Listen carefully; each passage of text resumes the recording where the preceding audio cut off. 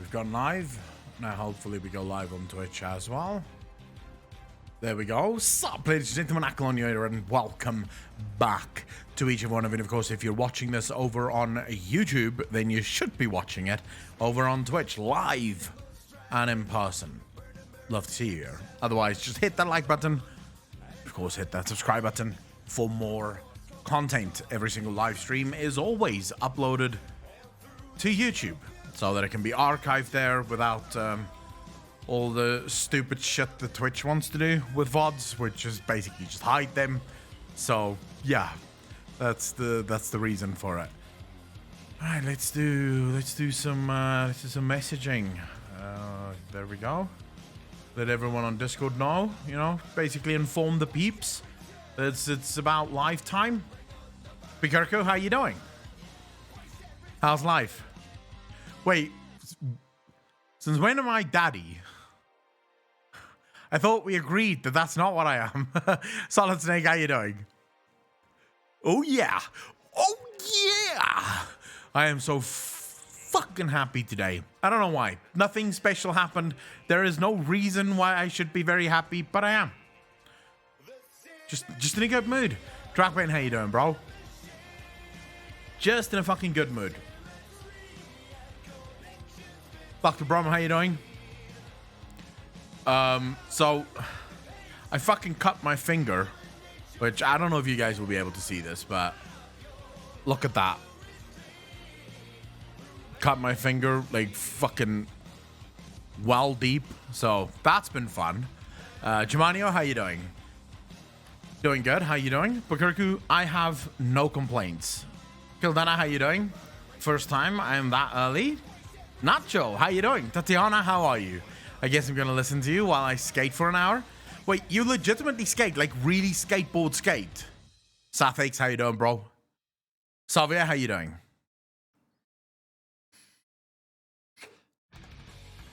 So how is everyone? How's your Friday been? Can you guys feel it? Can you feel the positive energy? Natalie Frost, how you doing? Can you feel the positive energy as it sort of, you know, flows into you? And you just feel it's weekend, right? It's sort of weird. It's weekend, and it's always fun. Doing good. Just split terps everywhere. The smell. Terps. Turpentine. I'm assuming you mean turpentine. Luna Vira. It is nice to see you here. How you doing? Well, it's Friday. It's not Friday? Did I miss a day again? Hold up. Let me see. No, it's fucking Friday. I didn't miss a day. Yeah, it's Friday. With good skates, but I did skateboarding too. I would never fucking skateboard. Never in my life. Boring until now? Well, let's hope I can turn it around for you. I'm tired, but I can't sleep. I hate it here. Is it Among Us Day? Because if it's not Among Us Day, if it's not Among Us Day, what then? What are you going to do? I feel the positive energy in 6 hours when I'm clocking out for the weekend. No. Sathix, that's wrong. Everyone knows that sort of halfway or midway through Friday, you sort of run out of steam and you sort of get to a point where the weekend's sort of over. Everyone knows that Saturdays is the absolute worst day of the week because by Saturday, you already know that Sunday's coming, and Sunday is such a depressive day because Monday is arriving soon again. So Sunday sort of fucks up Saturday, but then Saturday sort of fucks up the second half of your Friday. So really the best day of the week is maybe like Thursday or early morning Friday. Everyone knows that. Apocalypse, how you doing, bro? Saying hi from Sweden. Linkpax, how you doing? Welcome to the channel. Really happy to have you here. Final date name was today. I'm now free. Oh, so no more exams, no more paintings, nothing. I leave sooner as I usually do. Duh. Luna, I would expect nothing less. If you ever stayed for a full stream, I'd be fucking surprised. Like, that would be the day that we'd start an OnlyFans. Because it would never happen. I guess I live in the moment then. I do not live in the moment. I very much live in the future. Just my own paintings, nothing I'm forced to do. It's always better when you're doing it for yourself and not doing it for someone else. At least I find it. Saving Raven, Unforgiven, how you doing? Should I have to stay just to see what happens? There will definitely not be an OnlyFans. Like, that I can fucking guarantee. You can put money on it that I will never have an OnlyFans. No one needs to see that shit. Luna, you definitely did not expect that it would happen. Congrats, John. Catty Ash, wait a second, what the hell's happening? You've been here so long, you only just now followed? Did I finally do enough to earn your follow, Catty? Call these bluff? It's not hard to call my bluff, is it though? When it comes to OnlyFans, it's sort of like, yeah, Akalon, no matter what he says, it's never gonna happen. Like, that's not, it's really not the case where I go, you know what, guys, I'm thinking about setting up an OnlyFans, and everyone's going, wait, is that serious? Is that really gonna fucking happen? It's sort of, I think, well known that I'm not a fan of OnlyFans. I was born on Sunday, so I can't hate on it. Also, my Persian name means something like lovelier than the lovelier than the rays of sun. More love for Sunday because of it. I don't know if that fucking works. I swear it would just be different angles of the pictures behind you. I mean, I could do that, or I could do... If I were to ever set up an OnlyFans, it would be to make fun of the people on OnlyFans. Like, that's why I would make an OnlyFans. So I would take...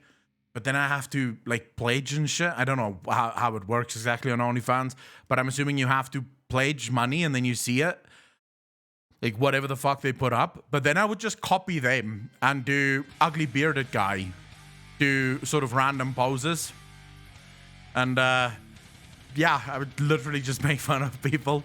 Do, like, the worst ever cosplays of, like, just random shit. Just cardboard box cutouts of whatever cosplay I'm doing. And that would be it. Pictures of your dogs. The dogs could fucking run an OnlyFans, I'm pretty sure. My dogs are beautiful. I know that for a fact. We were at the vet like 2 weeks ago. I think 2 weeks ago. And because the dogs were just sort of snipped, right? We just sort of removed their ability to have children, which is a little bit late considering most people in South Africa do that around 2-3 years old. They're almost 6 or 7 now, both of the dogs. But we decided to do it because why the fuck not? And even the vet said, wow, these are strong, beautiful fucking dogs. Holy shit. We're like, yeah, we know. We had something to do with that. Fuck knows what. But apparently we did. Bearded South African water slide stream. I do like water slides, or I used to. I haven't been on a water slide in forever, so I don't know how exactly I would feel about water slides now, but I used to love them. Do cosplays and wear lewd anime girl impersonations? I could do that. Because what's rude? But yeah, they're fine now. The Labrador, the lab had a bit of complications after the surgery. Like his wound just, first of all, he removed the stitches literally within 3.5 hours. Like, we couldn't see him licking, and we thought, all right, maybe they're not licking. But he was sort of fucking sneakily hiding himself whenever he was licking, and so when we looked at the wounds, it was completely open. Like, here's the Labrador's wound, as if there was no stitches ever at all. So that took a while. It took like 2 weeks for the wound to finally heal to the point where we don't have to treat it every single fucking day. Cutting dogs' balls off. You kind of have to, right? It's not really the balls, though. It's more just like the pipes, I think, that lead to the balls or whatever. Get them cones to prevent that. 7-Raven, not immediately. So the vet that we were at sort of said if they start licking, then you can come pick up the cones. Otherwise, it's not really necessary. Mainly because the dogs don't like the cones, right? The Jack Russell was the funniest thing I've ever seen in my life. As soon as we put that cone on, he lost all ability to understand his position within anywhere in the real world. Like, I've never seen a dog stand in one, like literally in one place, refusing to move. And then when he finally started moving, he was sort of backtracking. He was walking backwards as if trying to walk away from the fucking cone. Like, he was trying to get the cone off of his head. Like, literally for 2 weeks, he did not get used to this cone. He would constantly just walk like sideways and shit, trying to figure out the fucking cone. First time we gave him food as well. This was funny as shit. I remember standing outside where my brother just gave them food. Again, the Jack Russell he's sort of eyeing the food, and you get the idea. He's not sure how he's supposed to get to this food with the fucking cone on his head. So he's sort of walking backwards and forwards, and then he finally goes forward to the food, but the cone hits like the side of the bucket, which obviously shouldn't happen. The cone isn't that big. He should just sort of go over and start eating. But as soon as the cone hits the bucket, he again starts like walking fucking backwards, trying to get away from the cone that is around his head. So that was sort of, I think it took him a good 5 minutes to figure out how to fucking eat. So cute dogs, not the smartest though. Sighthound's Nightmare, cone limiting view. Poor doggo. Yeah, it was funny as fuck. I really enjoyed it. The lab pretty much didn't care. Like, as soon as it went on, it was a little bit awkward for a while. And then he just sort of went, well, this is now me, right? And he just accepted his lot in life and just started living his best life with the cone on his head. But yeah, the Jack Russell could not get used to it. We need a pup stream. They're naughty as shit, so I wouldn't do that. Plus, it would be a very boring stream for the rest of you, because I'd be touching them, then immediately get up to go wash my hands, sit back down. At some point, there will be touching again, and then I would have to go wash my hands again immediately. So, I don't touch the dogs. Let me be clear. I have sort of designated times during the day where I will touch them and sort of play with them. And then once that's done, the hands need to be washed. You wash your hands after petting your Doge? Of course. Jesus. Why wouldn't you? They're dirty little fucks. They play around all day outside in the dirt. And I've seen the Jack Russell. Any dead thing, he wants to get on his skin, like he's literally rubbing his face against dead things. So no, just no. I don't get people who touch their dogs and then fucking touch their face and eat something. I would throw up. I would legitimately throw the fuck up. If I saw you touch your dogs and then immediately touch food, I would just not eat at your house ever. I'd just be like, no, we good. I'm on a fucking I'm on a hunger strike or some shit for some political change that I don't give a fuck about or something. I'll make something up, but I will ensure that I never eat at your house, because your food I can no longer trust. Because what else are you touching whilst making food? Are you blowing your nose? I don't know, picking your fucking nose? Like, what's the limit to where you go, right, this is dirty hands, I shouldn't be making food with these fucking dirty hands? No, they should never in their fucking lives even try to lick me. Like, luckily, neither of my dogs even try.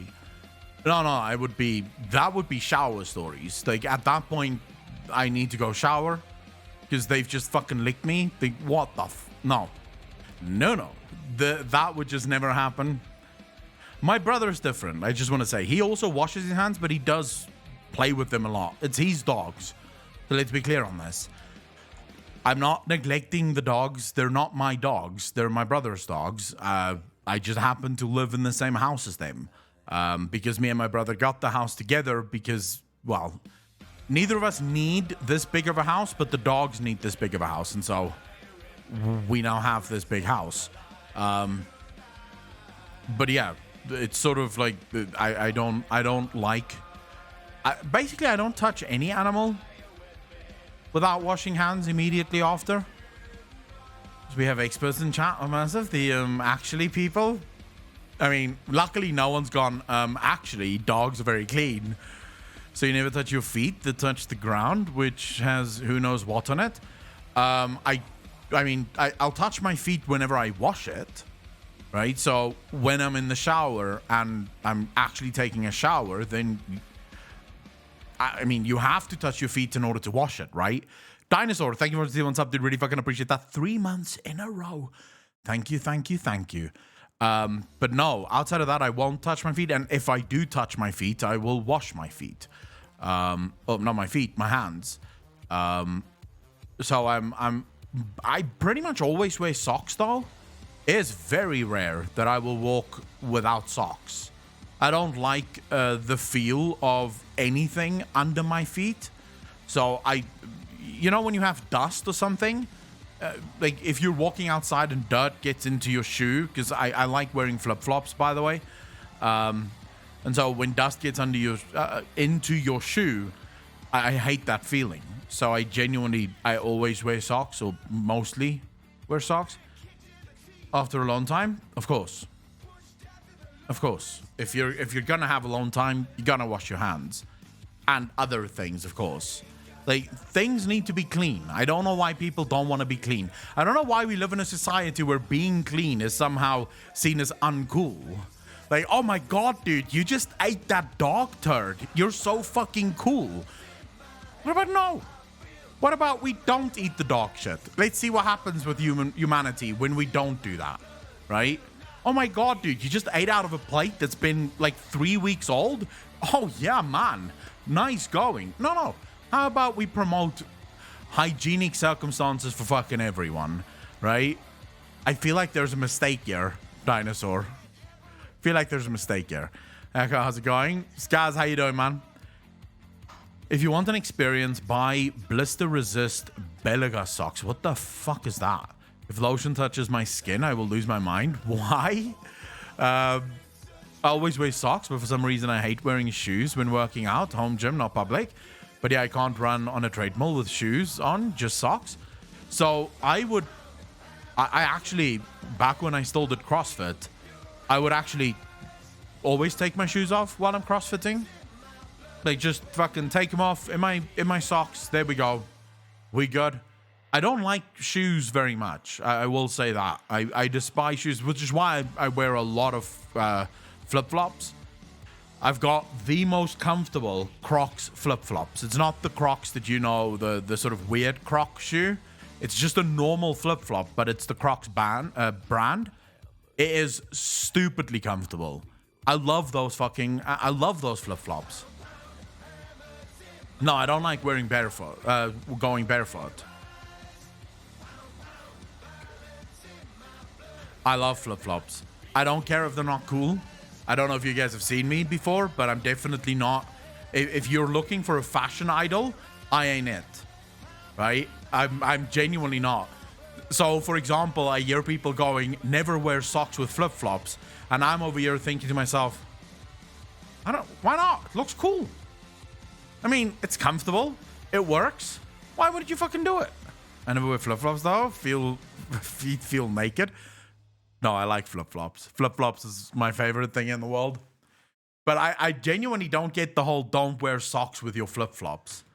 Why not? Who gives a fucking shit? It works, right? I mean, it's a fucking shoe. You can wear socks with shoes. It's an open shoe. It's like the most breathable shoe, but it's still a fucking shoe. I'm an obsessed pajama wearer. Katyash, I don't even have pajamas. I mean, I have boxers, which is, well, not even boxers, like boxer briefs or whatever the fuck you call it, which is obviously, that's underwear, but I don't have pajamas because I would die if I slept in a shirt. I don't know how people do it. If you sleep in a shirt, you're literally getting strangled by your own fucking clothing.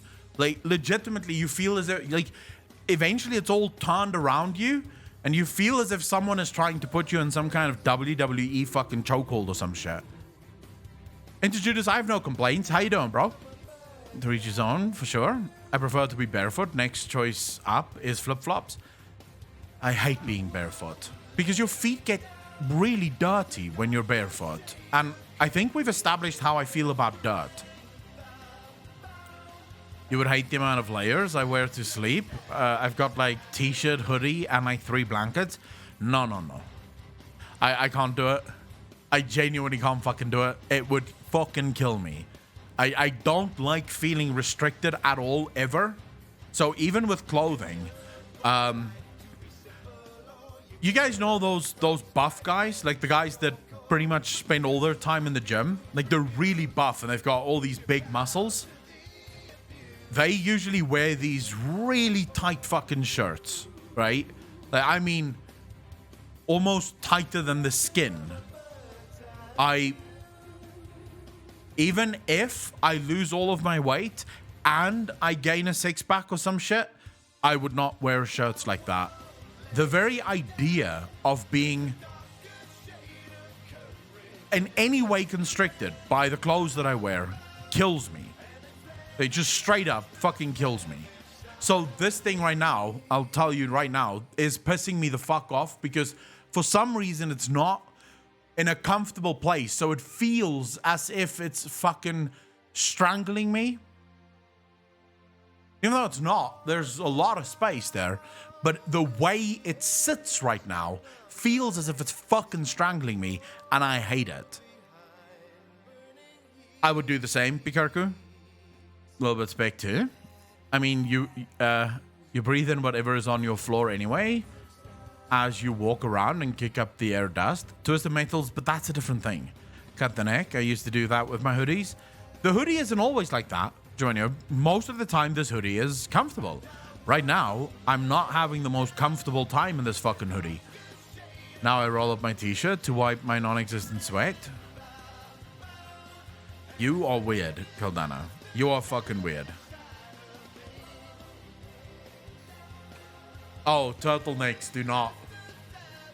First and foremost, if you're a guy, I genuinely believe guys should not wear turtlenecks, right? Genuinely, this is a genuine belief. I'm not even a fashion icon, and I think turtlenecks are not for guys. Girls can do it. I don't know how they do it, but they can do it. They can get away with it. I can't. Because it would legit feel as if I'm being fucking choked. It would feel as if my own clothes is rising up against me. So I would not feel that. I have the same problem as well. I got a problem with wearing anything else that doesn't feel like cotton. Don't even know what my clothes is made of, so I can't tell you. I just buy whatever I think looks like clothes. So my basic rule in life, right, as to how clothing should be bought and how I should look at clothes is it's illegal to walk around outside naked. Plus, you know, it would be what's the word? Selfish and really not considerate of the other people in the world if I were to walk around naked. So clothes to me is literally the thing that I wear so that I don't go to jail because I didn't wear it. So I basically just buy whatever the fuck I see. I remember when I was smaller, back when my mum would still take me to go buy clothes, she'd always go try it on, see if it fits and how it fits. And I'd be like, nah, it's cool. She'd be like, no, this is going to be too big for you. I'm like, nah, it's good. It's fine. It's clothes. I'm pretty sure this is good. I don't care. Could move to nudist colony, Akko. Yeah, but like I said, it would not be nice to the other people if I were working around outside. Now that would be suspicious. Fashion advice from Akko. Hey, I'm a fashionable guy. Look at my glasses. No, I didn't even pick these out. I literally just said to the guy, give me any glasses you have. Any frames you have, it's cool. And I ended up with these frames. So I did not have a say in it. My previous ones were sort of smaller, which I actually preferred.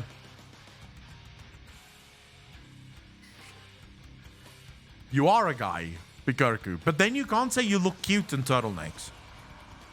Guys don't look cute. Guys look nice or stylish. Cute really is a girl word, right? It's meant for the girls. It's not meant for the guys. Like, just imagine this. Your girlfriend comes up to you and says, "Oh my god, you look so cute today." How manly would you feel? In that very moment in this relationship, would you start to question your position in the relationship at any point in time, or would you just be okay with that?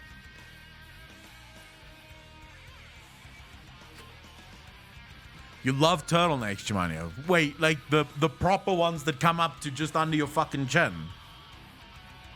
How you dress or what you wear? Who? Guys. I don't know if that's true. Not all guys look great. Some of us don't look that great. Some of us look as if, like, legit. I don't iron my clothes. Because that's too much effort. I don't know how people do that. The thing I hate most in my world, like, you like penis? That's fine. Pikarku, you can like penis, but unless you're like femboy level, cute doesn't work for you, right? Unless you're like femboy level, in which case then you may be cute, right? At that point, who gives a fuck, right? You are more like the things that count for girls would count for you as well at that point. But if you like penis, that's fine. My brother loves penis, right? Loves it. Can't get enough of the fucking things. But even he wouldn't call himself cute. A small percentage of guys are handsome and manly. Most are just humanoids with a slight tilt towards masculinity. No, don't need it up to my chin, but a high neck, so like midway or so. No, I'm not. In which case, cute doesn't work. Pikarku.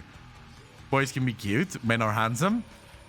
All right, but now we're flipping now we're starting to flip the whole fucking discussion from boys to men, right? I mean, in this instance, boys is men.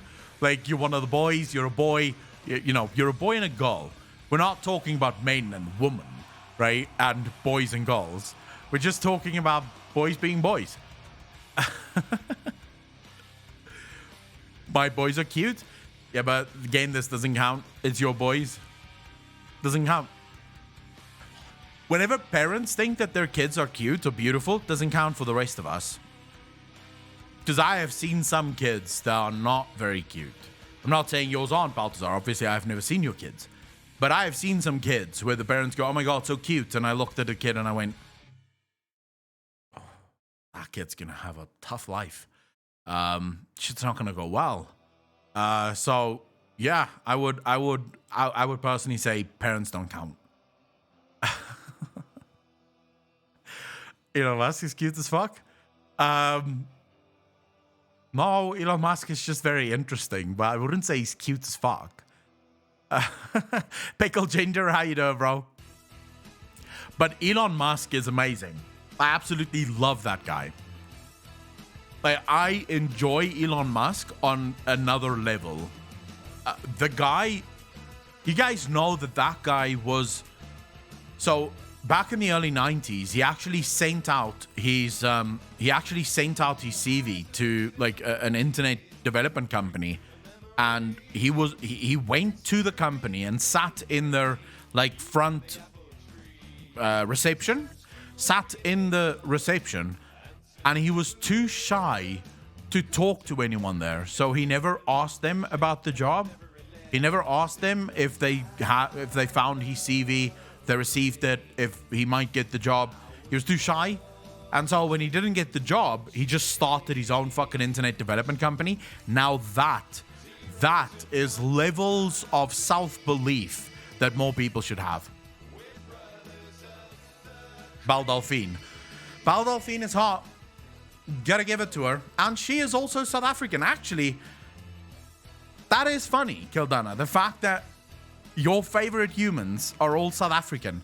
South Africans are pretty cool, have to admit. Although I don't know if you can really classify Baldolphine as solidly South African.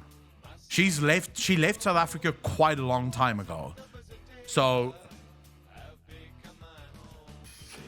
if you listen to her talk and you listen to her sort of moral values, she's definitely more British than she is South African. That I might be South African too? Stray, what makes you think that you might be South African too? Weaponized shyness? Hey, if it works for you, it works, right? Icario, how you doing? She isn't anymore. She is retired, but I'm handsome, so it's okay. Wait, what are we talking about? Well, I was an ugly child, and teacher from my school said I was ugly, but now handsome. She was amazed. I mean, that does happen, right? Let's just be very clear. There are what could be referred to as ugly ducklings, yeah? Where you see this girl and she is just not that nice in school, and then, you know, she sort of grows up and suddenly every boy is going, fuck, I should have dated her when I had the fucking chance. Now I don't have a chance. So that does happen. The same with boys. Although I do think that girls are cuter quicker than guys. Right? So I do think that guys are sort of very awkward, especially in our teenage years. We're just awkward. We look sort of weird. Most guys have teeth that seem way too big for their fucking their mouths. The nose is not in proportion. The hands isn't in proportion. It is just complete fucking, it's a nightmare, right? And then you get to like your 20s, sort of your, actually I would say 30s, I think, is where guys, I the other day I read something about a guy where it was a meme on Reddit where the girl actually seriously said, the ratio of hot girls to hot guys is absolutely disgusting. You guys need to step it up. And this guy commented on her post saying, well, the tables will turn at the age of 35. I don't make the rules, but them's the rules. Which is sort of true, right? I think most guys get sort of in their stride in their 30s. That's when guys really become sort of attractive and whatever. So yeah, guys have it pretty weird early life. Another hot as fuck South African Candace Swanepoel is so fucking hot. Guys on cute. Voice changes. Yeah, voice changes. I luckily never had it. Like, not in that bad. Like, I never had the whole that whole awkward phase where the guy is talking and then the voice just goes up and down. My voice just gradually sort of went lower and lower. So I actually used to be soprano, right? So literally I could reach the same as sopranos, and slowly my voice became more bass, so to speak. But it was very slow. My voice actually reached its lowest sort of normalized point when I was I think I was 23 or 24. Up until that point, there was just nothing.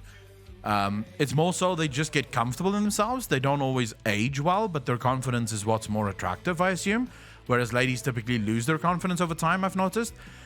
So Luna, the argument here, which is not necessarily a politically correct argument, so I apologize ahead of time to anyone that might be offended about this. If you are offended, however, tough. But the argument sort of is, women are born rich and grow old poor, whereas men are born poor and grow up rich, which sounds more offensive than what it actually is.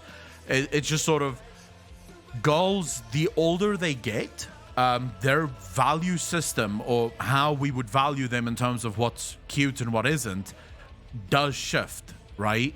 And then I think it sort of starts peaking again around 40s. So it sort of hits a slump in your 30s, and then in your 40s you start becoming, you know, the MILF, the mom that every teenage boy wants to have sexual relations with. But before that sort of age of 40, 45, women do hit a time period where there isn't they're just not offering anything really that a 20-year-old wouldn't be able to offer far better.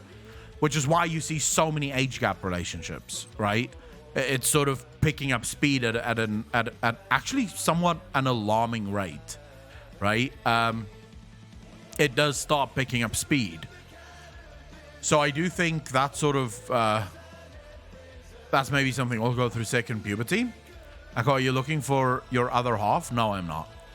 It's kind of like stock prices. Yeah, I mean, look, there is so this argument has nothing to do with love or anything like that. It has to do with the most basic human function that we have, biological function at least, and that is to procreate, right? At least for heterosexual people, although you do even get homosexual people that still wish to procreate, right? They want to have children, even though they are adopted. They want to have kids. So this is, I think, the most basic human connection that almost every human being has, is we want to push something of ourselves forward, right? In one way or another. Now, of course, in that argument, men can be in their 50s and still have kids, right? Whereas a woman past the age of really 35, it becomes more and more dangerous to have children. It's not that it's impossible, but it does become more and more dangerous. So that sort of steals things away, which I think is sad on the one part, but then again, if you're a woman and you're in your 20s, you are having the time of your life, whereas most of us guys in our 20s were awkward and sort of weird, and we didn't know what the fuck was going on around us. We were just sort of like, we didn't really fit in, right? Miss Million, thank you very much for being here for the very first time. Really happy to have you here. How are you? Moni, thanks for the prime sub, dude. Really fucking appreciate that. Thank you. Because men produce new sperm all the time, but women are born with all their eggs developed in the womb. I don't know exactly the medical reason for all of this, but I do know that it gets more dangerous. Your wife is 34 and just had our last kid. Strict bed rest the whole time. Yeah, so you do sort of have to push it, right? So men are born poor and we grow up rich if you can manage it, right? Because this is where success becomes a thing. And when I was younger, I always thought, yeah, it's just because it's gold diggers that just want money. But I don't think it's that. I think the more successful you are as a human being, the more sort of, the more confident you get in yourself, right?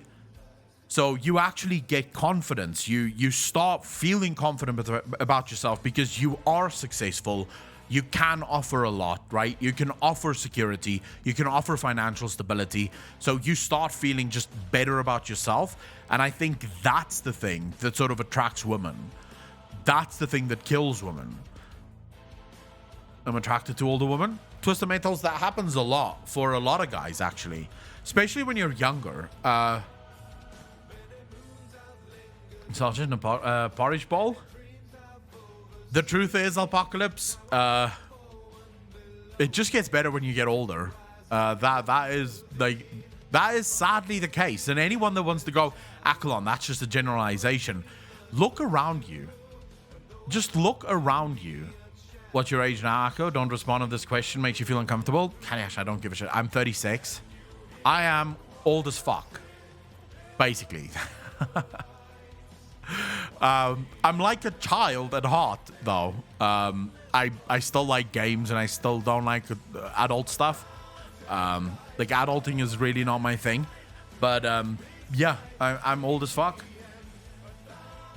Women tend to mature faster than men, so younger women tend to gravitate towards older men for that reason. They like a man with his shit together. Most of us don't reach that point until we are in our 40s, give or take. And to do this, true. I think, I thought you were 26. Catty Ash, a lot of people think that. A lot of people think that I'm younger than what I actually am. I'm 30 next year. I don't want to be 30. Why not? You're a dude. It's not bad growing up. Growing older is really not a bad thing for a dude. Oh, young. I'm 42. I'm old. 42 is in prime. If you have any idea the amount of girls that I see on the internet being 21, 22, 23, going for guys over 40, you'd be buzzing right now. You'd be in the prime of your fucking life. Hitting the gym, fucking working out, getting your body in shape so that you can pick up all those girls that just want an older guy. Someone aged like fine wine. I seem to age like milk. I can't remember who was the comedian that said that straight, but that was funny as fuck. I feel like it was the dolls guy. The guy who has the dolls, I can't remember his fucking name. He's an American comedian. So folks in the chat, guess each other's age. I'd like to know what everyone thinks. I'm 13 now, going on 31. Moni, are you serious? You sort of sound younger.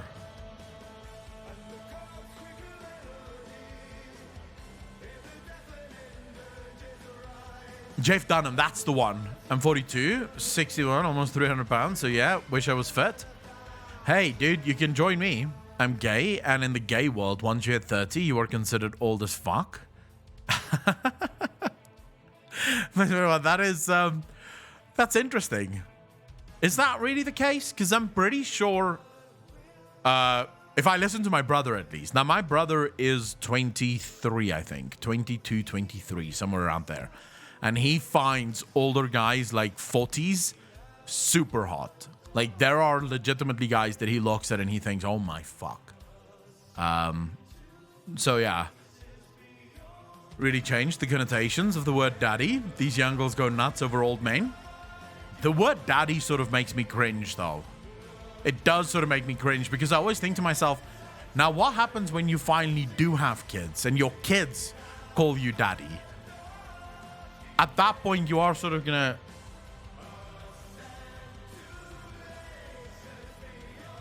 You're just not gonna feel great, right? Really? Miss One? Who's your daddy and you're invincible in Warcraft 3? Yeah, dude, the whole daddy thing is nasty. I guess I get where it comes from, but I genuinely don't understand it. Because you are ruining that word for future fathers everywhere. Like, every single time your kid calls you daddy, you just remember the previous night where your wife was sort of looking back at you going, yeah, daddy spanked me. It's like, fuck! How awkward a moment in time would that be? I genuinely think that would be the most awkward moment for everyone involved. Like, your wife would probably also look at you and go, I call my buddy's puppy all the time. Thanks to Jamie West. I don't know who the fuck that is. 21, gay dudes would hit on me all the time, but now at 24, only like 80% hit on me. Kildana, that's still fucking almost everyone. I have a female friend who enjoys being called daddy. A female friend that enjoys being called daddy. But you see, it's become sort of completely sexualized now, right? It's left the realms of sort of nice nuclear family, wife and kids call their father daddy. It's left that, right? That just no longer exists. We are now in the era where girlfriends call their boyfriends daddy, and somehow no one has pointed out that that is just psychologically sick. Never escape the daddy issue. I mean, to be fair though, if you're calling your boyfriend daddy, on some level, you are saying, you are my father. And I technically am having sex with my father. I just want to point out, I genuinely don't judge, but it is funny as fuck. But I don't judge. Your kinks is yours. You can do whatever the fuck you want. Not over a decade ago. And that's a compliment. My guild calls me Necro Dad, Vampy Dad, Fae Dad, or Angel Dad, depends on what I am playing at the moment. So you're the dad of the guild, basically. No kink shame and Echo on stream. No, I don't think it's healthy to like. So my life philosophy is, as long as whatever the fuck you do does not influence me in any way, shape, or form. So as long as you don't force your views literally down my throat, I'm okay with anything. Like, you do whatever the fuck you want to do. It's your life. If it makes you happy, be fucking happy, right? I do not believe in restricting anyone from anything that they wish to do. As long as it doesn't affect me, I could not give two fucks. And when I say affect me, I do not mean when you see it, you feel sort of bad about it. I mean, fuck it. Let's take something like gays, right? Gay rights. Let's say gay rights. If the two guys, right? Let's say you're against gay people. You don't like gay people. If the two guys aren't having sex in your fucking bedroom, then it's got fuck all to do with you. Like, literally nothing to do with you. They're not having sex in your bedroom. They're not having sex in your house. We good. You have no say over what those two guys want to do in the privacy of their own home or the toilet of a fucking club. It's got fuck all to do with you. So that's sort of my view in life. As long as you are not directly affected, you must allow everyone to do whatever the fuck they want. And I could not care less. If you don't like gay dudes, then you are dumb. They ain't trying to fuck you, bitch. I will say this, gay people tend to be funny as fuck. I had one of my good friends in college was gay. And he was fucking crazy funny. Ms. Mellyone, I have to say though, supporter is perhaps a strong word because I don't actively stand for anything, right? I don't judge anyone. And yeah, if someone tried to bash a gay guy in front of me, I'd punch his fucking head in, right? Because again, you're not allowed to hurt other people, regardless of what you might think. But I'm a supporter of nothing. I don't have an activist bone in my body. I will not stand for any issues whatsoever because I think it's all dumb and it's effort. So I don't leave my house for any reason whatsoever. I'm a defender. Yes, I'm happy to be a defender. I'm happy to be a defender of intelligence and say, what you're doing now is fucking stupid, just don't do it. So yeah, for me, it's sort of, I don't like, I like that you're a good person. Thank you very much. I really appreciate that. I just think everyone should be that way. I'm sort of libertarian in my views, sort of actually anarchist in my views. So I don't like any control being enforced on anyone's life, right? No one else has the right to control anyone else. And anyone that tries to argue that, oh, we just sort of want to argue, you know, we just sort of want to restrict this because it may have, fuck off. You're not allowed to restrict anything. Either you give everyone the same freedoms that you think you should have, or no one should have those freedoms. And then we should just all go to war, I suppose, and see where the fuck we end up, right?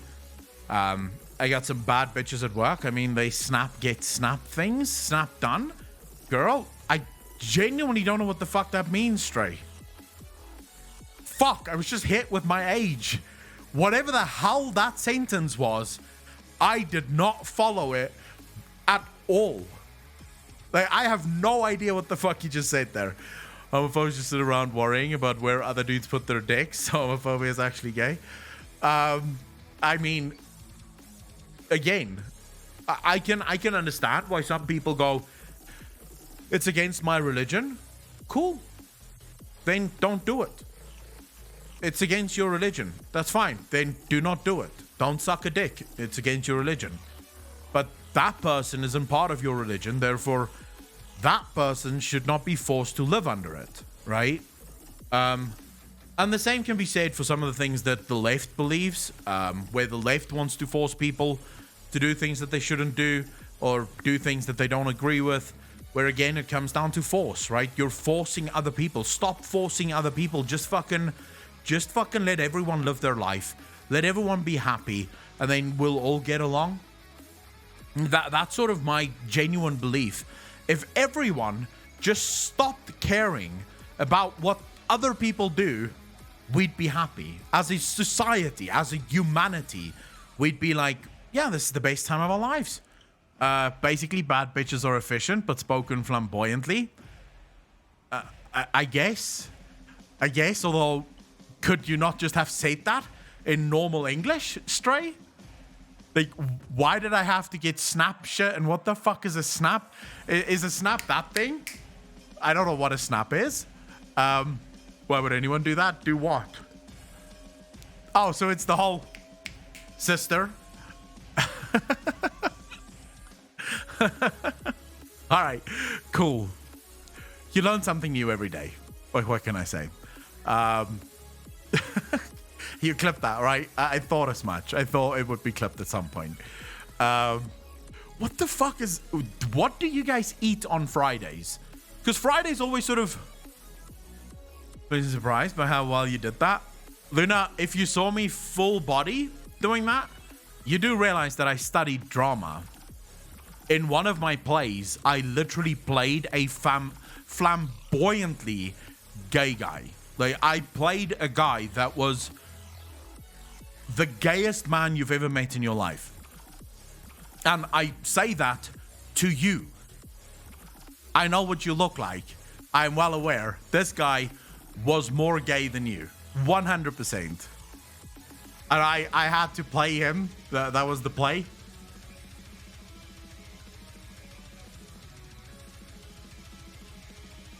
I'm locked in because I have COVID.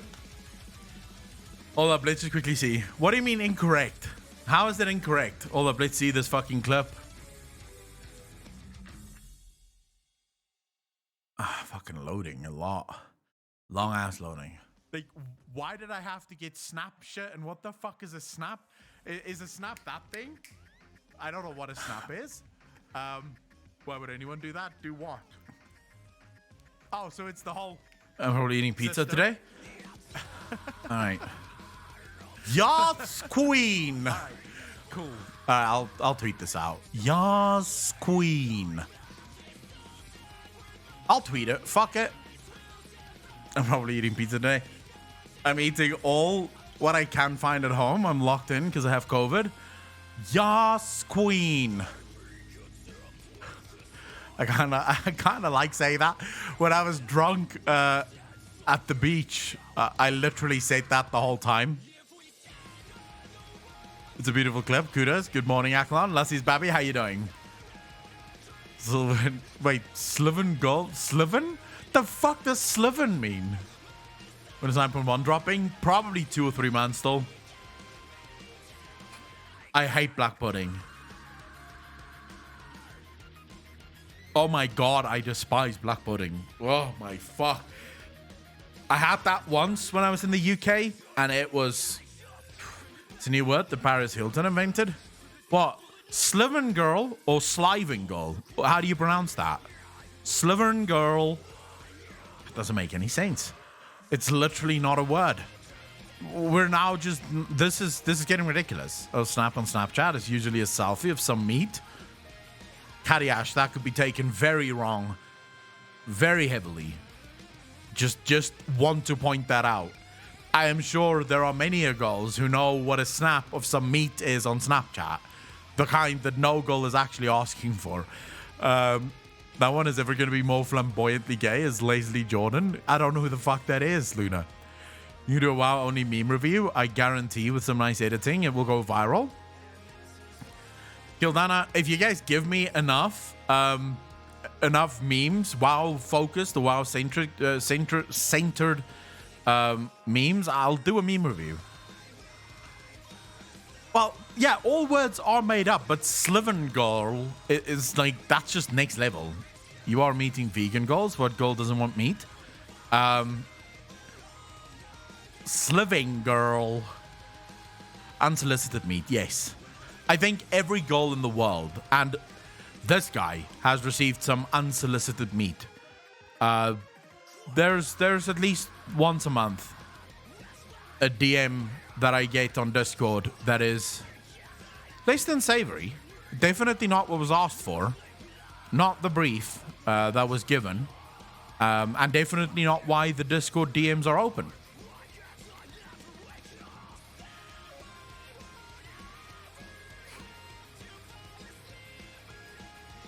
I don't know how anyone can go vegan. And I know that's not the point you're trying to make, Seven, but that's what I'm thinking about right now. I don't know how anyone goes vegan. Like, how do you just say goodbye to meat? Like, how? I don't know how you could do it. When's the D&D? D&D is on Tuesdays.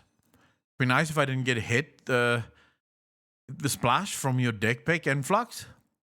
Alpocalypse, you definitely, I don't think... Have you received dick pics on Discord?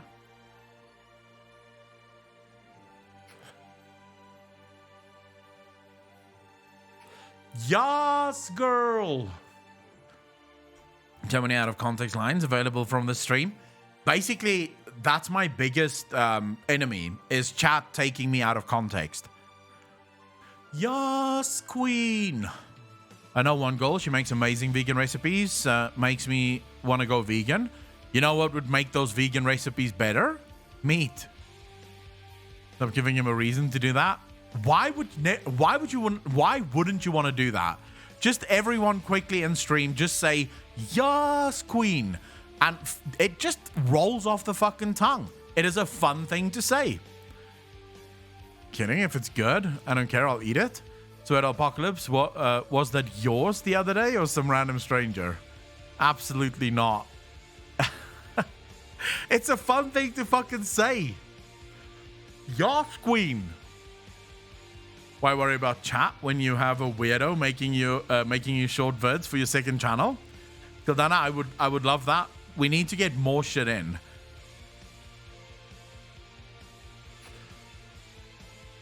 Although I do want to get the second channel fucking up and running.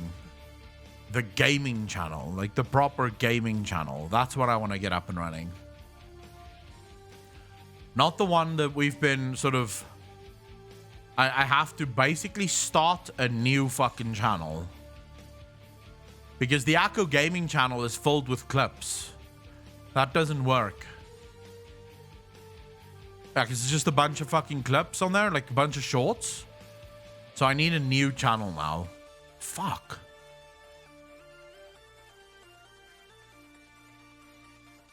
Slay Hunty. Slay Queen. I don't know how people say that flamboyantly, but yeah. Enter Judas. Thank you so much for the 5 community subs. Dude, really fucking appreciate that. Thank you, thank you, thank you. So we only have the normal shorts up in this bish, which I'm gonna have to maybe use the Akko Does Life channel. I think that could work. If we use the Akko Does Life channel, that could probably work.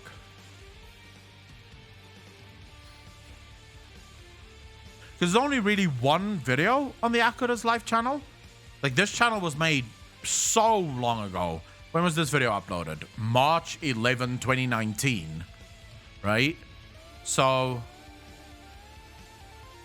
I could definitely fucking create more videos on this channel. But then it's just going to be videos with me bitching about real world shit.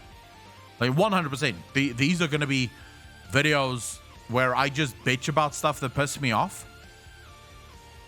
My message from before about vegans being hypocrites sometimes.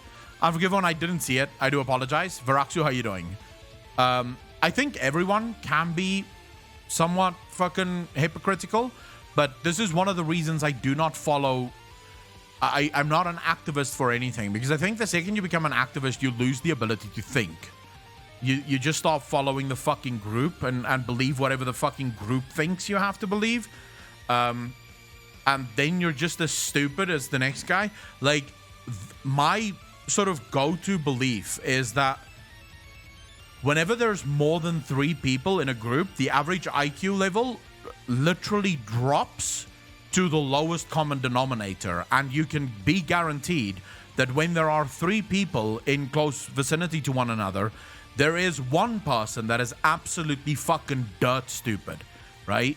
And so the rest of the group is just dragged down to that level and sort of just fucking living there, right? That's sort of where the group now functions. So never join a group. That's the most dangerous thing you can do in this world, is join a fucking group. Don't join anyone. Don't be a joiner.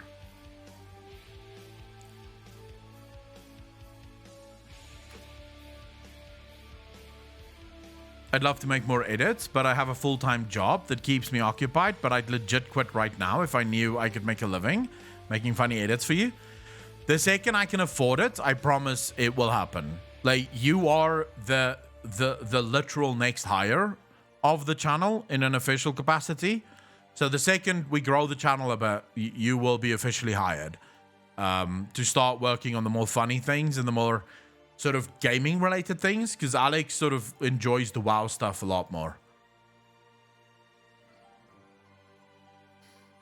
Give it time. We're growing. Cookies. That's enough. I'm quitting.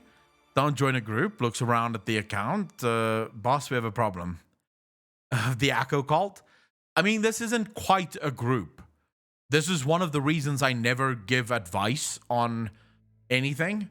It's one of the reasons I don't tell you how to vote or what to believe or anything like that. I'm pretty sure if you asked the majority of people, they wouldn't know how I would vote on anything. Like, they'd have an idea of my beliefs, but they wouldn't know who I would vote for. Who's the dumbest one dragging us down? Me. Because you're all following me, so it must be me. In which case, you guys are in good hands. I'm smart as fuck, boy. From a sociology point of view, 5 people is the strongest number for a group. There will always be a majority, and even if there is a 3-2 split, the relationships tend to be retained better because it's not one person outside looking in.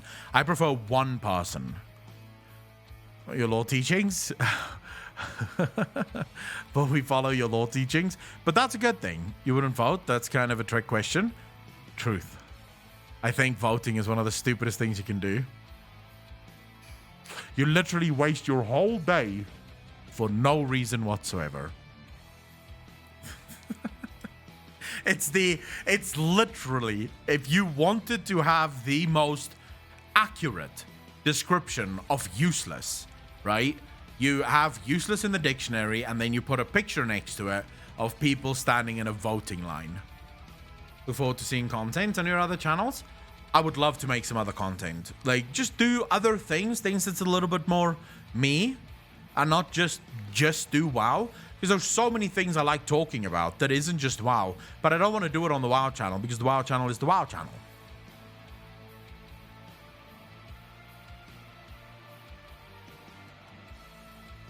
Richard the Hag, the easiest way to explain it to them is to show them how things have not changed over the last 20 years in the US. That's the easiest way to explain to them that voting is a fucking waste of time. I need to work on that. I've become one of those that looks for things to get pissed about without realizing it. Time to unfollow all political related things. Enter Judas. The best thing I've ever done in my entire life, right? The best thing I've ever done in my entire life. Macmillan, how you doing, bro? Crimson, how you doing? Is I've unfollowed and muted everyone that sort of becomes just a little political. Like, on my Twitter, I have so many people that I follow because I do actually like them, but I have them muted. So the only way I'll see anything that they put out is when I actively go and look for it. And that includes pretty much every political figure. I've muted them all because no one has the right to insert politics into my life when I didn't ask for it. I've never been happier in my entire life. Now, whenever people come up with things that happen in the world, I'm like, what? When did that happen? Who knew? And then I move on with my fucking life. I genuinely don't know what happened in the last 2 months in the news. No idea.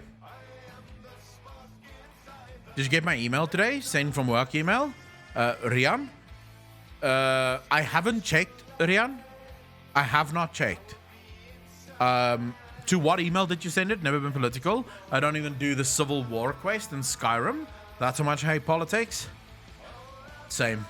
I think it's wasted. In my country, voting can be done in 5-minute driving, but that's 10 minutes, Crimson, that you could have spent doing other things.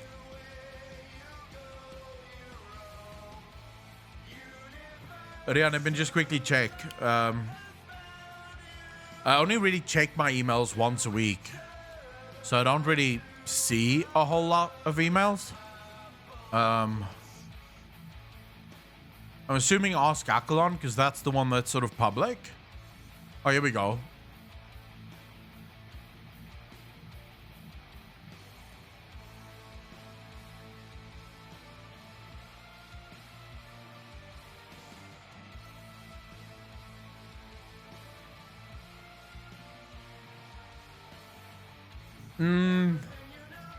Rian, I'm sort of it would depend. If you can send me what type of e-commerce site it's going to be, like if you can send me a little bit more details. But generally speaking, I'm not for e-commerce. depending, of course, on what type of e-commerce it is. So if it's digital goods like gaming stuff, probably not quite. But if it's like e-commerce, like proper Amazon type of stuff, so just basically selling stuff, then yeah, I might be very interested in it. But if it's like linked to cash shops and things like that for games, that's probably not something I would support. Mainly just because I'm fundamentally against cash shops in video games. But I would love to hear a bit more about the company, and then yeah, I'd be happy. First Digital. Is that... Oh, I know you guys, actually. I'm assuming. I've checked your PC prices before. Any ISP, games, hardware, equipment, internet. Yeah, you can definitely send my details through, Rian. I know First Digital. I've actually ordered things from First Digital in the past, so I'm assuming. Yeah, I have actually ordered things from First Digital. I'm pretty sure. Or at least I've looked at things on your site before, so I'd be happy. But I do wonder though, just I think a quick heads up, I don't have a massive South African following, so if the company wants to go international, I could probably help out, but I don't have a massive South African following. My South African following is less, it's so small that it doesn't even show up on my YouTube analytics. We can quickly check. Hold up, let me just quickly see. Analytics, audience. Let's quickly see. See more. Okay, let's check this out, chat. Let's quickly see. The United States is top of the log, as you guys can see here. So the United States at 33% of all my views is United States. Then we have the United Kingdoms at 5.7. We have Germany at 5.3, Canada at 3.9, Sweden at 3.2, Australia at 2.7, Poland 2.4, Netherlands 2.4, Romania 2.1, Norway 1.6, Denmark 1.5, Bulgaria, Czech Republic, Serbia, Hungary all at 1.1, Greece at 1.0, Greece and Brazil. Who's the smallest? Let's go down. We've got a couple of countries that were very small. Here we go. My South African views. I had 627 views from South Africa.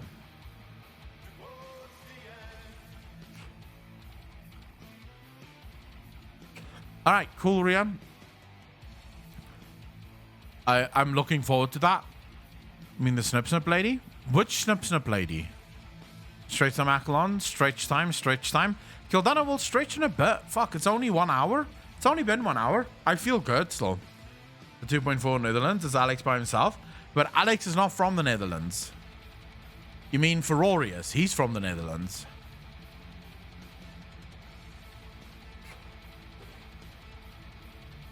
Alex is from Denmark. He's a Danish boy.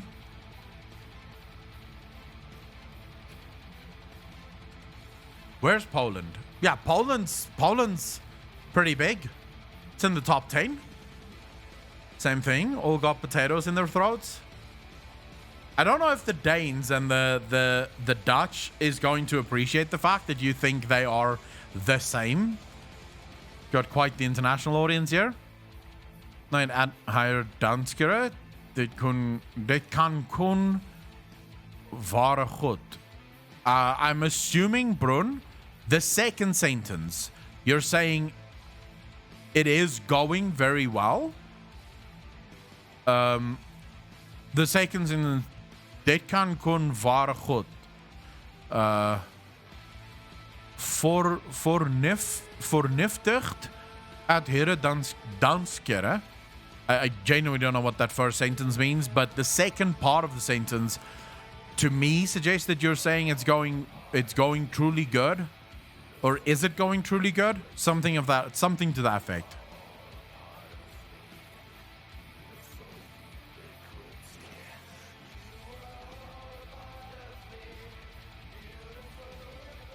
1 Macmillan units of donation. If you can read this, bro, you've literally just made a couple of drawings on the fucking page. That's not a language. Keldana, you and I both know it. You actually speak some of the Danish words pretty good. It means it's logically good to hire Danish people. It can only result in something good. All right, there we go. Azure Wave, thank you very much for the follow. Really fucking appreciate that. Welcome to the channel. Thank you, thank you, thank you. I'm so far I'm very happy with my Danish hire. So I do agree. It has been a very good employment so far, at least. But yeah, I don't like, as I said, the Fara, the Fara Hut, that to me would be good, right? Isn't Wisps Danish too? No, Wisps is Swedish.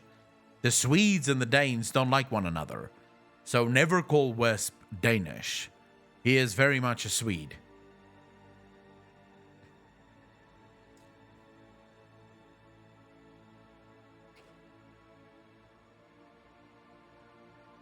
And you, Galdana, you couldn't afford 1 Macmillan unit of donation. There's a reason why Macmillan has his own emote in the channel. He's Big Mac. Everyone knows that. Damn, how did you read that? Any interest in the Mortal Kombat movie that comes out today, Echo? None whatsoever. You don't put vegetables with pastries? That's why Swedes and Danish don't get on? What do you mean? Vegetables with pastries? Who does that? Not so big this month, Macmillan. That's fine. You still have your emote, and you will have that emote for the rest of time. My ancestry is Scandinavian, Irish, Scottish. My ancestry is German, and a little bit of French. On my mum's side. My mum is half German, half French. My father is German. But no, I have zero interest in the Mortal Kombat movie. I'm pretty sure they're gonna fuck it up. Hollywood has not released anything good for probably almost a decade at this point. So I'm not holding my breath. I'm not so sure of my ancestry, but I've got Welsh and possibly some Scottish. Yeah, I remember you telling me that there's some Welsh in there. Your name is definitely Welsh. Jack Pump, how you doing, bro? Well, Swedes, Danish, and Norwegians are more of a sibling love and hate fight. Maybe, but I do know that calling them fucking the same pisses them off greatly. Ja, Deutschland, wir sind die Beste. God, I forget so much German. Yeah, wir sind die Beste. I'm assuming means the best. Deutschland is the best. Wir sind die Besten. What does that mean, Macmillan? I like the channel. Jack Pump, thank you very much. Dude, really appreciate that. Welcome to the Twitch stream. I'm Romanian and very little gypsy. My grandfather was a white gypsy with blue eyes. But Katiash, what's the general sort of look for Romanians? Well, like the general look, right? Whenever people think about, for example, Germans or Swedes, for example, people think of blonde hair, blue eyes, right? What's the general look in Romania?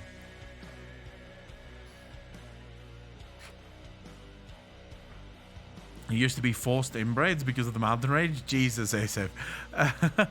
We are the best. Wir sind die Besten. Wir sind die Besten. Ons is die Beste in Afrikaans. I'm 100% a lore of Mount Dina in the Zagros, father from Bonari, mother from Bavi. A lore of Mount Dina. A lore? What's a lore? Romania typically has bigger, yet not unattractive, I've noticed. Has bigger what, Luna? I'm German and I've brown hair and green eyes. That was nearly perfect German. Xavier, thank you very much. I really appreciate that. My father is German. My grandmother was actually German. Like, she still spoke German. And her mother was like raw German, couldn't speak a word of any other language.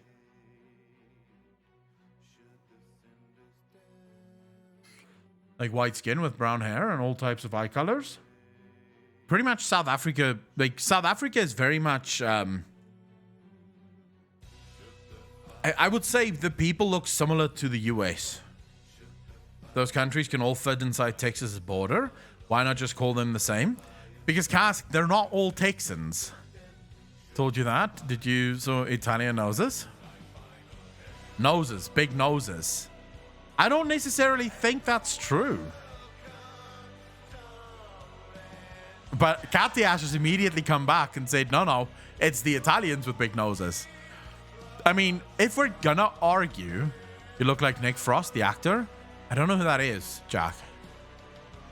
But if we're going to look, if we're going to think all Swedes, Danes, and Norwegians is pretty much the same, then one could probably make the argument that all Europeans is pretty much the same. In which case, we would have a fucking riot on our hands. I would say Greeks have big noses.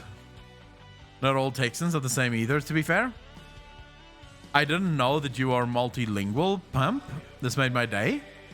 I'm pretty sure he isn't multilingual. He just has Google Translator.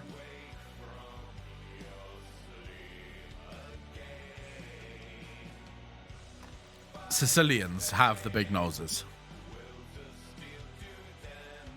Well, at this rate, all of Europe has big noses. Yeah, at this rate, everyone's gonna have a fucking big nose. It's called the Roman nose for a reason. Strong noses. But that's... Alright, fine. Again, I'm gonna make the same argument that I believe I've made for everything else, right? So, for example, when we're looking at pretty goals, right? So you'll get countries that go... Bub Supreme, how you doing, bro? You'll get countries that, for example, you get people that go, oh, man, I love British girls. They're so cute. And it's like, no. Not all British girls are cute. There's some really ugly ones there. Or guys that go, all Swedish girls are cute. And you're like, nope, I've seen some fucking ugly ones there. So I'm going to go with 50-50. Every country has people with big noses. And every country has people with small noses.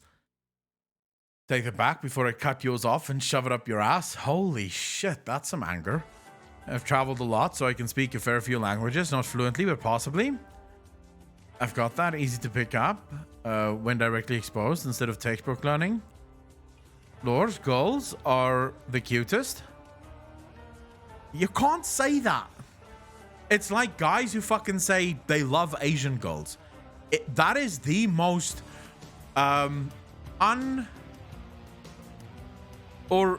that is the least committed argument I've ever heard in my entire life, because there is no way that you like all Asian girls. There might be Asian girls that you like, but you can't say I like Asian girls and Asian girls are the cutest. It's like, what the fuck are you talking about?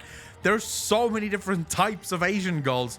And even if you say, so I've heard people now come with the new thing of going, I like Southeast Asian girls.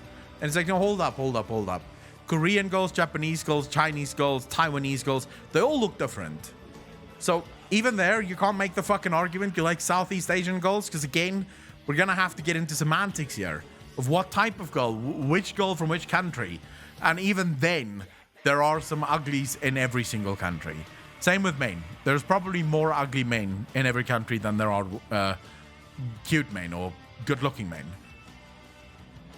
I like Asian girls so much, they can be imaginary and I fall for them anyway. Kill that, that's fucking weird. I know you've answered this several times, but I'm just checking if your answer has changed. People like Balila say that it's been hinted at many times in the game that we are killing Sylvanas. Do you agree at this point? If she lives, why do you think so many people... So I've heard Balila's argument around this, and he sort of just thinks that they're building up to it. But I don't think he's ever said that they are killing her. With that said, it does appear like they're doing it, but I still don't believe that they will. I just think Sylvanas is too big of a too big of a driver of story to have that happen. I genuinely don't think they will. What's up with you guys? Forget about cute girls and go some for the speculation Lawmaster Accolon. Macmillan, I think if it's a decision between me and a cute girl, I will forgive every guy that chooses the cute girl. Sylvie will forever be the queen in my heart, no matter what. Katiesh, I like that. Like the show, but I gotta go. I'll be back. All right, Jack, see you in a bit, bro. My thoughts on it is that she will get what she wants with eternal life and become the new jailer for her punishment. Thoughts? The only problem I have with that, Millie one, is can a normal sort of quote-unquote mortal become the jailer, right? That's sort of my only argument against that. I don't see it as inherently wrong. I just think that level of power can't just be bestowed upon a mortal. To push them to gift subs because I cannot this month? Oh my god, and that's fine. That's fine. I mean, if people want to gift subs, I'm not going to stand in your way, but it's not necessary. Everyone can just hang out and just have fun. It is Friday after all. Then you do it anyway. Yeah, I pretty much remember Macmillan actually gifting subs this month, even after he said he's not going to. So I do remember that. The cutest of girls, though? How? How? I don't think Sylvia's body can withstand that power. I don't think any mortal can withstand that power. I don't think that power is meant for us. You okay, bud? What if the jailer is just a title? I mean, I pretty much think it isn't. A lot of crap to pay this month. Macmillan, then absolutely keep your money for yourself. You are not allowed to give any more money to the channel. Who? Zuval? Well, we know that Zuval has a real name. What if Sylvanas dies and then becomes the new jailer? But, Enoch, we are literally talking about that. What are you talking about? We are legitimately talking about that as you write that. Sylvia's a banshee. She has smoke legs. Yeah, but she is hot.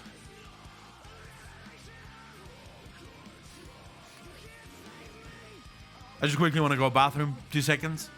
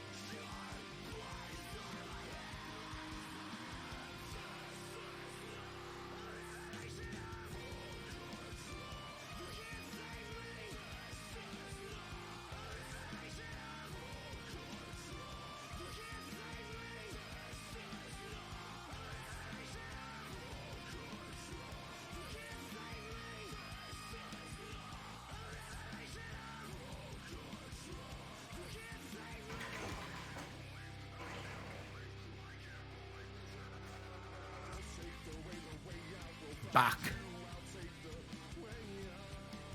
Wait, you'd shill for Alexstrasza before you shill for Sylvanas? How? It's likely a title, perhaps even a punishment, as it is said. Thus leading me to believe that it could be put upon anyone worthy of the title once the original is gone. Based on every single story we've heard so far, who the jailer as we know him right now, Zuval, he became the jailer because yes, he was punished, but his power level is multiples that of Sylvanas. So that level of power, I don't think is something she could hold.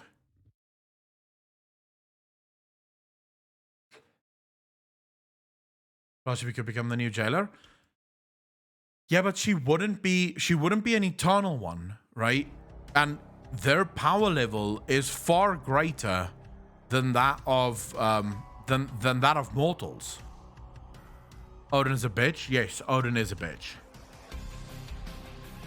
Just listening to the music, you must put an ear on Spirit Box. Kali, the only music I play is from Pretzel Rocks. So if it is on Pretzel Rocks, it will pop up at some point. I think Sylvanas just wants to find a way to feel good. Well, if you look at the sort of description of the book about Sylvanas, it appears as if Sylvanas is genuinely looking for justice. Like, genuinely. How many of you were in Pyromancer's stream when he actually read it to us? Like,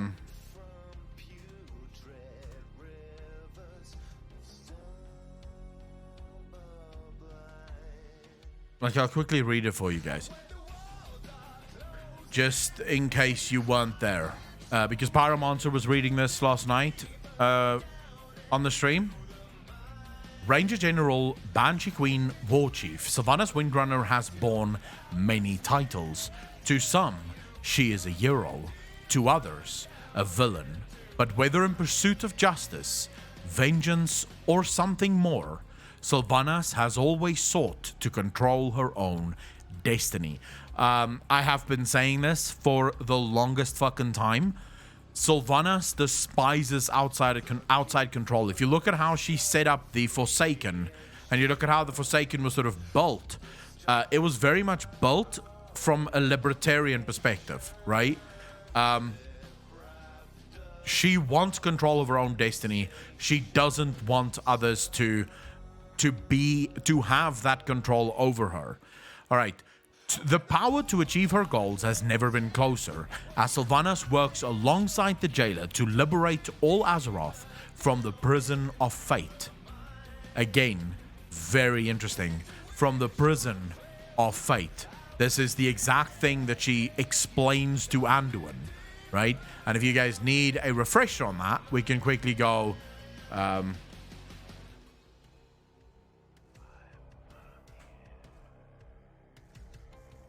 I think it's this one. Yeah.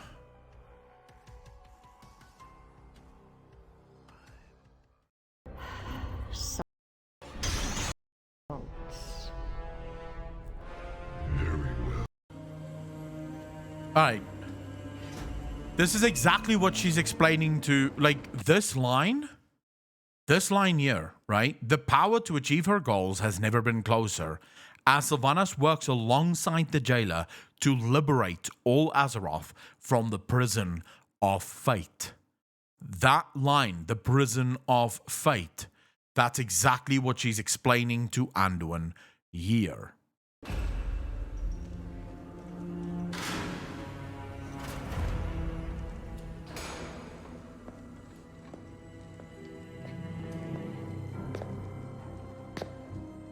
I do hope you've settled in.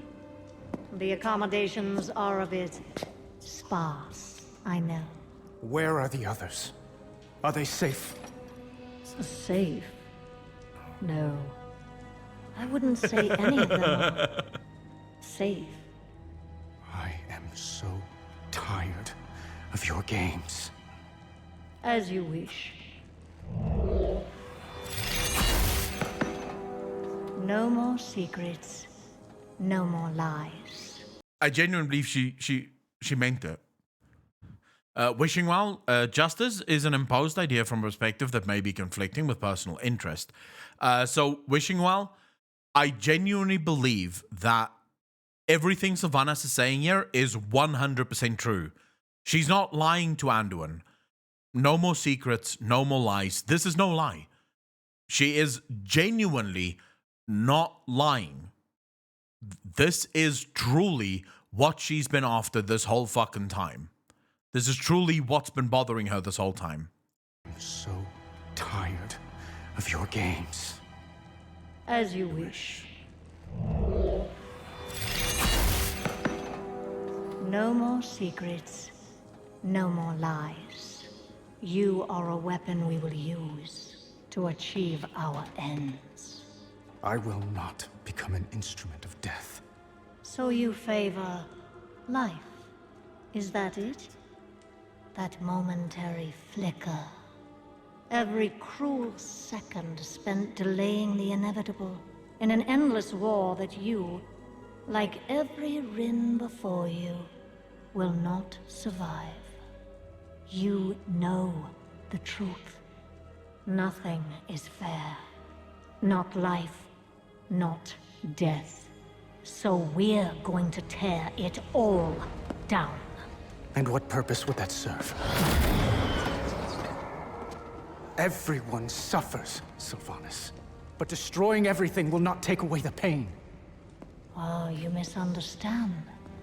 We're breaking a system that has always been flawed. I want to see what is it that he misunderstands. Listen to his words quickly, because she tells him, you misunderstand. But what exactly? Joseph Prime, thank you so much for the Prime sub. Did really fucking appreciate that. 23 months in a row. Thank you, thank you, thank you. Nothing is fair. Not life, not death. So we're going to tear it all down. And what purpose would that serve? Everyone suffers, Sylvanas. But destroying everything will not take away the pain. Oh, you misunderstand. Okay, I think I get it. What she's saying here is you misunderstand. It's not the pain, the suffering that I want to remove. Which again, if I am correct, and Sylvanas is the ultimate libertarian, libertarians believe that no one, not even governments, should have the right to remove other people's suffering.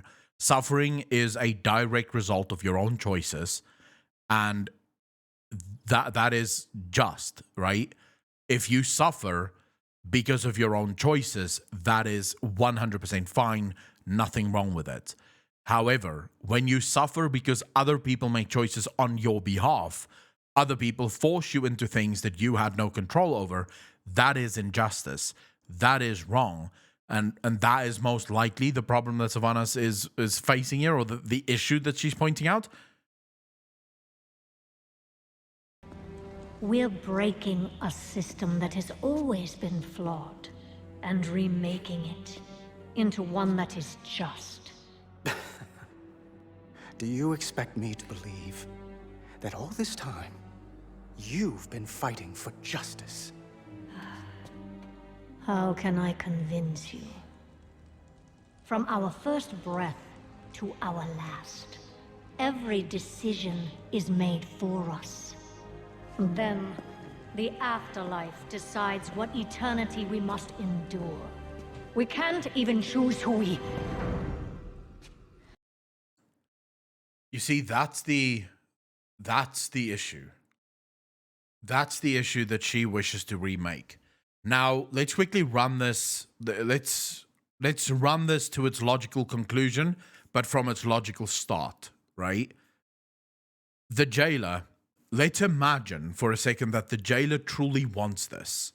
So the jailer truly believes in this system, or he truly believes in their goal, and he wants the exact same thing that Sylvanas wants, right? That's what he wishes to do. He was most likely part of the initial setup, the initial building of the Shadowlands, and then he recognized the incredible injustice that this system serves. This system, everything is decided for you. You have no power over the choices that is made on your behalf. I made this video, and this is why I said from the very beginning, there's a very clear-cut sort of political bend within Shadowlands that has never existed in previous expansions, where the Kyrians, for example, immediately put me off because it was extremely authoritarian, right? It is very, very authoritarian. So I immediately disliked the Kyrians as a covenant because all of your free will is removed from you, your memories is removed from you, and you are made to serve, right?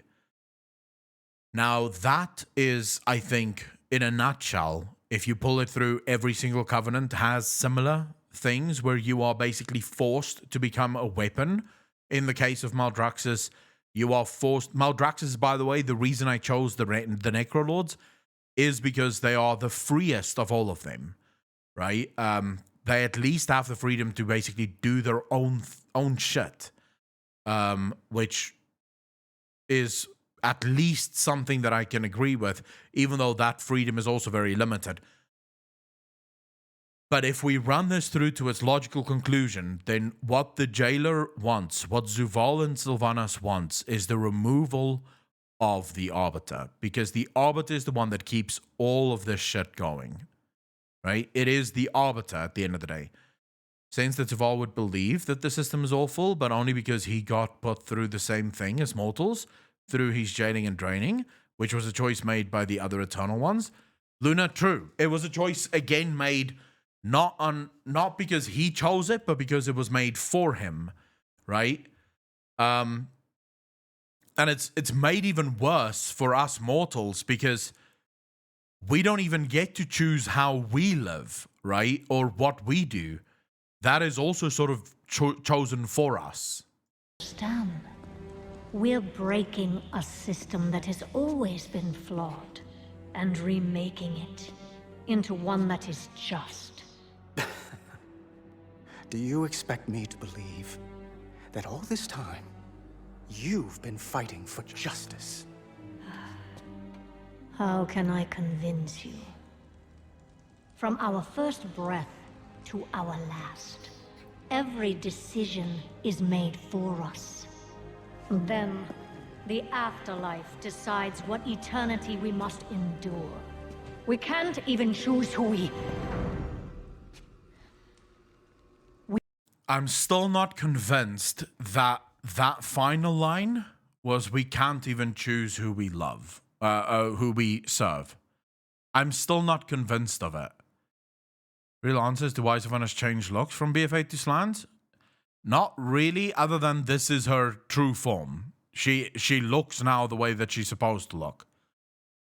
But I still do not believe that... I'm not convinced that Sylvanas here says... we can't even choose who we serve. I'm not convinced. If you listen to that whole speech again. Fighting for justice. How can I convince you? From our first breath to our last, every decision is made for us. Then, the afterlife decides what eternity we must endure. We can't even choose who we... Can't even choose who we... But she never had a lover? She did. There's a lot of rumors about her and Athanos. She had to die again to get there. Free save? What if she wanted to save Varian and not her war chief? I mean, we know that Varian's death played a massive part in Sylvanas' story. Right? For anyone that doesn't know what that means, Sylvanas in the book, in Before the Storm, she actually looks back at Varian as he dies on the beach, and she genuinely expresses regret. The book states that she couldn't help but feel that one of the last truly honorable warriors had just met their end. So for her, Varian's death was a massive, massive blow. It really affected her. For all she is, she respected Varian. She truly had a lot of respect for him. And so his death was perhaps one of the leading reasons for all of this. Rather her and Varian get together. I mean, that's not going to happen. Approved of Thanos, they had to hide it or attempt to, right? Maybe it is love. So, yeah, they had to meet in secret. Remember, she was the general ranger of the High Elves, or the Blood Elves, however you want to put it, right? At that point, more High Elf. She was the ranger general. She was very high up in Elven society. Very high up in Elven society. So for her to have fallen in love with a human would have been sacrilege. It would have been absolutely unacceptable for her to fall in love with a human. It would not be accepted. There's I can't remember in which book, but there's actually stories of Sylvanas visiting Nathanos at his homestead, and spending the night, right? Because they couldn't do it. They couldn't do it in the open. No one could know about their love, because it is just not tolerated in Elven society. Which, if you think about it, it's sort of interesting that all of the Windrunner sisters basically married outside the Elven lineage. Yeah, definitely. We couldn't control anything, but through the jailer, control of our fate will at last be possible. Look around you! At what and who you've joined. What makes you believe you're not just a weapon to achieve his ends? You have a choice to consider. Join us willingly, or be made to serve. Now, this is something very interesting. If we continue reading, to succeed, Sylvanas will be forced to reflect. You lost some weight. That's terrible. Anonymous, thank you very much for the $10, dude. Really fucking appreciate it. Really good content. Keep it up. Thank you very much for the $10. Really appreciate that. Thank you, thank you, thank you. All right, so you guys you remember what she just said there. She just gave a choice to Anduin. What makes you believe you're not just a weapon to achieve his ends? You have a choice to consider. Join us willingly, or be made to serve. I thought you believed in free will, Sylvanas. We've never had free will, little lion. All right. To succeed, Sylvanas will be forced to reflect on the harrowing path that brought her to the jailer's side and reveal her truest self to her greatest rival, Ymir. Now, this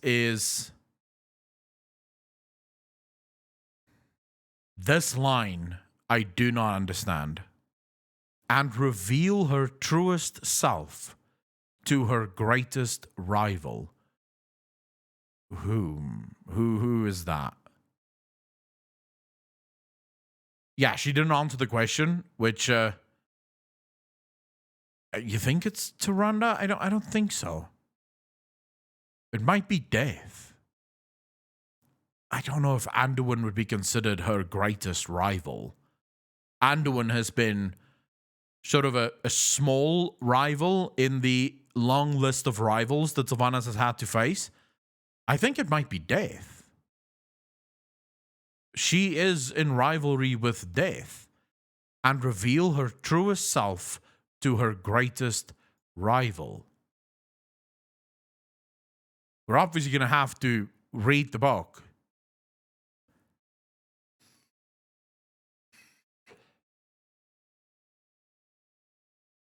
Actually, it tells you that her findings execute the fealty of the prisoner of King Anduin Wrynn. But I do not believe that Anduin is her greatest rival, because she has not yet revealed her truest self to Anduin. Anyways, here, Sylvanas' complete story is laid bare, from the breaking of the Windrunner family and her rise to Ranger General, to her own death at the hands of Arthas and her renewed purpose in founding the Forsaken, to the moment she first beheld the Maw and understood the true consequences of what lay beyond the veil of death. But as her moment of victory draws near, Sylvanas Windrunner will make a choice that may ultimately come to define her, a choice that's hers alone to make. This book, ladies and gentlemen, is going to be sick. But as her moment of victory draws near, Sylvanas Windrunner will make a choice that ultimately come to define her. A choice that's hers alone to make. What's that choice?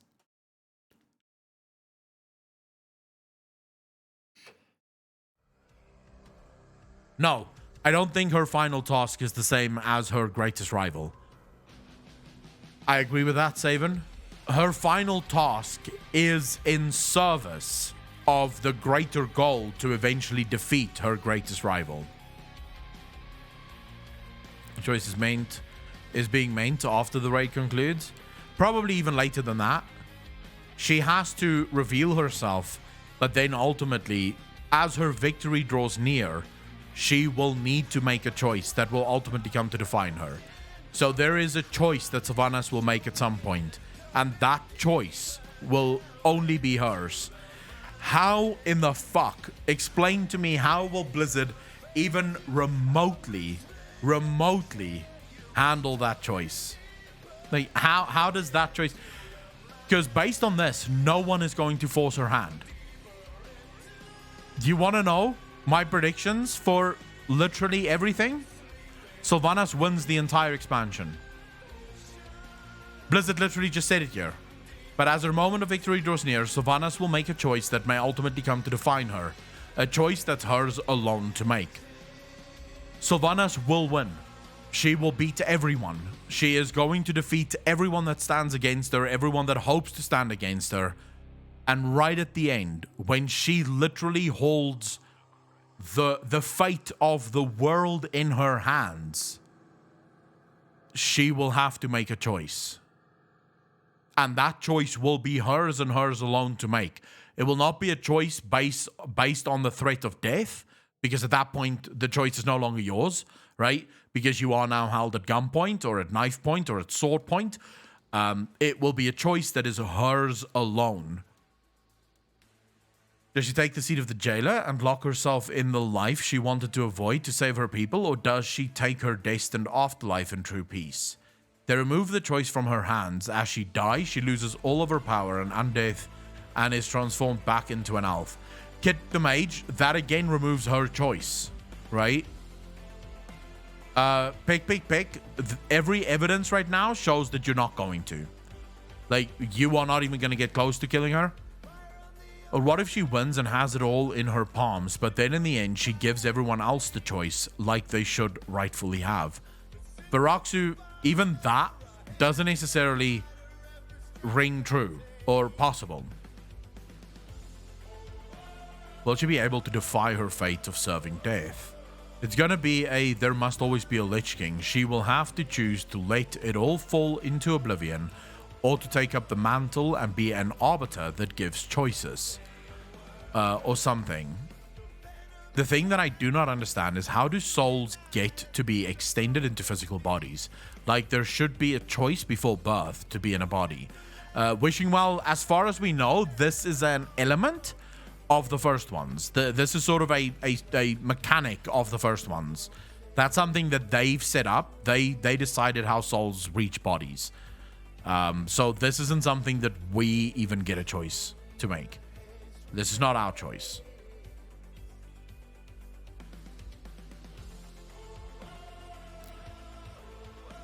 Where is the soul stream energy coming from then? The soul stream comes from the land of the living. Those are all the souls that die. So as soon as the soul dies, it's picked up. So the way this works is, we all live in reality, right? And this is where we live our lives, and this is where we do shit and whatever. As soon as we die, a Kyrian comes, takes the soul, and enters it into the soul stream. Once it enters the soul stream, it appears in front of the Arbiter, and then after that, a Kyrian comes again and takes the soul to wherever the Arbiter said that soul must go. So the whole system is a little bit artificial, but it seems like the system of being born is more natural. Yeah, there's a shit ton of Kyrian that performs that purpose. But we also already know, Mop, that sometimes souls can sort of wander the Shadowlands for quite a while before they're picked up by the Kyrian. We know this from the Una quest chain, all the way back in Legion. We know that souls can sometimes venture for quite a bit on Azeroth before a Kyrian comes to pick them up, or whichever other eternal force wants to intervene. Full of shit then. Who put that bitch in charge? Pink Candy? That's sort of the question, right? Who put the Arbiter in charge? Who decided that these Eternal Ones and this purpose gets to decide who we are and where we serve? That's the very problem that Sylvanas has with the entire universe, is who gives you the right to choose my fate? Right? Because first and foremost, you do not even give me the right to make decisions in life. Even there, you interfere. And then once I die, you interfere again and remove my ability to live my eternity in peace. Because she does actually say in this cinematic, we can't even choose what eternity we wish to endure. Endure isn't a good thing. That's a bad thing, right? If I have to endure you, I'm not doing it happily. I'm doing it because I must, but I don't like it. Kind Shot, thank you for the follow. Really fucking appreciate that. Welcome to the channel. Thank you, thank you, thank you. You don't need fate. Illidan of Eden talked about that. Yes, but even that, all of that is made to manifest because of the god-level characters constantly interfering in our world. Every bad thing that happens on Azeroth and beyond happens because of other forces that have interfered and sort of laid out our plans for us, right? I realized something. Sylvanas means to destroy Fate. The Fate Scribe is the one in charge of that. Well, it sort of depends on what is Fate, right? Because if we go by sort of Christian mythology, so by this I don't mean the Christian religion, I mean the sort of Hollywoodified version of Christianity, right? So Hollywood Christianity, Fate is three sisters, right? Three angels, so to speak. It's also in Greek mythology, but in Christian mythology, it was sort of made to be three angels. And those angels have a book, and everything that you are going to do in your life is written within this book. So if ever you veer off script, those angels interfere and put you back on the right track by moving, sometimes pulling on a small thread, moves the story in a whole different direction. So this is sort of the whole fate idea. Now, is it possible that Blizzard borrows from this mythology? It's possible. Blizzard borrows a lot from the Christian mythology. And when I say Christian mythology, I want to make sure that every religious person, every Christian in chat understands what I'm saying. I'm not talking about the Bible and the story of the Bible. I'm talking about sort of the story that's been created behind the Bible. So this is not anything to do with your religion. This is something to do with the story version of your religion, the Hollywood version of it. In that version, your fate is sort of sealed the day you are born. Everything is decided for you upon your birth. You make me, you have me suck at math, you create boozers and hookers, and now you're going to judge me? Bill Burr. I love Bill Burr. I said to do it before, listening to No More Lies. Again, this revelation came to me. When she when she says, join us willingly or be made to serve, she isn't talking about made to serve death, but about other cosmological forces making Anduin their puppet, perhaps the light. Well, it's possible, Kildana, but in my opinion, it's more... No, she is forcing him. Either you will join willingly, in other words, you will help us without being mind-controlled, without being changed, you will just help us, or we will make you serve, but you will serve. If my fate was decided when I was born, the tart at the wheel was drunk as fuck, but you're also not considering that what she can perceive is her perspective. The bigger or more objective the perspective, the more the understanding. If the Eternal Ones have limitations, also, that means that they may be confused.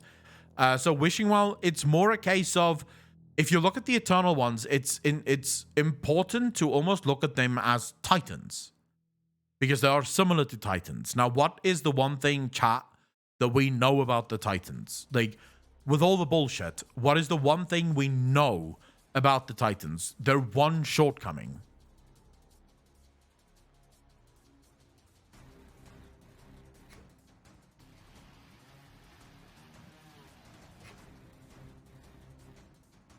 No, the one shortcoming that the Titans have. They have a fixation on order. They are fanatical about order, to the point where they are one-dimensional about order. The Titans do not think past their decisions. Mayor Reynolds, how you doing, bro? The Titans do not think past their decisions. They make a decision based on a very short-term goal, and as long as that decision achieves the short-term goal, they do not perceive the implications that that decision could have in the future. They're extremely one-track minded. How do we know that this is exactly what the Eternal Ones suffer from? Thanks to the brokers. There is a conversation that happens inside Oribos between two brokers. One of the brokers starts off by saying, do you think we should tell them? Clearly there's some secret that they're hiding. And the boss says, no. The Winter Queen and the Archon only cares about souls. Telling them will achieve nothing. So this tells us exactly. They are one-track minded. They do not think past their own choices. They wanted control of all the souls. In order to do this, they created the Arbiter, they created Oribos, and they took control of all of the souls. They ensured that the afterlife looked the way that they believed it should look. They did not give any thought to the long-term repercussions of this, the long-term implications of this. They only cared about the fact that this is what they want, and they didn't care about anything else. Which also confirms that the Nathrius is not like the Winter Queen and the Paragon. It's possible that the Nathrius isn't like them, but he is still sort of powerful, because we also now know, thanks to new leaks, that he is the literal creator of the Nathrezim.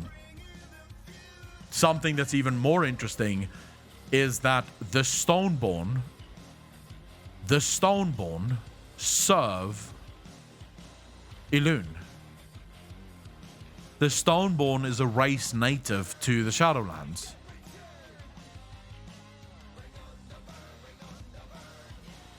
Carfatil, how you doing, bro?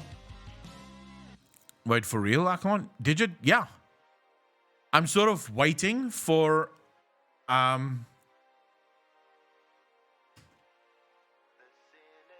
am sort of waiting for Alex to edit this video.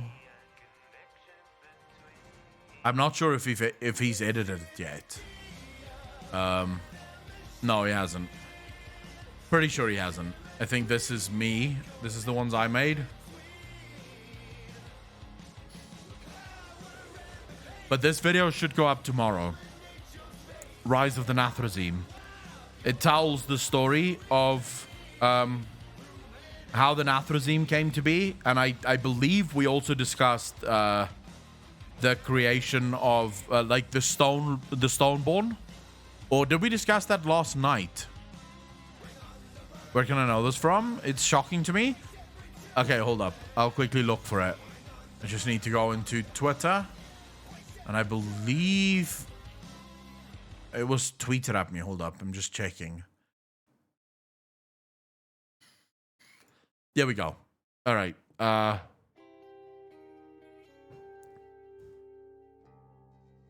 can't really make it bigger, sadly. But okay, it says, my dear Stonewright, harvester of wrath, wielder of... And then the next line, your Stoneborn cannot find us all. And your precious Elune has. This is from Prince Ranithal. Prince Ranithal says this. It was on Reddit, and on Reddit had it, as well as Wowhead. And both deleted their messages. Like, both messages was deleted.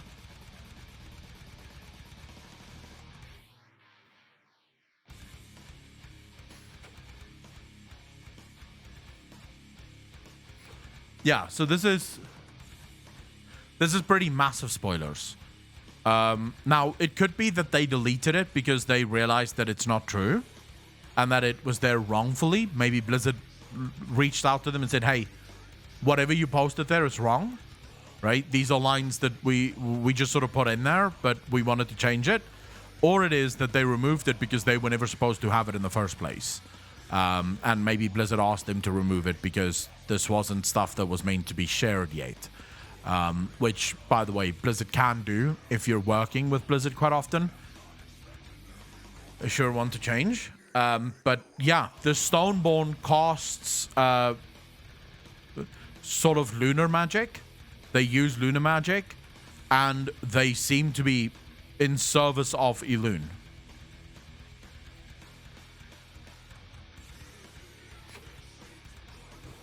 So this tells us that Elune is sort of very powerful, right? Because Elune is not only is Elune served by the living mortals, but she is also served by the denizens of the Shadowlands. Enoch, the Stoneborn is in Revendreth. They were sort of created as a method of protection.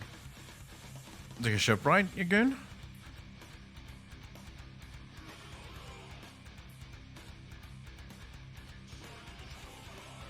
Enoch, I could. Hold up, I'm just quickly finding it.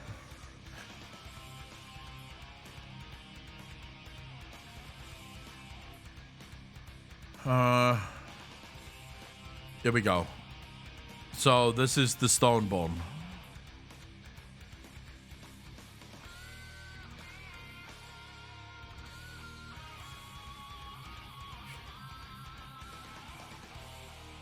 Some friends and I have made up our mind the whole day regarding that Stonewright quote out of the curator's addendum.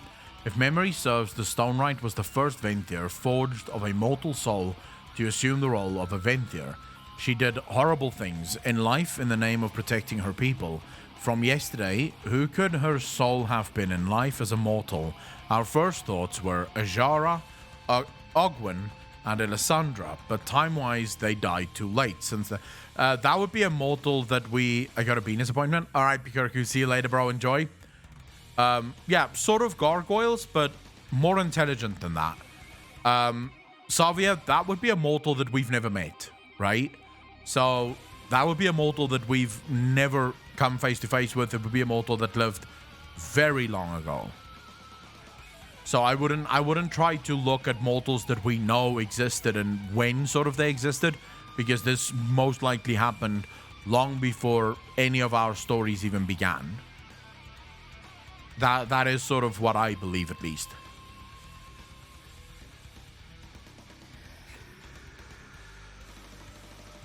So many denizens of otherworld worship Elune. Definitely, Harmony, Elune does appear to be one of the only beings that is worshipped sort of throughout the whole of the cosmos, right? So it's not just sort of Azeroth that serves her, but almost everyone serves Elune or a version of Elune. And now we get sort of insights that there are denizens within the Shadowlands that serve Elune. This makes Elune very powerful. So what about Zval? Because the more I look deeper into him, I can see him being an ancient Dreadlord too. No, he's definitely not a Dreadlord. But what makes her an upstart goddess? It could be that she was never meant to be, right? It could be that she was never meant to be a goddess. She was actually always meant to be one of the Eternal Ones or one of the servants. And she sort of went the same route as Zval. She went against what was said to her. She went against the ideals that were laid out in the purpose and decided to do her own thing, right? And so she gained her own power through worship, which is entirely possible. Is Elune, but it's revealed to be Metzen in a Doge onesie at a tabletop gaming table. Could be a fun fight, also somewhat boring. If the Nathrius created the Dreadlords and Venthyr are tied to Elune, wouldn't that make the theory of the Dreadlords working for Elune feasible? Enoch, so it's not the Venthyr that serve Elune, it's specifically the Stoneborn. So there's an amazing story about how the light first attacked the Shadowlands. It is because the light found out about the Dreadlords, right? They found out that the Dreadlords had infiltrated them, and so they attacked. It was after Maldraxxus, the Necrolords, refused to rise up to defend Revendreth, that the Stone Mother, right, sent her own children to fight the light, and once they won, she turned her children on the Dreadlords, on the Nathrezim, because she blamed the Nathrezim for this invasion, for all the children that she lost. And so Side Nathrez then sort of exiled the Nathrezim out of the Shadowlands. What if Azeroth is death? The jailer says death was never meant to be chained. It works with your prison hypothesis. Natora, how you doing? I can absolutely see that. My Queen Therazane. I don't think her name is Stone Mother, but I can't remember her name now. I legit can't remember her fucking name. But I don't think her name is Stone Mother. It's Stone Right or some shit like that. I think Elune is life, and life is fickle. So is she... So just quickly on the theory of Natora there.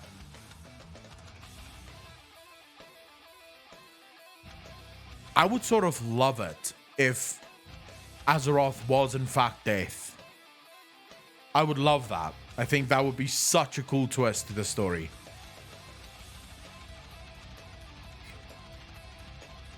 Wonder what will happen when we go back Azeroth, and how will the end of Shadowlands will tie into 10.1. Just Jeff, I have no idea. Don't you dare. Don't you dare what, Savin Raven? You guys wouldn't like it if Azeroth was death? Why not?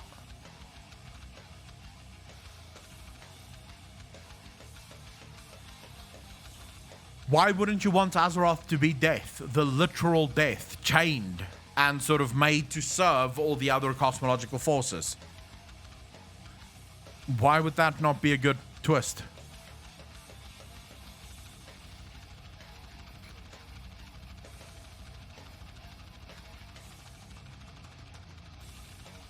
B. Stefan, you have no evidence about that outside of what you wanted to believe, what you want to be true.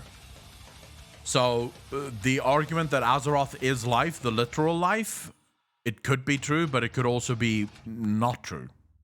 We don't know what Azeroth is. That's the problem. What's the point of BFA? Kindshot? I don't know. I genuinely think we may have been better with BFA just never existing, in my opinion.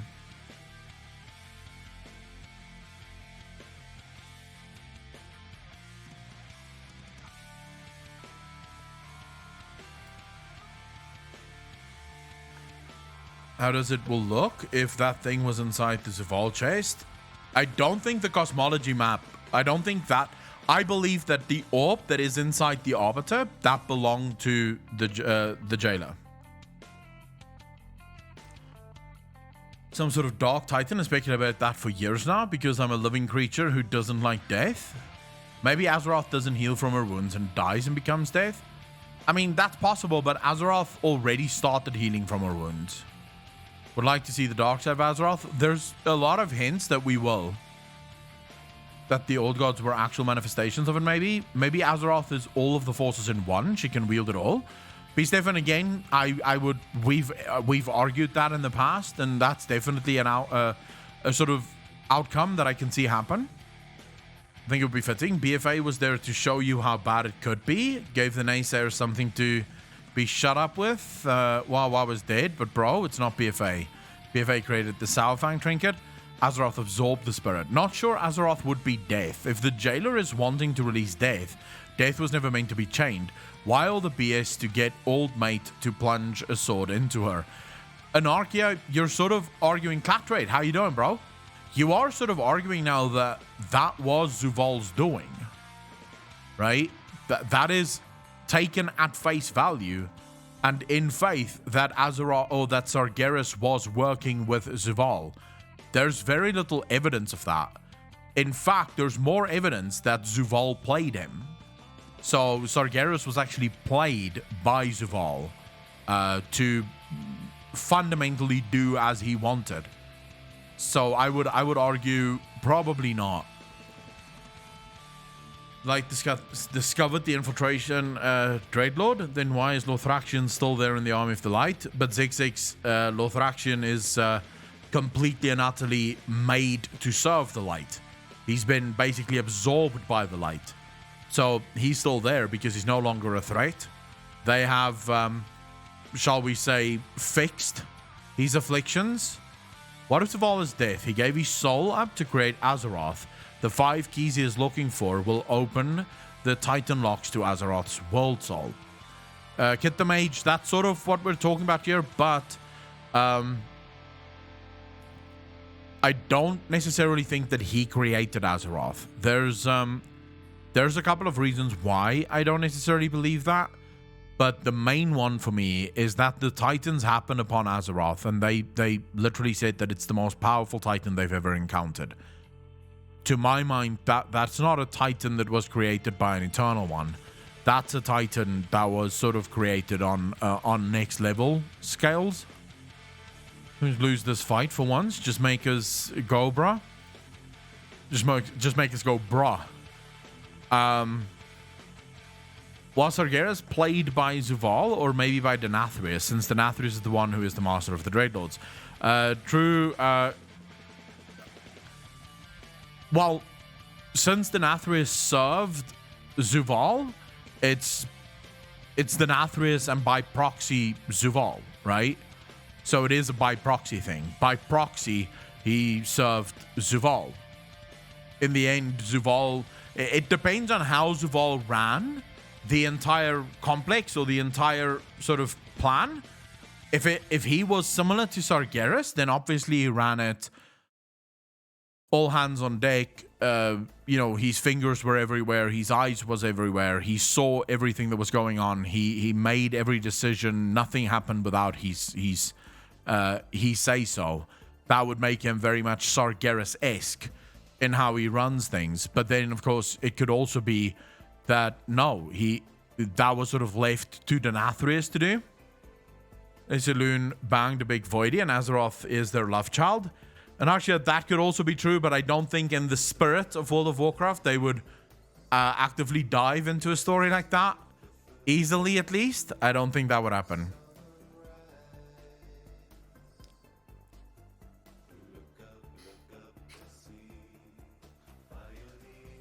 Do you think that Sargeras' transformation had anything to do with Anima, considering what we know about Denathrius and the Dreadlords? No, the Nathrezim definitely lied to him, and as I said yesterday, it was the perfect lie, right? So the Nathrezim needed a Lich King, because that was the whole point. The Nathrezim was given the helm and the sword to create a Lich King that would ultimately destroy the veil between Azeroth and the Shadowlands. It would ultimately remove that veil and allow entry for the Jailer into our world. How did they do this? Well, it started actually so clever. The Nathrezim first told Sargeras about the Old Gods, this threat from the Void Lords that cannot be stopped. So they made Sargeras believe that there was nothing he could do to stop this. These beings will eventually take over the universe, and the only logical step from there forward for Sargeras was to destroy all life in the universe to ensure that the Void Lords couldn't do this. They then tell him that they can help him get to Azeroth, which is this big bad Titan that the Titans have just discovered. And they can do this with the creation of the Lich King, right? But Sargeras, we can clearly see, didn't work with them. And the reason we see this is because Sargeras actually removes Ner'zhul's body. Right? So Sargeras sort of didn't trust them. He didn't want to create a Lich King that had a body that could move around freely. No. He needed a Lich King that was tied. So this Lich King wouldn't be able to do whatever he wanted. He would be confined in many ways. Now, before people go, well, not clearly Akalon, it was Kil'jaeden that removed his body, that sort of disintegrated his body. It is said, I can't remember what the book's called, But in one of the books, I think it could have been the Guardian books, but I think it may have been the Guardian books. But it is sort of revealed that nothing within the Burning Legion happened without Sargeras' say-so. He had final veto powers on everything that happened. So it's quite clear to me, at least, that he wasn't in on this entire thing. He didn't know exactly what was going to happen.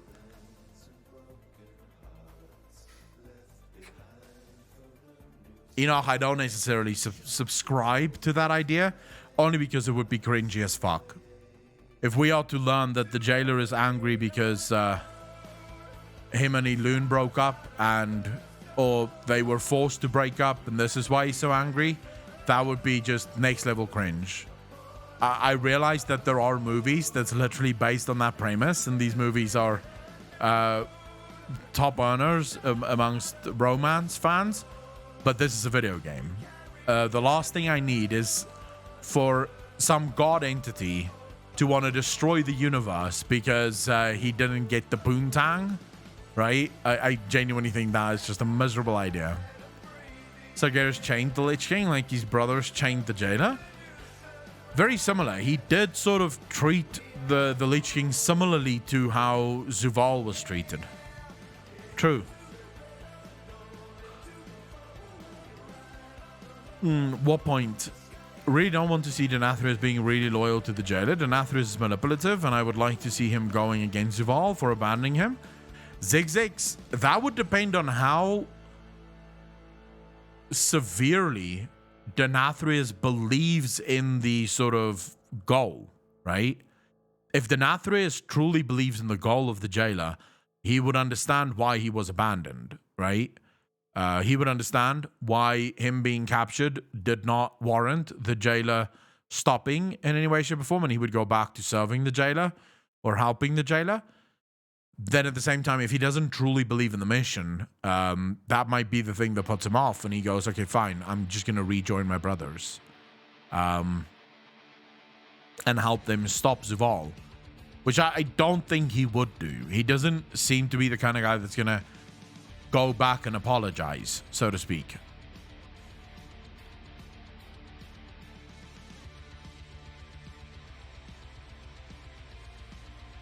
At least that's my sort of take on it. Anyways, what's everyone up to tonight? Apart from thinking about big time fucking WoW lore, what's everyone up to?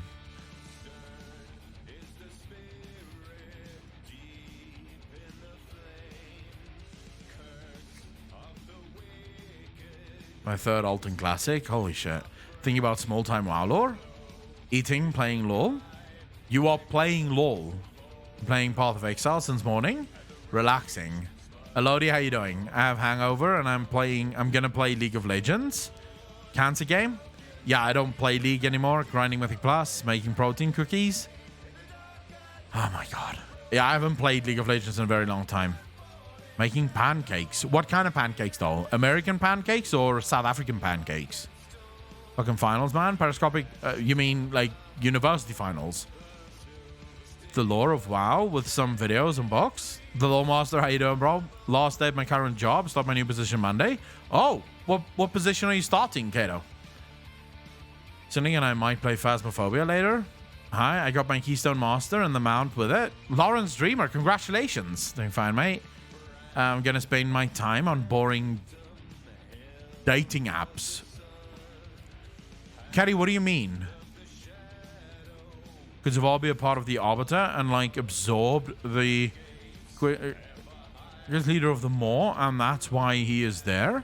And now he wants to fuse with the body of one of the first ones, and the fusion result is the image. I mean, you get into that argument there, or that theory there becomes extremely convoluted to the point where I don't think you can tell that story. Living in all changing covenants, relaxing and listening to this channel. Chill evening, link packs. Sounds like a good evening to me. Flat pancakes. Yeah, but that doesn't mean anything because you get... okay, so South African pancake is what you guys call crepes. It's what you guys call crepes. That's a South African pancake. In South Africa, a pancake is not what you guys have as pancakes. We call it flapjacks. Those things that you call pancakes, we call those flapjacks. Data center technician at Intel. Holy shit, Kato. Nice job. Fucking nice. Sadly, at this point, I have an AMD CPU, but I used to be Intel. So, very cool job, and it seems like Intel is making a comeback. Pannenkoeken? We call it pannenkoek, yeah. Not pannenkoeken, because pannenkoeken would have the extra letters that Dutch people like to put into words that doesn't need to be there. So we just call it pannenkoek. We're not making those. Crepes is amazing. AMD over Intel right now? Yeah, right now, AMD over Intel. But I'm not into... I'm not into, like... I don't have a side, right? Here are blocks of oats and honey. Giovanni, oh no. Flapjacks in South Africa is the fluffy sort of pancake that you have with butter and syrup. That's the pancakes that's flapjacks for us. Cushion is cake. Speed dating apps. I don't know how to explain that. Oh, Katya, I get what you're saying. We have a normal chat. All right, so something like Tinder. I think that will be helpful. Can you tell me the page, please? I never said I'm an Intel simp. They just offered me 30k more a year, so I guess I'm Intel now. Yay! Chris, I like the way you look at things. I like the way you look at things. Yeah, I might be working for them, bro, but I'm still going to buy whatever the fuck I'm going to buy. I'm running a 10900K, but I love me some good AMD stuff too. I have a 5900X CPU. South African is to Dutch what Lorish is to Persian. There are also Japanese pancakes and appelskiever, Danish pancake donut hybrid. Crepes is pancakes, flapjacks is sticky oat blocks, and those fluffy frisbees are called heart attacks. What do you think Sylvanas will do? Some of my friends said that she might redeem herself, like sacrificing herself to save someone. The Lawmaster, we discussed that just now, like less than 20 minutes ago, for probably almost half an hour. The short answer is, if you read about the new book that's coming for Sylvanas, she's gonna have some kind of choice that she needs to make, and that choice is somehow going to define her and the rest of the universe, so to speak. Like that one. All right. I hate dating apps. There's so much effort. Flapjacks are good though. Jelly. Well, I prefer pancakes. Pancakes with sugar cinnamon. Oh, I haven't had that in so long. It's been months at this point since I've last had a nice pancake. But you have a pancake that's still hot, so it literally just came off the stove, right? Off the pan. So it's still hot. Some sugar and cinnamon, and you roll it up, like you literally roll it into a long tube, I guess you could say. And the sugar melts inside the fucking inside the pancake. So much of it. Yeah, I've made some of those before. I made my wife on a dating app. Sorry, I have no issues with dating apps. I've said that before in the stream as well. Whatever floats everyone's boat, that's fine with me. I don't really care. I just find them a hell of a lot of effort. You all make me fucking hungry. I hate you all. Jemania, but you can cook. So you could go make something. Sugar and lemon juice on crepe. So you take... So here's what I would say, Apocalypse. On pancakes. So here is something that will absolutely give you a heart attack or diabetes in very, very short succession. But it is amazing. Right? So you take pancakes. You make a bunch of pancakes. But every single time you take a pancake off the pan, you throw sugar and cinnamon on it.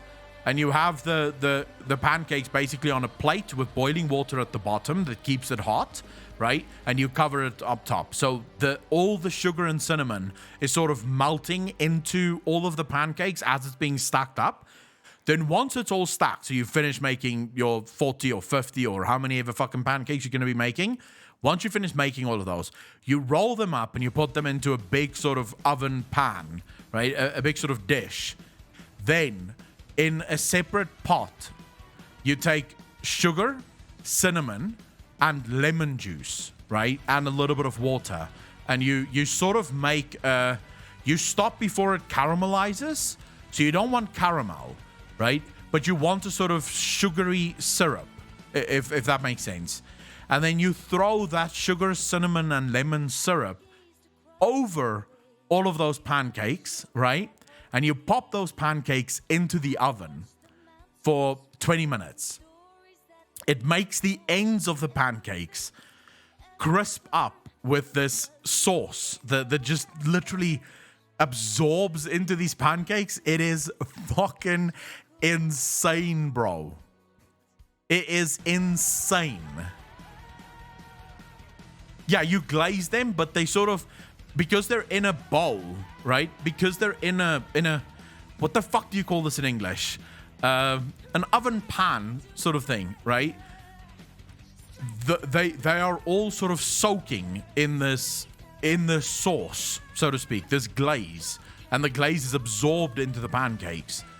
I'm quite hungry. That sounds orgasmic. 40 to 50 is too many, bro. Apocalypse, I come from South Africa. We do nothing small. You can see me. Do I look as if we make small things? Out of curiosity, how long did it take for that beard to get that long? The real hair, so I shave it.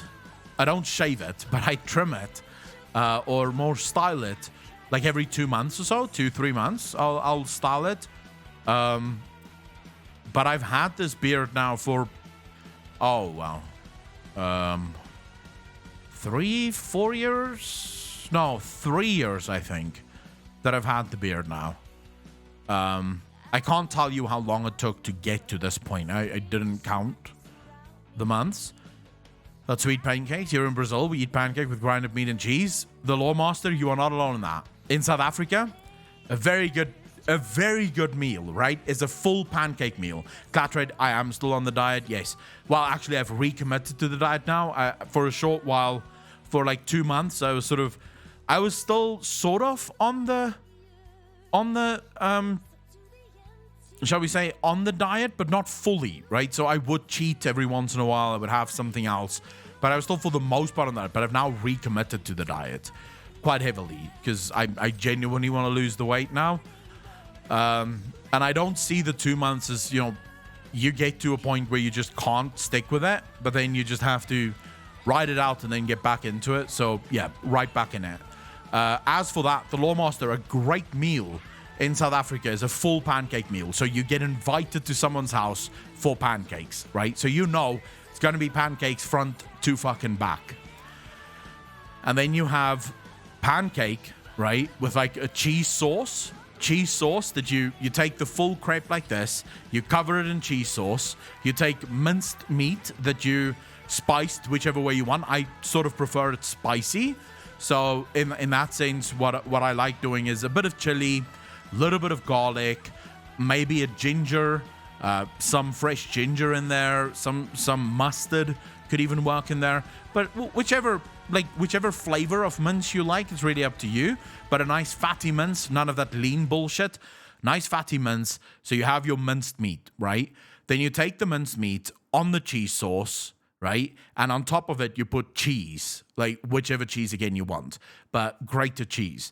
And then you roll that motherfucker and you have this wonderful crepe filled with just amazing beef, a lovely cheese sauce, and some cheese. How would you feel if Azeroth was buffed by the Death Pantheon as a being with all of their powers combined to be able to challenge or defeat Zubal?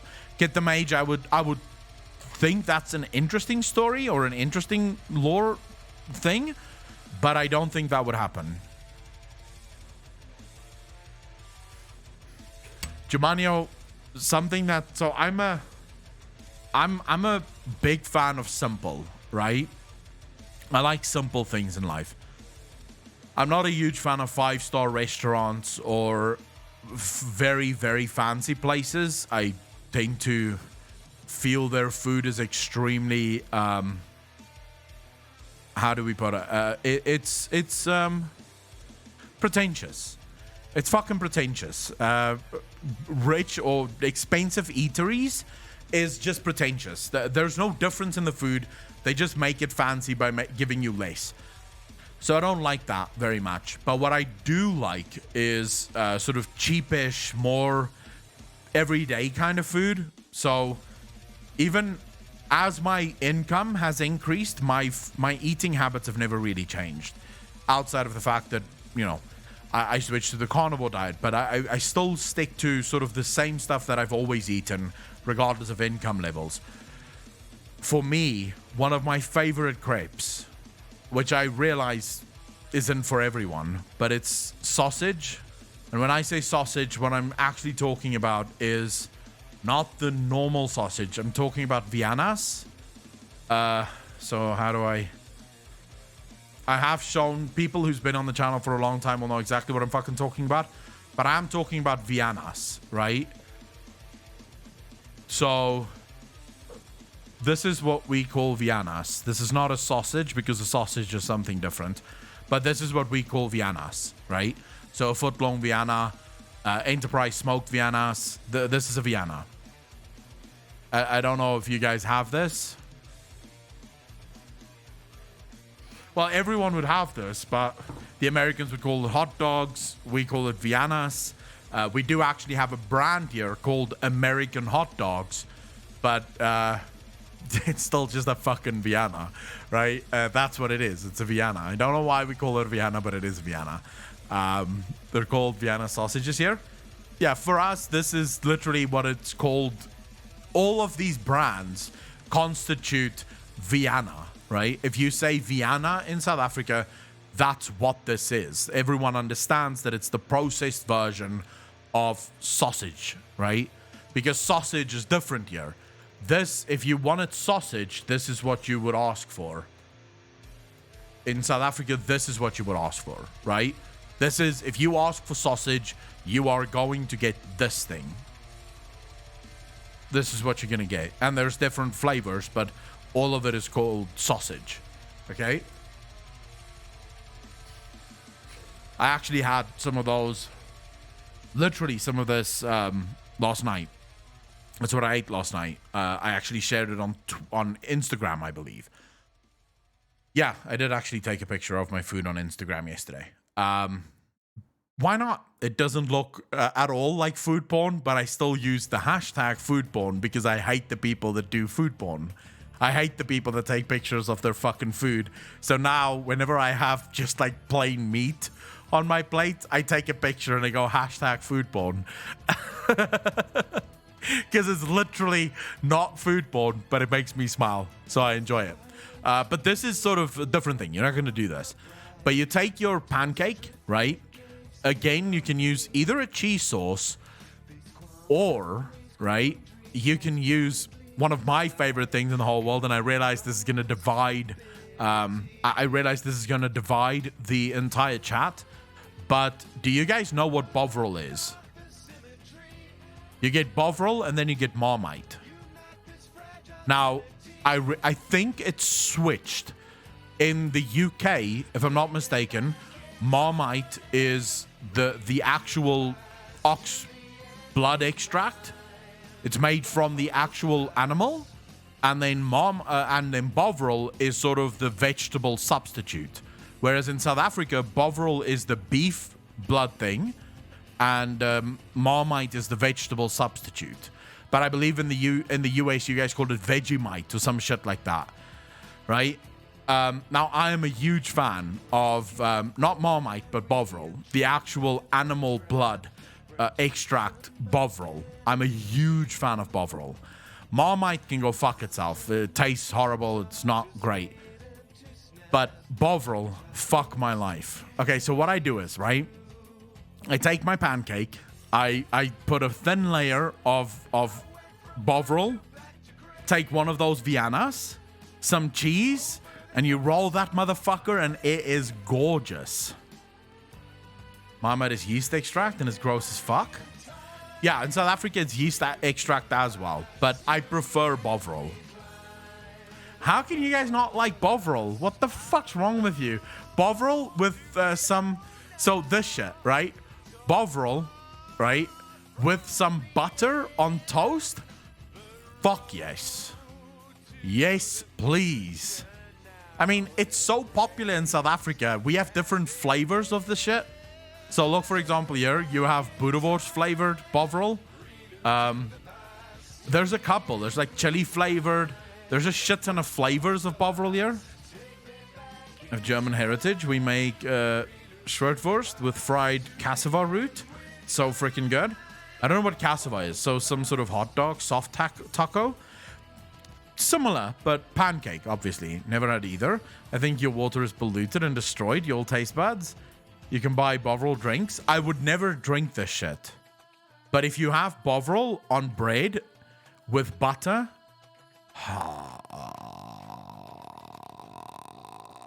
Fuck my life, bro. It is so fucking good. It is really just... It's disgustingly good. If you have like Bovril with some butter and toast. Huge fan of the stuff. But that's sort of like the other thing that I really enjoyed as a child. I haven't had it in years, but we had this thing called, I think, sandwich spread, I think it was called. Nola sandwich spread or Heinz. This stuff, right? So it's sort of like a sandwich spread and it's just a bunch of vegetables with sort of it's a weird thing. I don't know what it is. I genuinely don't know what goes in it. But that shit was also Cross and Blackwell. Sandwich spread. Fucking insane. So many people hated it and I loved it. I feel like Akko would like poutine. Poutine is the chips with gravy stuff, right?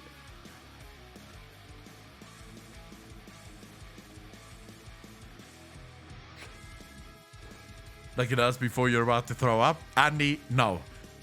This stuff is amazing. Sandwich bread is really fucking good. And then, of course, this is another one that I think might separate chat a little bit. But this stuff, bro. This stuff on some toast? Yes, please. Some fish paste on toast. You can have this shit all day fucking long, dude.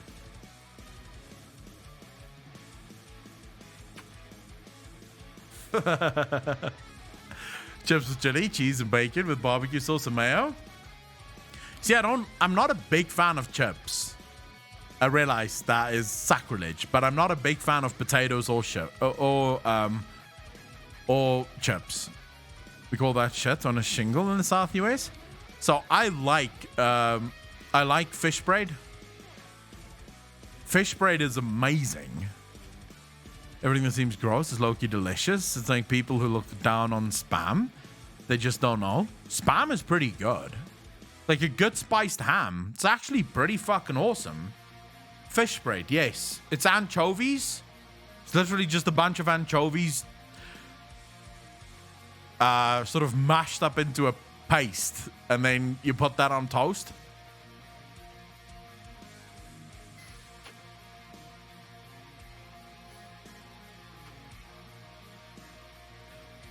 I don't like Marmite. I fucking told you I don't like Marmite. I like Bovril. I do not like Marmite. Marmite has a terrible taste.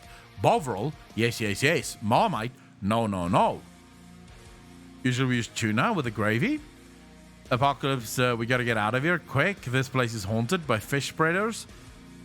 I don't know how you can't like fish braid. Looks like soup base. You can use Bovril in other foods. It's a very strong umami taste, right? So Bovril is extremely strong umami. Yeah? But very good. But you don't overdo it. Don't put like too thick of a layer of Bovril.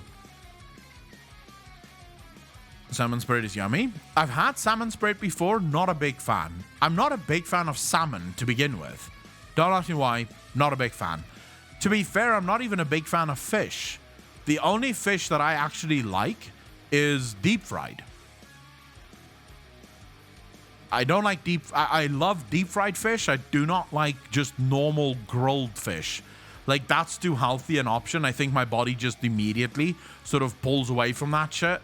Because it's too healthy an option. My heart just goes, dude, that's not nearly enough fat. We're not going to do those that fish. So yeah, I don't like fish that isn't sort of deep fried. There's very little I won't eat, but mayonnaise is one of them.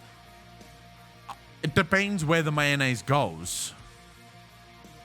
I don't think I've ever had herring. So I want to be clear. In South Africa, we don't have, so at least where I live, because I live inland, right? So the coast is about a day's drive from me, right? So if I wanted to go to the coast, it would take me about a good half a day's drive, actually, like 12, 14 hours of driving to get to the coast. So where I live, fish is very limited and also very expensive. You do pay quite a fucking premium for fish. Now, if I lived in Cape Town is like, there's fish everywhere because it's literally on the fucking coast. And it's one of our biggest fisheries in South Africa is on the Cape Coast. And so there's a lot of fish in Cape Town, and there's sort of fish restaurants everywhere. Every second restaurant is a fish and chip shop. But where I live, it's very limited. So my cuisine is sort of fish fingers. Love me a good fish finger. Does anyone know what fish fingers are? Does anyone else have? All back. So, Germano, for me, chicken and mayonnaise? Yes, please. Hello, Wendy. Thank you so much for the raid. 62 people. Welcome to the channel, ladies and gentlemen. How are you all? Hello. Wendy, how was your stream? Did you have fun? Very happy to have all of you here. We're literally talking about food. I know. Fat guy talking about food. How fucking stereotypical, but I can't help it. That's literally what happened. We got into some kind of fish discussion or food discussion, and we're talking about the things that South Africans like to eat that the rest of the world maybe doesn't have or maybe do have. Who the fuck knows? But I was just sharing my idea of a very good fish, which of course is fish fingers. Who doesn't like a good fucking fish finger? Someone slaps down a feast in chat. The raid will be complete. McCuney, how you doing, bro? Zed Buffer, how you doing? Hating on salary or missing out? Salary is fucking nasty, though. Scottish butter cookies? You had me at cookies. But what is Scottish butter cookies, though? I'm not a fan of butterfish. Jemani, are you even British? I'm starting to question your Britishness. A Brit that doesn't like battered fish? Literally, the one thing the Brits do better than anyone else in the world is battered everything.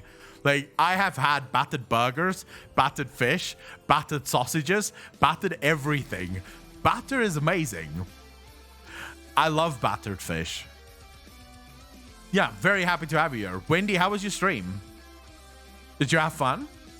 Cheesy chips and gravy is usually what I get. Okay, so I genuinely don't like potatoes. They're boring to me. Like, a potato is very sort of meh. Okay, great. You have fucking breaded fish is also good, but I count that as sort of battered, the same thing, but a bit more tired than usual today. Wendy, I know the feels. I had that yesterday and the day before.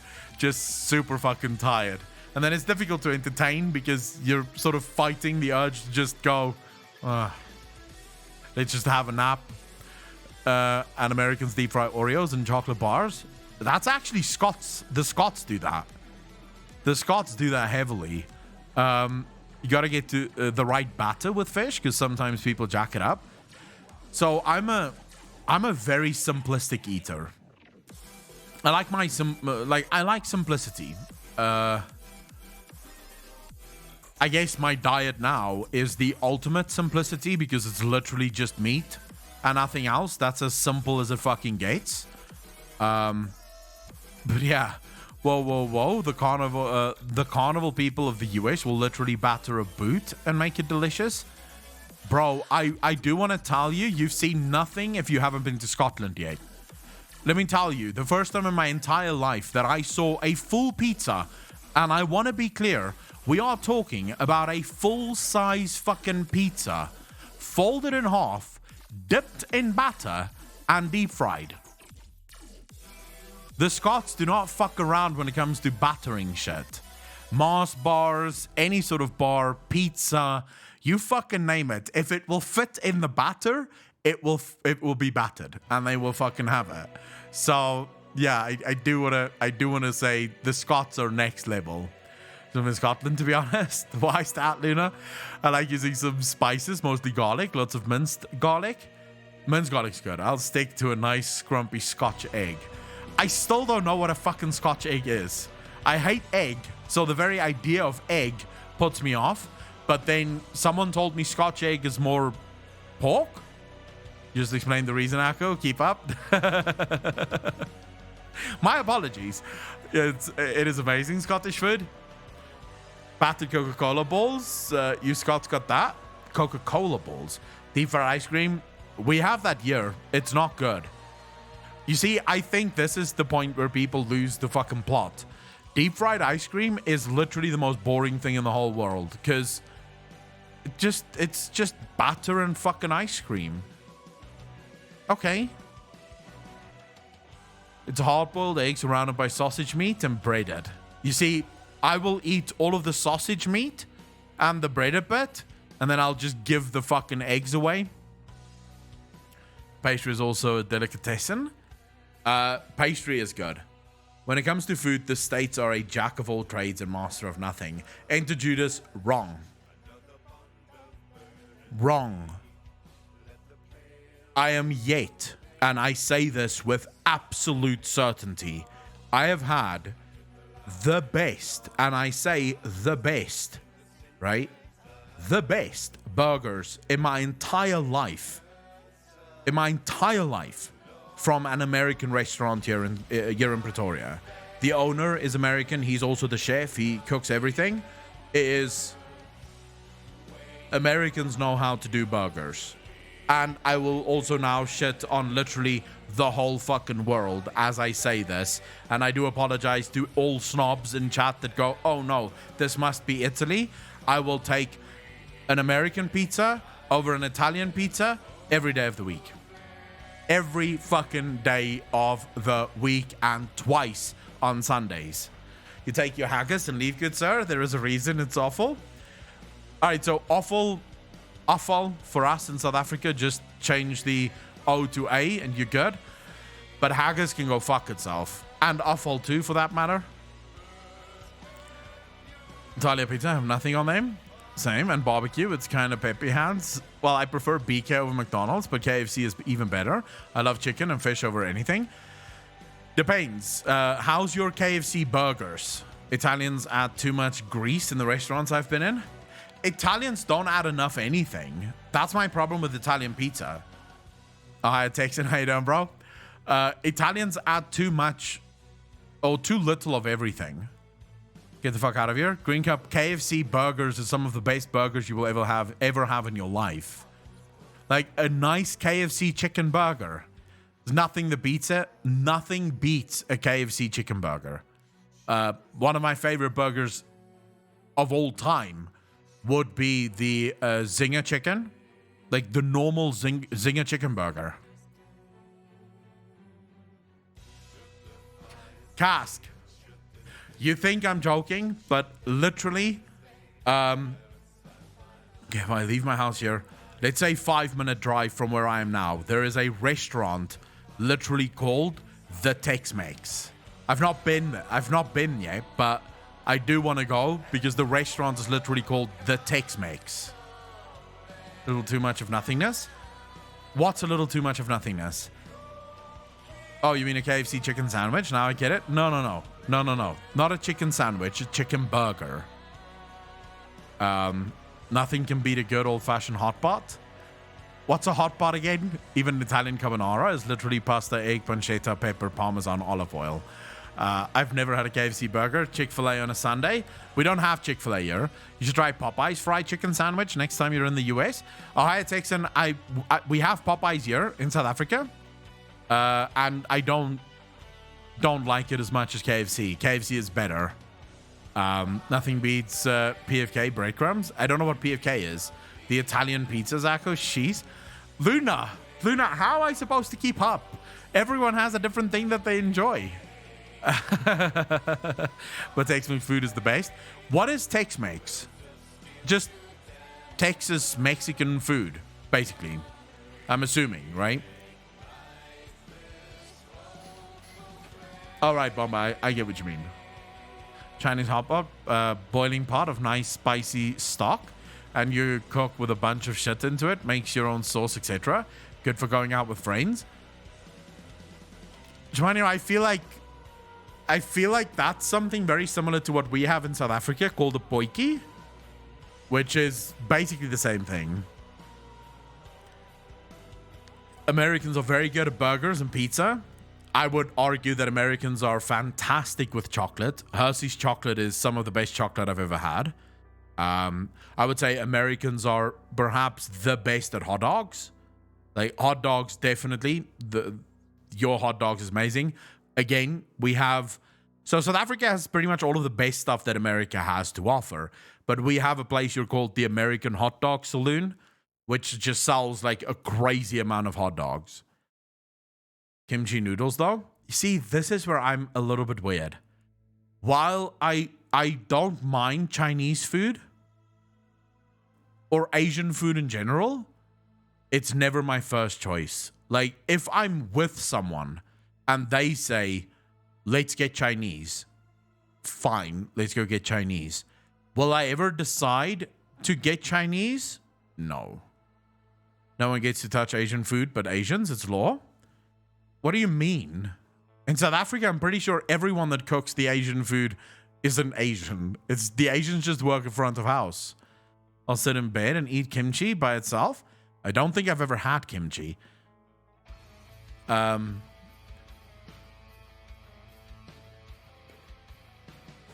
Parascopic, I've never seen a Korean restaurant in South Africa. I'm pretty sure I've never seen it. We have ton of Chinese places. Like every second shop nowadays seems to be a Chinese shop. And then we have some Thai places here, and we have one Japanese place that I've seen, but I've never seen Korean places here. It's never as good unless it's the entire family in the back cooking as they shout orders at each other. I've only had decent Korean barbecue in Korea. It's fucking amazing. The banger Chinese food types are the ones with the 80s looking menu items above the checkout, in USA at least. Japanese barbecue is also good. Like I said, I've never been to, like, it's just not my thing. I have a Western palate. Give me a good steak, give me a good burger, a nice pizza. The last thing you need to give me, and I do mean this, the fucking last thing. And I actually dated a girl like this once, and at the time, it didn't piss me off. I'm not one of those guys that actually gets pissed off by this. But then we go out, right? We're going to go have dinner. Why not? It's a good idea. You should have dinner at least 3-4 times a week. But we go out. We're going to go have some dinner. I order a steak, like you do, right? Order a nice fucking steak, some fries. It's a nice plate of fucking food. It's like an American plate of food, right? Because, yes, in South Africa, we have a place here called Spur, which literally has an Indian sort of chief, a Native American chief, as the sort of logo, the mascot of the restaurant. And every restaurant is sort of named after some kind of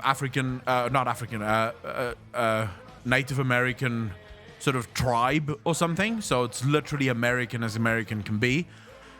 So we go there. We have some food, but they also sell things like sushi. And then the girlfriend grabs sushi. Now, I don't have a problem. Have your fucking sushi. You can eat your raw fish. It's not a meal, but, you know, who am I to judge? And then as soon as the sushi is done, then suddenly my plate becomes the picking, like the picking plate. Now we'll eat. Now we'll eat the real food that's going to last us till the morning. The sushi was clearly just ordered for, I don't know, for fucking show. I hate sushi. hate's a strong word. I don't hate sushi. I just don't really sort of, I don't eat it. Like, I would never order it for myself. Start a one-on-one Akko. Native Americans are gone. We hardly know what dishes they ate. Parascopic, the restaurant sells American foods, but it is sort of, this restaurant's very old. It's, I think they started in South Africa in the 60s, and they've been around ever since. So it's like one of the biggest American barbecue chain stores in South Africa.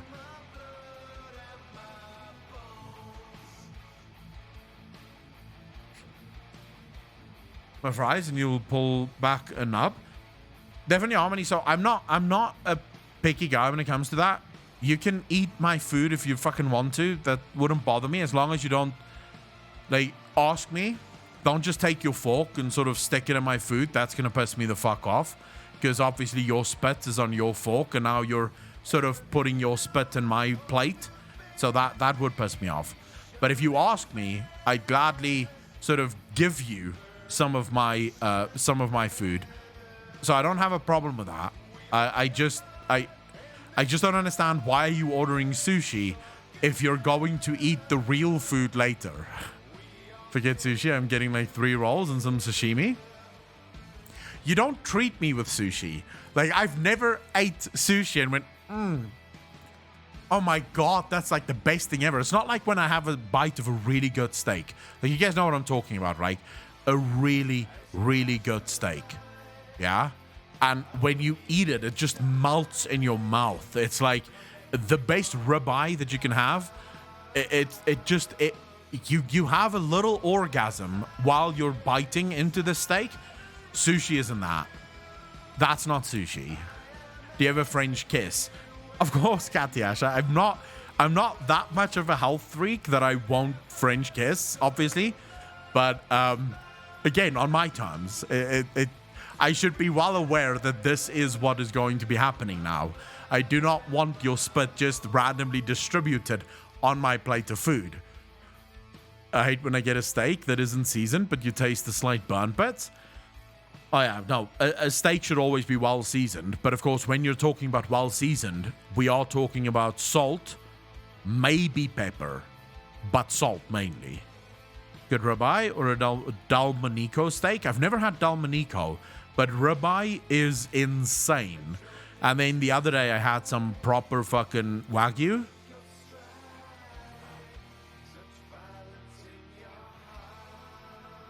Bro. Fucking Wagyu, dude. Fucking Wagyu. Oh my god. How does everyone have their steak? Medium rare. If you have your steak any other way than medium rare, you're weird, and I'm judging. Do you eat ass? I'm answering that, but no. Got it, I guess.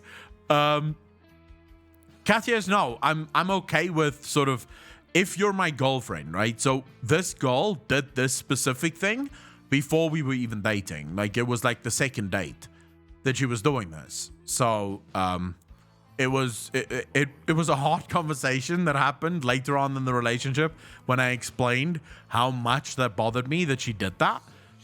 But if I've known the girl for a long time, we've been dating for almost a year, at that point I would probably give less of a shit. At least in the past, I've not really given much of a shit then. Like, at that point, it doesn't matter, because at any given point in time, there is fluids from either in either. Get it rare so you can get the flavor of the meat. Always rare. Who doesn't have their steak rare? Medium rare is acceptable. I would say medium is a little bit too well done already. Like, once you get to medium, the steak is almost fucking dried out. Always rare for me, if not blue. So, Germanio, I don't eat my lamb rare.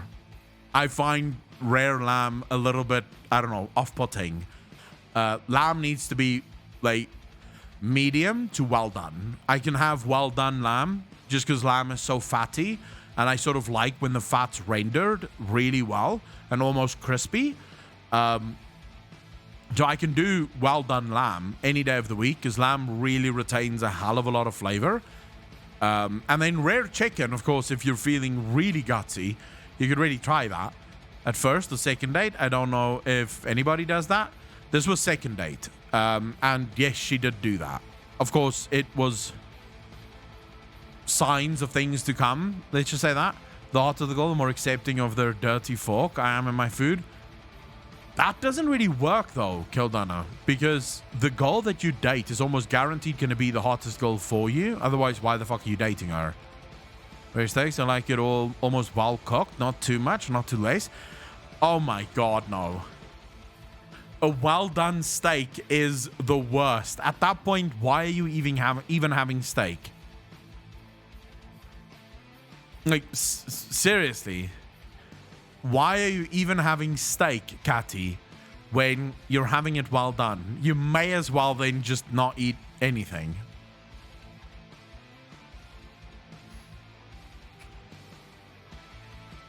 I genuinely want you to try just once in your life. Try a medium rare or even rare steak. So when Germania said blue, that's when it's basically like it's rare as fuck. That's amazing, right? It's amazing. Not all steaks. You can't do. There are some cuts. For example, T-bone blue is not good. I genuinely don't like T-bone. It is way too tough when it is blue. But something like filet blue, so good. And then ribeye, a good medium rare on a ribeye, just so that you get a little bit of a toast and then nothing else. I won't cook a steak for someone if they want it past medium rare. You're gonna have to cook it yourself. I do like eating some seared. My mum ate steak well done. I mean, well done. And I didn't know what the fuck. I genuinely didn't know. I just looked at her plate because here's the thing. Here is the thing with people that eat their steaks well done. There is always a fucking sauce involved. Why? Because that steak is so fucking dry. If you try to taste or try to swallow it without sauce, you choke. There's always a sauce involved, like a cheese sauce or a mushroom sauce or some kind of fucking sauce that helps give flavor to the piece of charcoal that they have on their plate. My salmon and kale salad I just had. Giovanni, you could do better than salmon and kale. Love A1. I'm getting ready to eat pancakes, flapjacks now. I might have to pull out this flat iron to accompany it. True. Tuna I can't have cooked, only raw. At most, just tickle it with a blowtorch. So the only tuna that I've ever had, I've never had tuna steak. I've only ever had the tuna and the tin, that's sort of shredded. And then you mix that with mayonnaise on a sandwich. Boy, oh boy.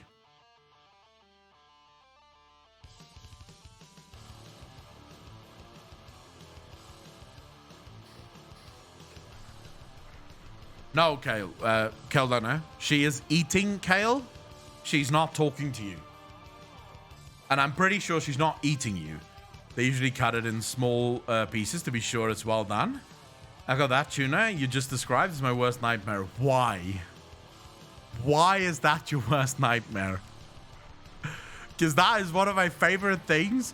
Like, you take that, a little bit of onion, like just half an onion, some mayonnaise. You can maybe put some mushrooms in there. Some nuts even. So a few, not macadamia, but you can do almonds. Just a couple of those, like a toasted almond or a cashew nut even. It is glorious. I hate cooked tuna and I have a weird fear of mayo. Won't touch it or go near it. Fear. Wait, so genuinely fear, Germanio. So you fear it. Your banana salad though? How can you say that? Banana salad is the bomb. It is the literal bomb. Why can you understand mayo fear?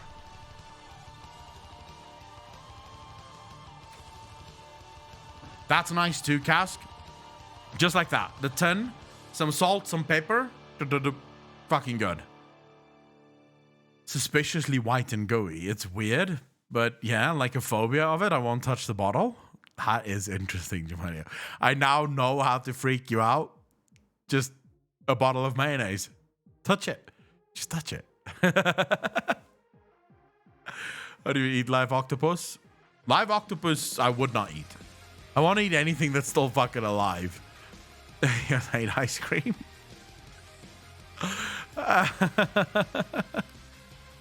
Wrap the legs around the skewer so it won't suffocate you when you eat it. Germania, live octopus. Really? Live? You can eat mayo straight out of the jar with a spoon? No, I don't like mayo that much. But mayo is good. But banana salad is one of the greatest things in the history of the world. I can't believe you don't like this, Apocalypse. What is wrong with you? I mean, just look at this. How can you not fucking like this? It's a nice banana salad.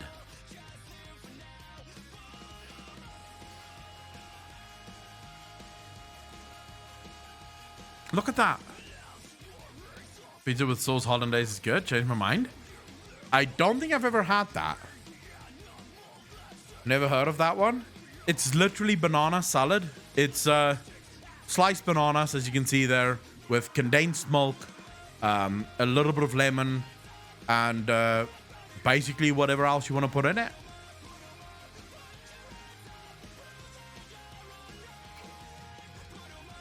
Why is that, Viserani? No, bro. Banana salad with a good lamb roast. So, you have... This, by the way, is not a dessert. This is an actual dish that we have in South Africa with the normal food that we eat. But if you have this banana salad with, like, a nice lamb roast... Oh my god, bro.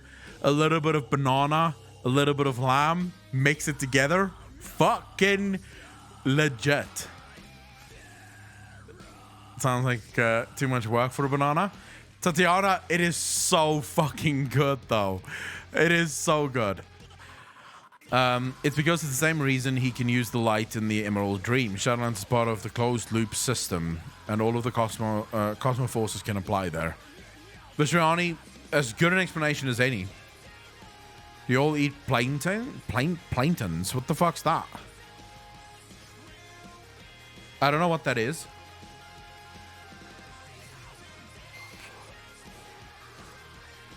I can't believe you guys don't like banana salad. Banana salad is like a good potato salad. Like, you always have banana salad. Frogcast, how you doing, bro? And potato salad at the table. Like, you want both. Yeah. You want both. A good potato salad, a good banana salad. Always a good thing.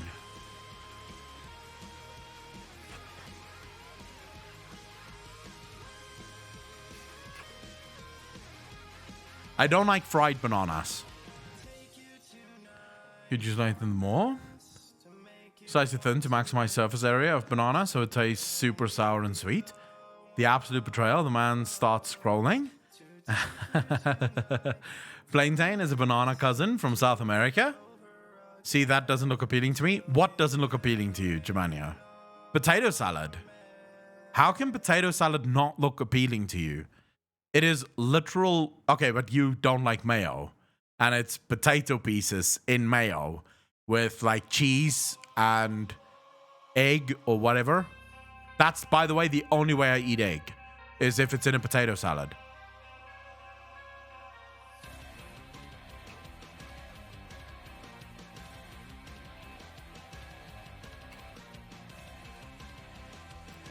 Potato salad is disgusting. You guys are fucking weird. Potato salad is amazing. Banana salad is everything you want. Andy, this is for you, bro. This is for you. A nice little banana salad right there. As you can see, You just, it's so versatile. There's literally so many things that you can do with it. A nice little banana salad and a nice little potato salad. And then, of course, a bread salad. Like, a good bread salad. I don't know if they'll have bread salad here, but bread salad is just as fucking good. Like, a good bread salad is also something out of this world. I'm genuinely not trolling. Genuinely not fucking trolling. Macaroni salad. I love you now. Banana and feta is great.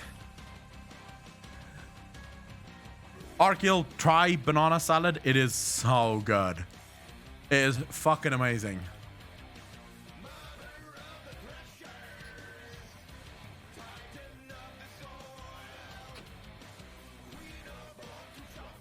What other salads do we have here that's very popular?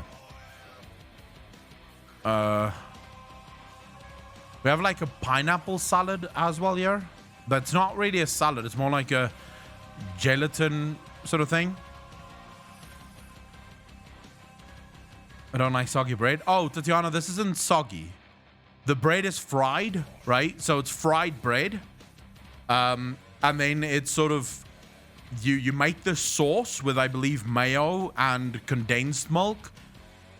And some kind of spice. I can't remember what spice it is, but some kind of spice. And then you mix all of that together, and that makes the bread salad. I've never had raisins in potato salad.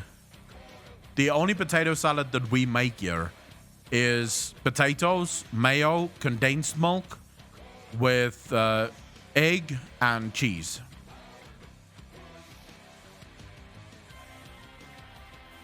He's not okay because he doesn't like banana salad. He thinks banana salad is worth throwing up over. The Scottish, yeah, basically, yeah.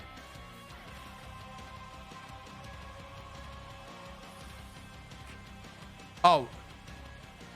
The condensed milk adds a little bit of sweetness to the mayo's very sort of tangy taste. So you get that tangy sort of sweetness. It's a big thing in South Africa. Mixing mayo and condensed milk for a lot of us salads and stuff. Like, I would say condensed milk is a big thing in South Africa, period. I grew up in a house where my dad's idea of a treat was a can of condensed milk. I'm not even lying. The dude's not even fat. I don't know how he never got fat, but the dude's not fat. But he would legitimately have like a big can of fucking condensed milk, like this big, like a proper can of condensed milk, and he would just sit there and drink it out of the can. Me shiver, and not in a good way. I do apologize to Manuel. But I was gonna make my face stuck. Oh, and the other thing that my father used to like really eat a lot was Easter eggs. Like, you know, I don't know if you guys have these. It's like a white candy coated Easter egg. I don't know if you guys have it. I should go South African Easter eggs. I'm pretty sure that's Caramello stuff. This one. So it's this. It's from Beacon. It's like, yeah, you can see what it looks like inside. That's the inside of it. So it's like a white candied outside and then chocolate on the inside. My dad would eat like 2 dozen of those in a single night.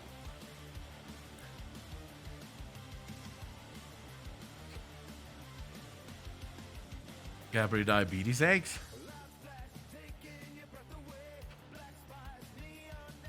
Yeah, this is like the most popular one. I think this is the oldest Easter egg we have with this. So these two would be the oldest ones that I know of, at least. If it will fucking open. I don't know if you guys can see that. Let's see if I can find a proper picture of it. Oh, and these things are good. A fucking cream egg from Cadbury. Motherfucker. What a good egg. This one. Okay, so those eggs, those are very popular as well. You put those in the fridge. Chocolate and marshmallow.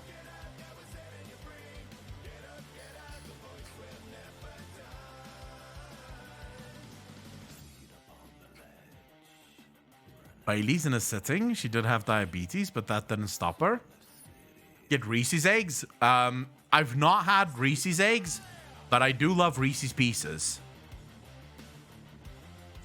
I don't like cream eggs. Way too sweet. Not sure how I'm British.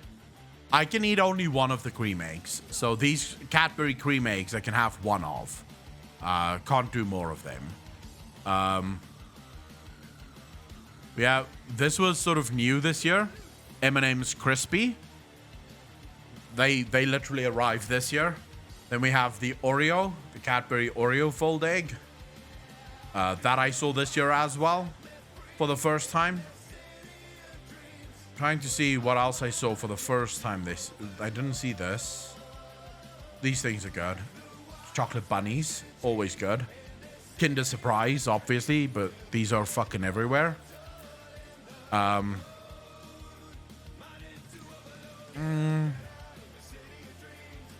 Smarties, fucking orange Smarties. You can get the fuck out with that shit.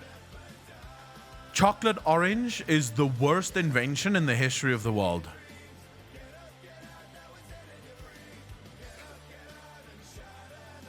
Their offcut shop is insane. I'm gonna make a whole video. I watched that video, Varaxu. Please stand up and stretch, Echo. We love you and we don't want you in pain. Gildana, I'm only gonna be streaming for a short while still. It's milk chocolate and filled with peanut butter filling. Oh my god, that sounds good. The only chocolate egg I know is Kinder. I'm not the biggest chocolate person, too picky. No, Echo, chocolate orange is awesome. No. No. It's not fucking awesome. It is disgusting. Whoever thought that, oh, you know what chocolate needs? Fruit is insane. The only fruit that should go with chocolate is raisins. All other fruit can just fuck off. I genuinely I don't like mint chocolate and I hate orange chocolate. It's just not nice. I prefer just normal chocolate or like a whole nut. Oh my god, a whole nut chocolate. Chocolate with just nuts in it. So good. No, raisins is amazing. We have these things. I can't remember what they're called now. Hold up. Let me see quickly. I think it's Beacon. Beacon Anytime. Yeah, these things. It's Beacon Anytime Peanuts. It's this. Right? So it's peanuts with chocolate around it. But then they also have that, but with raisins in the middle.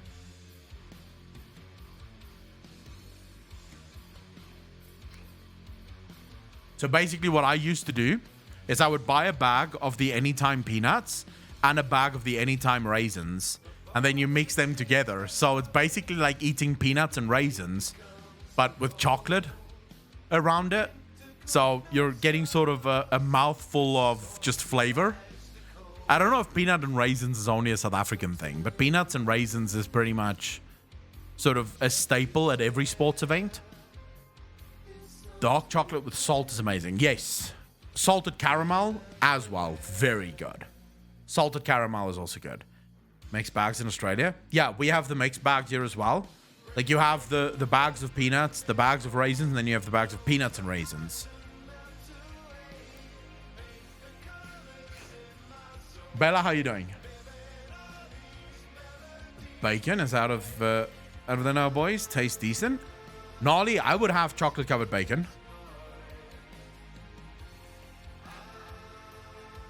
Catty Ash for what? What are you judging me for? For peanuts and raisins? Are you judging me because I like peanuts and raisins? Oh, Black Cat fucking peanut butter. The best peanut butter in the world, Black Cat. Raisinets would be our equivalent. This is what the salted peanuts, sour gummy worms. I don't like sour food, so I don't eat sour food at all. You look like you've lost some weight. Maldorf, thank you very much, dude. Have a tumbler. Everyone knows that American football is just a boring rugby knockoff. I don't agree. Maldo, thanks for the $1, but I do not agree with that.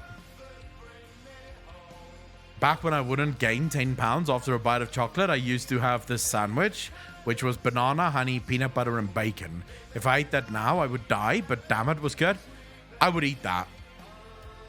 Banana, honey, peanut butter, and bacon. Although, you know how I would eat it, Jamanio? That would make it a million times better? In a fate cook.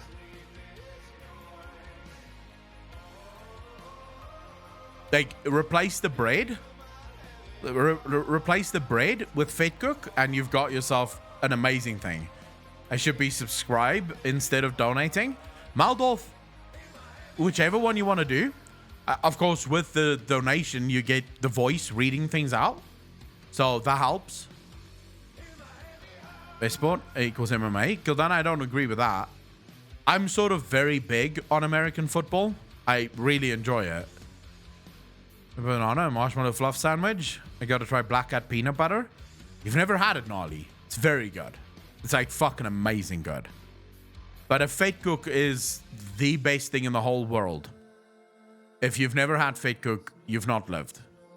And I can say that with absolute certainty. Everyone knows that fate cook is the greatest thing, the greatest invention in the history of the world, really.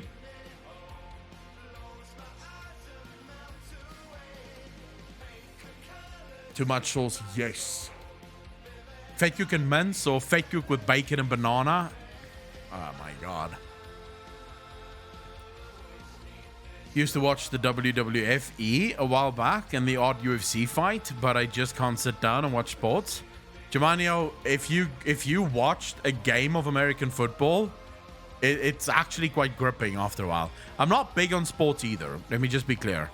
I used to be, but I grew out of it. My only sport that I watch now religiously is esports. So I love sitting down and watching some League of Legends, like the professional League of Legends players. But that's it. I don't do traditional sports anymore.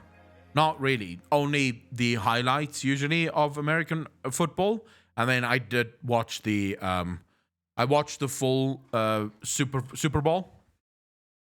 Because, I mean, Tom Brady was playing in it. Why wouldn't I? And if you're not supporting Tom Brady, I'm so sorry that you lost.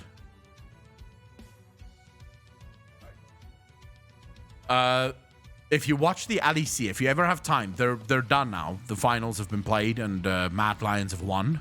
Now Mad Lions is going to MSI, and I don't know if they're going to be able to win. I don't think they stand a chance against the LPL.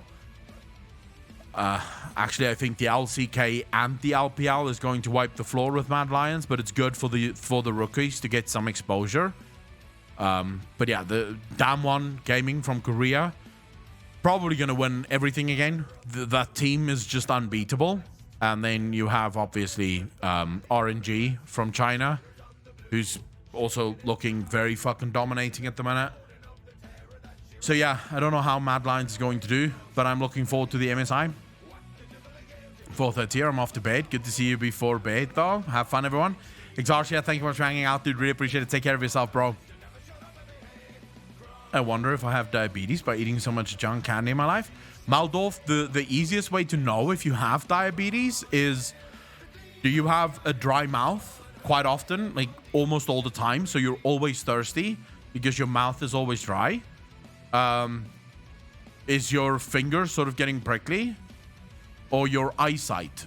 Those three things is clear signs of insulin intolerance.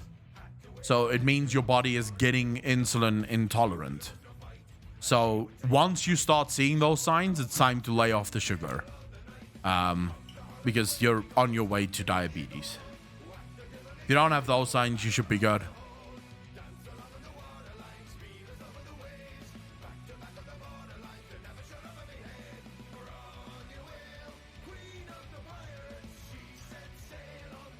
But I've seen the odd esport.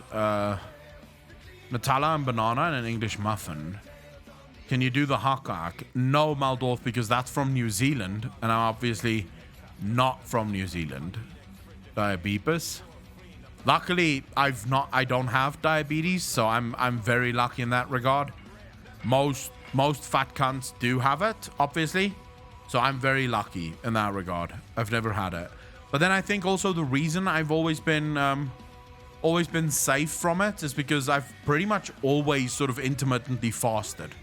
Like, I've never been someone who eats 3 or 4 meals a day. I usually just eat 1 meal a day, so I fast for 24 hours almost always. Which, if you're intermittent fasting, there's almost zero chance for you to get diabetes.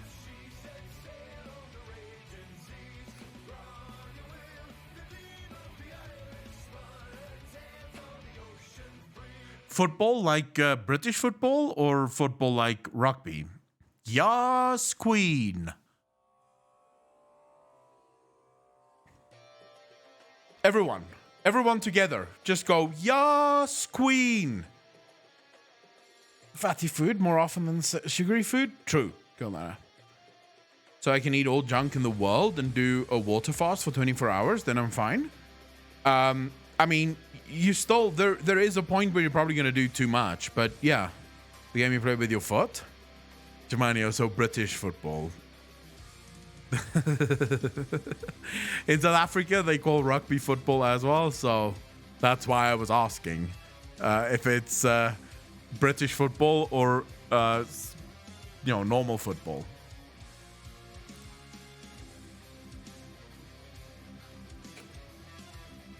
Yes, Just Jeff. We made a video on that.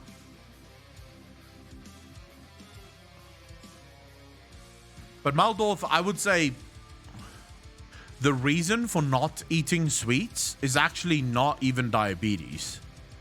It's how you feel the next day. So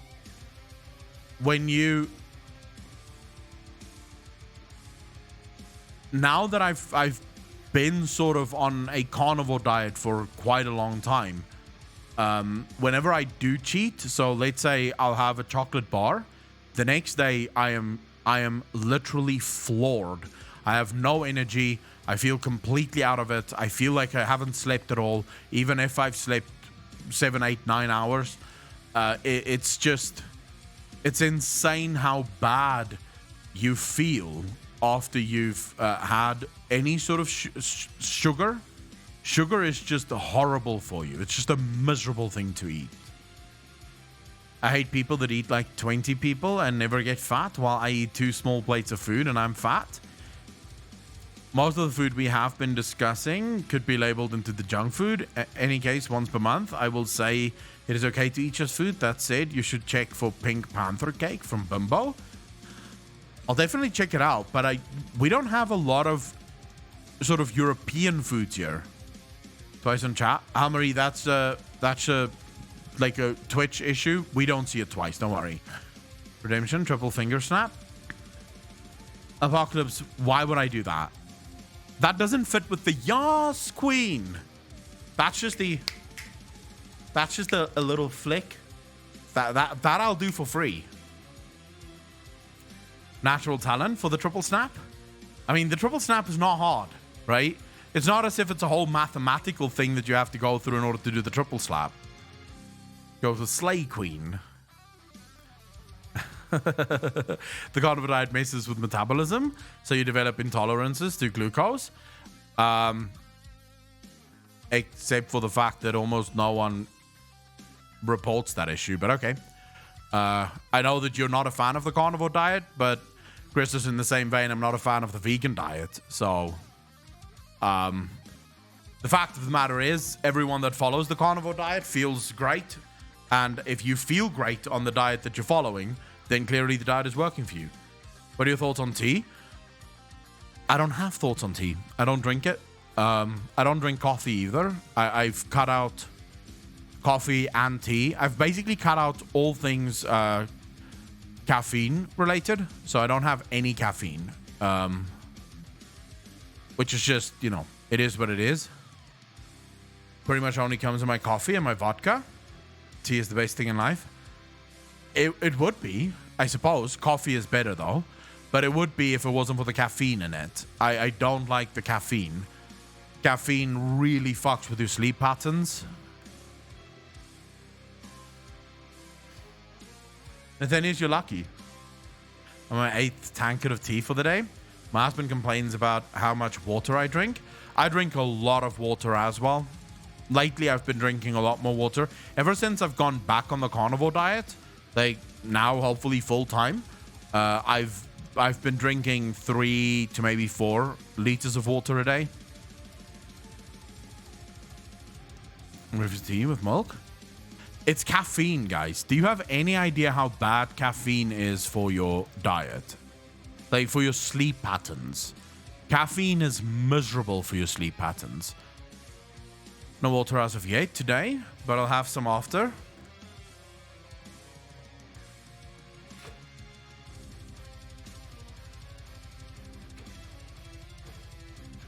Christopher Kruger, according to all of my research, that is not true. And I follow quite a fuck ton of medical specialists who research the carnivore diet. I'm pretty sure some of them would have already said there are people that have very bad things happening to them. Of course, we could then also reference the people that go on the vegan diet and end up with estrogen levels that is much higher than what it should be for their age. In fact, they tested, I think, just the other day, they tested a bunch of people that work over at BuzzFeed. Like, they released their hormone levels, and their estrogen levels is equal to 40-year-olds. They're in their 20s. So, when it comes to nutritional science, I call bullshit on the whole fucking thing. As simple as that. I never give advice on how people should eat. So let's just be clear on that. What you're doing is telling me that what I'm doing is wrong.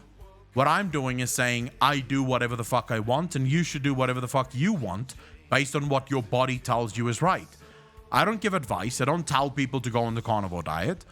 I don't sit here and pretend to be a medical professional because I'm not. I don't pretend to be a researcher because I'm not. It would be disingenuous to pretend that you are a researcher if you're not. And I don't do that. It really comes to understanding that normal is a relative term and it isn't the same for everybody. Every single person is different. Do whatever makes you feel healthy, and if you feel good doing it, then fucking do it. I don't give a shit. If someone doesn't want to eat meat, more power to you. More meat for me. I genuinely couldn't give 2 fucks. Upa Stacco? No, I'm not angry. I'm not angry. I'm making a point.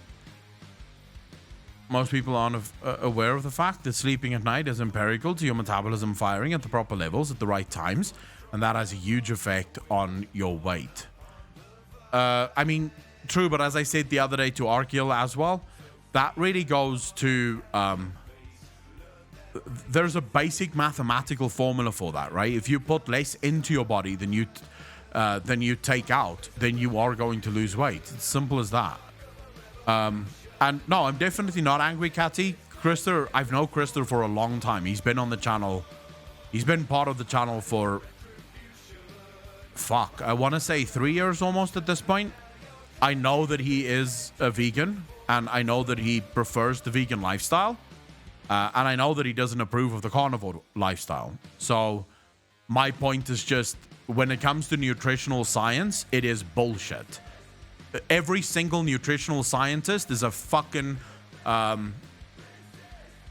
what's the word I'm looking for? It's a grifter. They are literally thieves. They make their living off of bullshit. Because none of them have enough studies to actually prove anything empirically. Almost all of their studies is based on correlation. It's all correlation studies, which scientifically is complete fucking bullshit. A correlation study is the equivalent of shit. So they have correlation studies, and the reason they have correlation studies is to do an actual study that would give you all of the information that you would require in order to make a judgment. You would have to literally abduct 3,000 babies, right? Keep them completely isolated from the rest of the human race. 1,000 babies eat only vegan. 1,000 babies eat only meat. And 1,000 babies eat whatever is the next big, like, normal way of eating.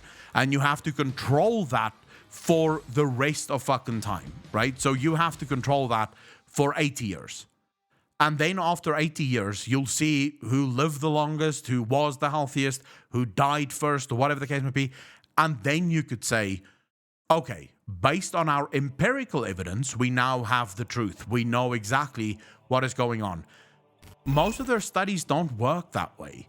The vast majority of studies out there is like a 1-year study into people that eat vegan and people that eat carnivore. And then they go, oh, the people that eat vegan had this, this, and this in their bodies. And the people that ate carnivore had this, this, and this in their bodies. So that correlates to veganism does this and carnivore does that. No, it fucking doesn't. Spoff, thank you very much for the deal on something. Really fucking appreciate that. 2 months in a row. Thank you, thank you, thank you. Oh, this guy's on another level. Am I? Graveload, how you doing, bro? Even then, there are too many genetic factors to draw any real conclusions and stuff like that. With 1,000 people on every single side, you would have to be, you could draw a scientific sort of conclusion. Definitely Harmony, because out of 1,000 people on every single side, you would have enough of a genetic mix to fundamentally say that this affects people this way. The problem with all nutritional science is that there's not enough money in nutritional science. People aren't willing to spend billions upon billions upon billions of dollars to do the studies that would be required to know what is necessary or good for us to eat. And so they all do correlation studies and then pretend like they fucking know. They don't know. They don't have a fucking clue. No. Nutritional scientists can suck my balls is what they can fucking do. Do that to babies. Veganism should be a willing choice. Depends to how a person was eating before, how active it is, how hormone level he is, what weight before, what age. That's why I'm saying you have to basically do it. You'd have to take kids literally from birth and control everything, where the only thing that's different is the diet, right? That's the only way you'd get to a scientific point on what is good and what is bad for us. Where's weight factor? It's a bitch. I think society doesn't help also. Have you ever looked at the recommended portion sizes on packets? The amount of times I've gotten it wrong because the packet was so confusing. Spoff, so my personal opinion is eat whatever makes you feel good. And I don't mean short term, I mean long term, right? So if you wake up the next day and you feel miserable after you've eaten, then you shouldn't be eating that shit. But if you wake up the next day and you feel good, then hey, you feel good, you feel great, let's fucking go. I believe your body is the thing that will tell you whether or not you are doing the right things or the wrong things to it. Your body will tell you, right? Marie Antoinette is my nutritionist. She lets me eat cake. And says tap water. I also prefer tea over coffee. Coffee for me smells like eating dust or wet sand. Yeah, tea tastes much better, and tap water is all I've got here in the UK. I don't do tap water. Tap water tastes fucking weird. It just tastes bad. I don't like it. Radner, thank you for the follow, dude. Really fucking appreciate that. Welcome to the channel. Thank you, thank you, thank you. So yeah, I'm sort of a, I don't know. I don't like correlation studies, and that's the problem. All right. Of course there is, Christos Kruka. Everything I just said is bullshit. Of course it is. Only, of course, everything I just said is rational and logical. Like, you can literally think for yourself. Decades of research based on 6-month studies. Okay. Never mind. Based on logic, you can go, yeah, these guys are talking out of their assholes. Like, literally, all you have to do is apply logic and just go, so you did a study for 6 months where you tried to control what they ate. You didn't control anything else because you can't control everything else because you don't have the money to pay these people for 6 months so for them to sit on their asses and do absolutely fuck all. So you didn't control anything else. You literally just, for 6 months, controlled what they ate. Then you did a quick correlation study, basically looking at the end of the 6 months and what happened to their bodies after it. And then you said, woohoo, let's go for it. And years of research. I'll remind you that less than a decade ago, it was believed that you should not have more than 8 glasses of water. And you should not, and you can have I believe 8 glasses of water and 8 glasses of milk. Now it's like 4 glasses of milk or no more than 4 glasses of milk and only 8 glasses of water or some bullshit like that. It is always changing. There is always some kind of new fad that makes the rounds and makes people like. There's always some new fucking thing from the medical research, nutritional side of bullshit. It's all charlatans, bro. They're just there to make money. That's it. They just want all the money, and so they have to come. They have to keep changing the rules so that people would keep paying them, so that they can keep talking bullshit. Bottle of wine a day keeps the haters away. Did you hear about the nurse that died from drinking too much water? Radner, I've heard of, like, you can drown from drinking too much water, but you have to have an obscene amount of water, right? It's the equivalent of people saying Brazil nuts can give you radiation poisoning. Yeah, if you eat like 70 kilograms of the fucking things, then yeah, sure, it will give you a whole bunch of things, right? It's like, it doesn't matter. At the end of the day, let's just leave it at this. Let's just leave it at that. There's no discussing this. Some people suffer from extreme confirmation bias, and so they need the world to believe what they believe, and so they find the evidence that proves what they wish to believe. Right? That's literally it. They look for the evidence that proves what they wish to believe, and then they think that's evidence.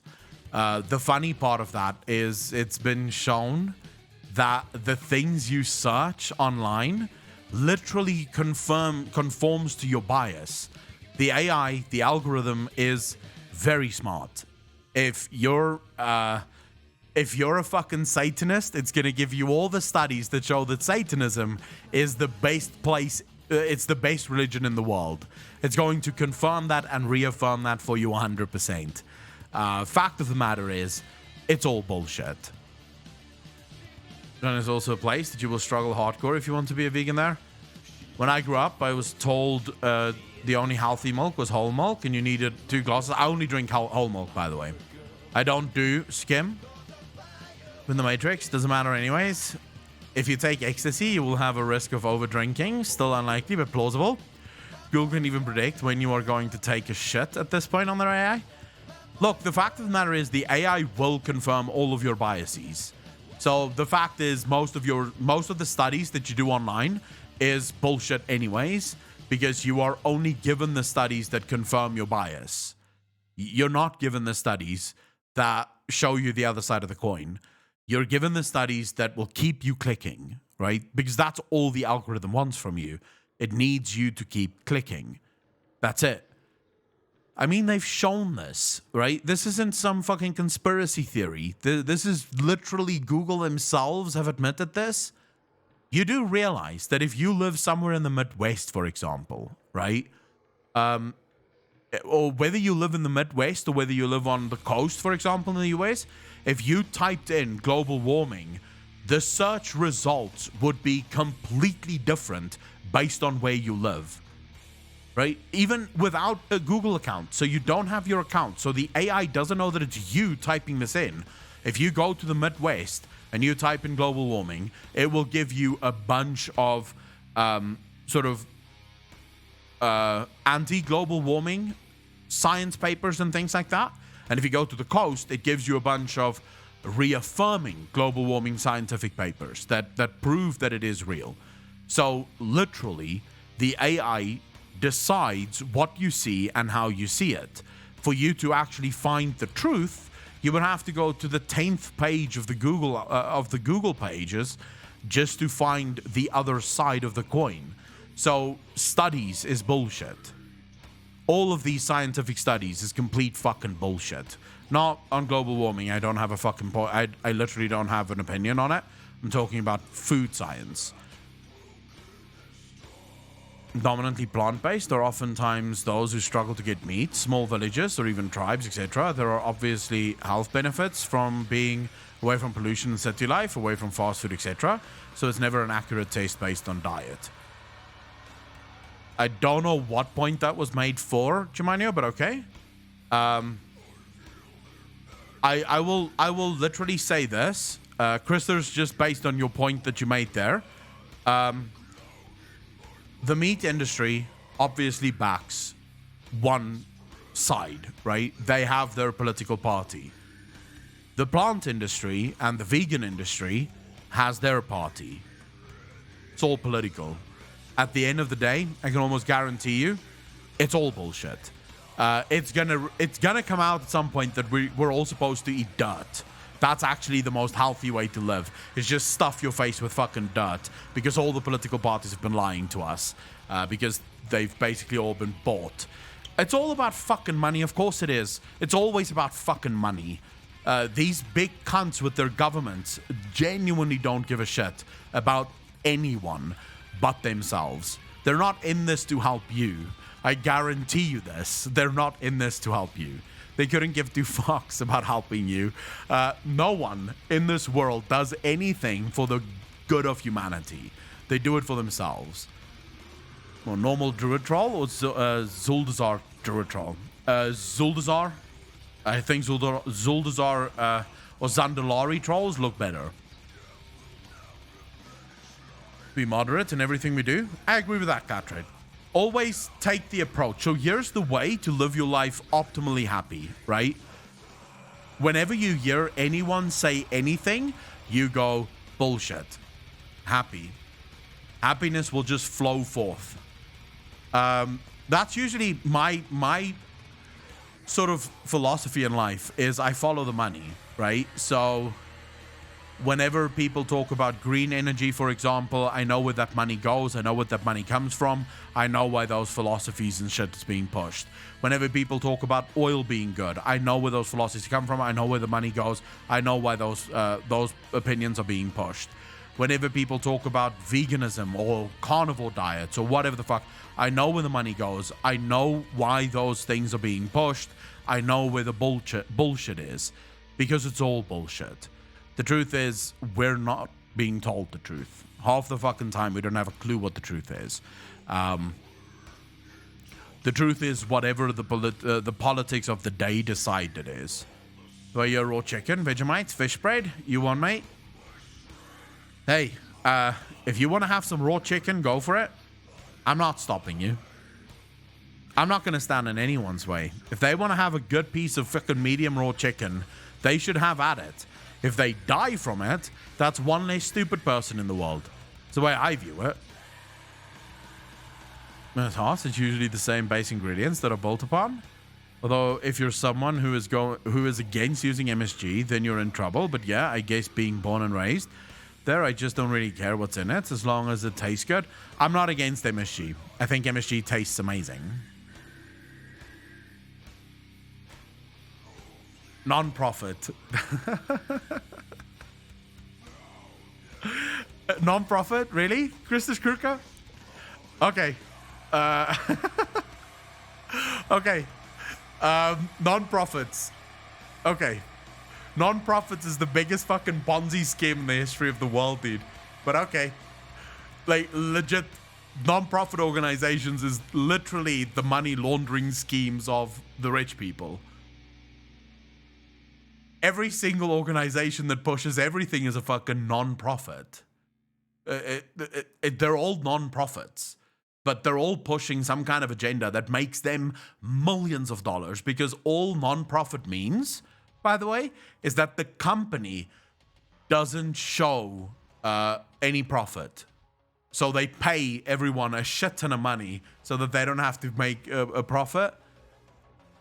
Just eat, drink, endorse what you want and whatever makes you happy. I agree. I'm done with this argument now. And it's not because I don't think you have valid points, Christers. It's because there's no point in having this conversation.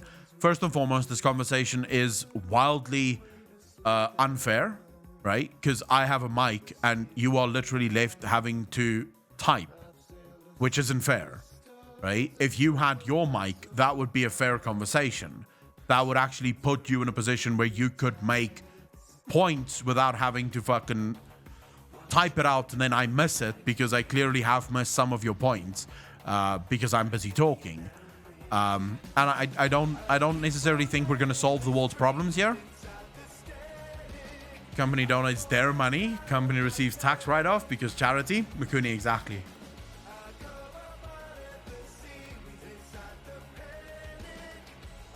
And be taken seriously on the subject, just saying. Yourself in the past, you don't know shit. Best to stick to that. Chris Kruka, just because I don't know shit doesn't mean I'm not right. But hey, you believe whatever the fuck you want, dude. The reason I find a lot of humor in this is because I don't see why it's such a serious thing for you. Like, are you trying to change the whole world vegan? Because, by the way, it's not sustainable. And also, I don't know how to tell any vegan this, but you guys kill far more creatures than meat eaters do. Like, the amount of species that get fucked in order to grow your soybeans and your shit is insane, right? You kill billions. So it's definitely not the most ethical way of eating. It's not ethical. It's just, let's not pretend that going vegan is ethical. It's not. There's nothing ethical about veganism. It is just a way of life, and you're allowed to eat that way. I don't judge that at all. I just think the fact that you take this so seriously is sort of weird. Why? Why are you so serious about this? It doesn't matter. At the end of the day, if I die because I'm not on the vegan diet, what the fuck does it matter? I mean, it's not you dying, right? You're eating as far as you're concerned, right? But this for almond milk, I don't like you vegans eating my food's food. Never met a vegan that wasn't like that. Who cares who eats what? People should stop trying to push their own agenda onto other people. If you want to eat shit, then do that and let others do whatever they want to do. My exact opinion, if what I do does not affect you, then just fucking do whatever you want to do. I don't give a shit. Aurelia, thank you so much for the follow. Really fucking appreciate that. Welcome to the channel. Thank you, thank you, thank you. But yeah, let's get off this topic. I don't care. I will say the last thing about this, I don't give a shit. I'm not going to stop marching for carnivores. I'm not going to stop marching against veganism, whatever the fuck. I don't care. It's legit. I'm not passionate enough about this to care.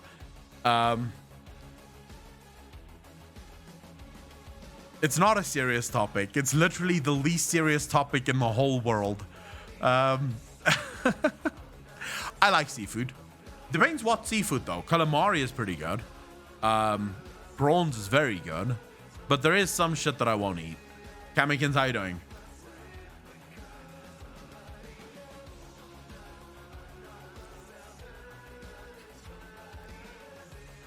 I've never had oysters. I've never had it. So I can't really pass judgment on it. Yeah, I've never had oysters. There is some seafood that I just find a bit, I don't know, gross to eat. I don't know why, but there is some seafood that I just think is weird. I'm sure it is. I do like mussels though. Like a good mussel, oh my fuck. I can eat that shit right out of the can.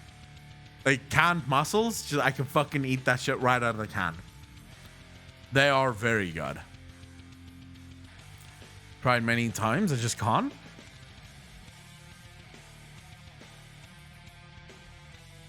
But Christers, then go to some scientific fucking stream and go share your knowledge there.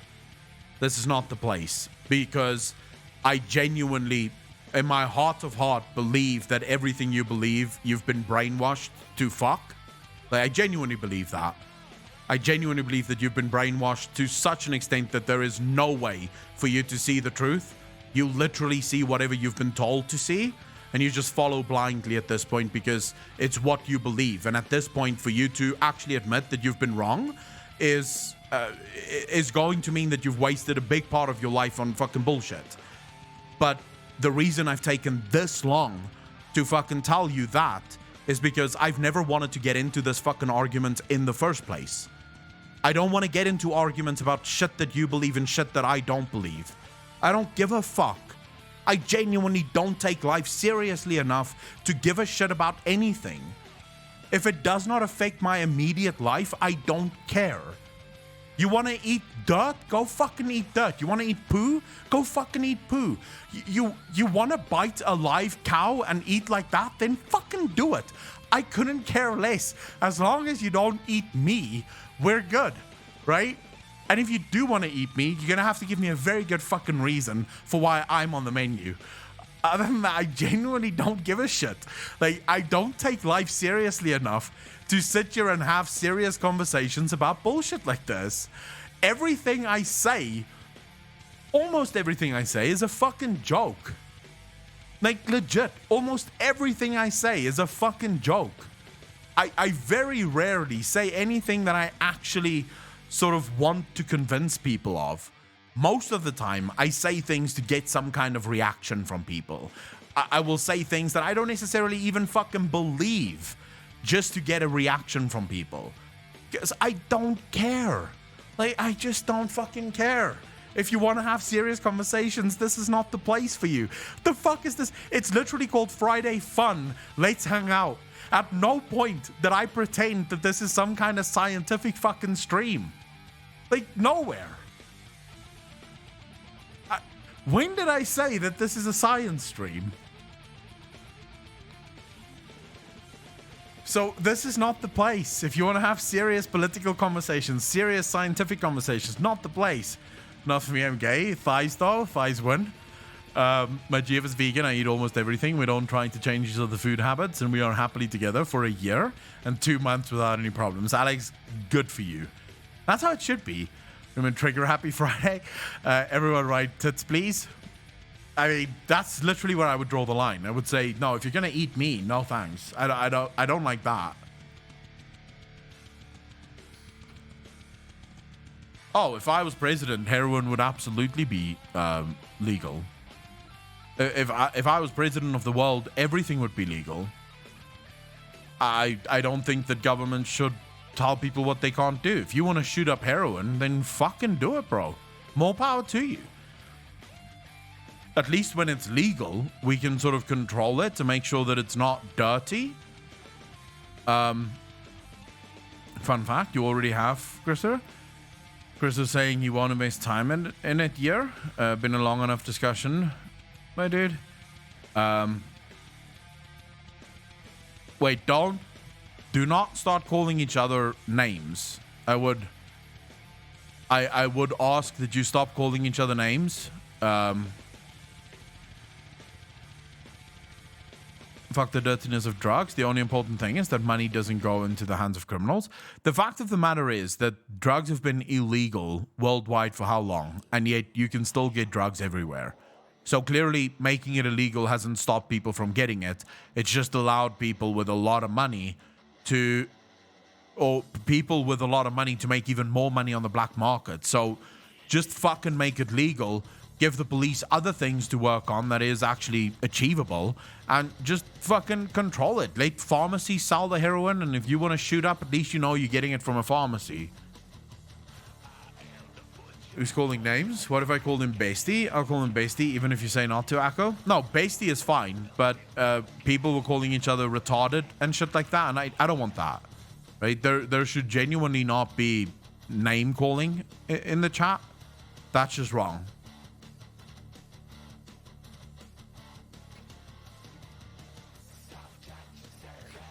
Veraxo, well, considering the fact that I think taxes is immoral, I would probably not be behind the whole tax thing, but yeah, it is extra money for the government to go waste on more wars, so why not?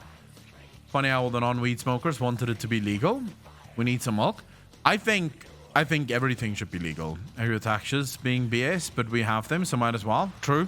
I mean, if the government's gonna go wage war, I'd rather they wage war with the tax money they get from drugs than my fucking money that I earn from working my fucking ass. Well, working is a bit of an overstatement, but, you know, for making videos and doing live streams. I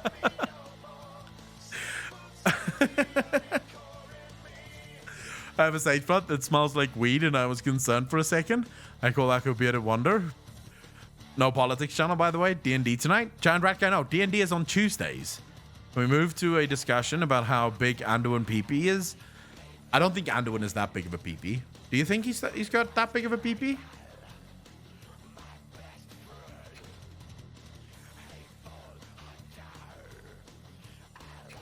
No. I mean, he might have, I'd say, 10 inches? Jesus. Long but thin vibes. Is that worse? 45 inches at most? I don't know. I think he could be above average. Like maybe 6 inches. Actually, that's average. Let's say 6. I think 425 is a bit small. Let's say 6. He's definitely not a 7 or an 8. MV host, how you doing, bro? Long and thin is the worst. Why is that? Well, I can guess why it's the worst. Never mind. Never mind, I've got it. Power infusion on Pepe. Honesty is the best policy. Truth. Giant rat guy, you don't know why long and thin would be worse. Because, well, basically the very thing that you're supposed to do, you're not really doing. Be wrong, Anduin is full of surprises. You think so? Imagine Anduin in the bedroom. I can feel the light even here. That would be quite fucking weird. That would be quite fucking weird. Wait a fucking minute. I'm all long and thin. The hell, man? Andy, but we all know that you bottom. No, parascopic. We are not. We're talking about dicks. I can sense the light in you. Holy shit. This chat has taken a serious turn to Sex Town. This chat has taken a very serious turn into the hardcore sex. Soon we're going to be accused of not knowing anything about sex and being unscientific about our sexual approach. The fucking filth on this channel. The absolute filth. You guys, you need to get your heads out of the gutter. This is a Christian stream.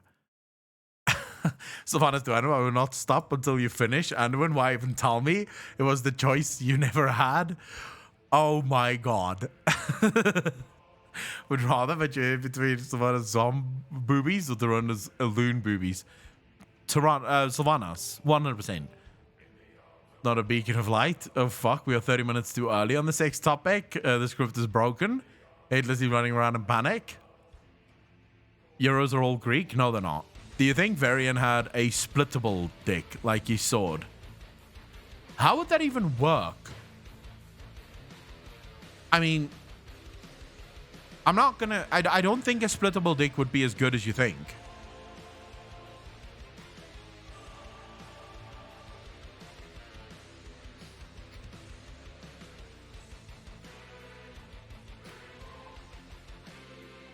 Gyros then? Who the fuck said gyros?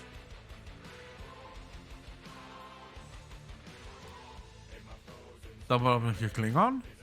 Nathanos is a big one for sure. I would argue that in that sense, he'd just have a shock dick anyways. I don't even want to know. One of each, you know? You say Euros like gyros has to be said. Obviously, you are not degenerate enough, Akko, if you don't think a splittable dick would be a win. It definitely wouldn't be. I wish I didn't either, Akko. It's good that I don't know then.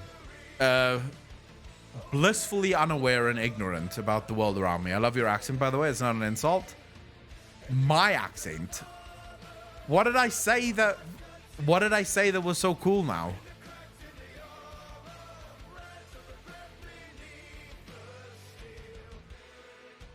Euros gyros. I don't remember saying Euros gyros. Euros. Yeah, but it's... How do you fucking pronounce Euros? How do you people pronounce Euros? Am I saying Euros wrong? But I am saying it with an H. Euros. Mako, are we ever gonna see you try Phasmophobia again? Tatiana, maybe in the future. Maybe in the future. You're softening the H, but I don't know how to make the H harder. Like, how would you fucking make the H harder? Heroes. Here, no. Heroes. No, literally, I am saying it, in my opinion, the correct way. Heroes. Heroes. No, that's wrong then. They're saying you pronounce gyros as gyros, but I don't know what the fuck gyros even means. Actually, you make it sound like the Greek gyros. I don't know what the fuck gyros means. You're saying it fine? I believe I'm saying it fine. The great, thank you. Like Echo, so euros. It sounds right to me. I don't know how you want me to make the H louder. Like the H is literally silent. And so you can't make the silent louder. It's a circle with food in it, aka gyros. Say it with a J pronunciation. Gyros. You can't fucking say it with a J. Then it's gyros. That's wrong. That's completely fucking wrong. Gyros. Gyros? It's a taco with lamb and pizza? I missed something? I think I missed the whole fucking discussion here. Feels like I blacked out and somehow came to in sort of a weird fucking discussion. Maybe if you were lusting after a proper woman instead of a zombie, you could make it harder. Cask, I have no problems with that. SVK, thank you for the primes up, dude. Really fucking appreciate that. Welcome to the Fat Fuckers Club. Thank you. All of this accent talk and saying things wrong seems very unscientific. It really is. We should be more scientific here, guys. Gyros equals gyros as far as Google is concerned. Gyros. It's actually pronounced Euros. The fuck? No, that's just wrong.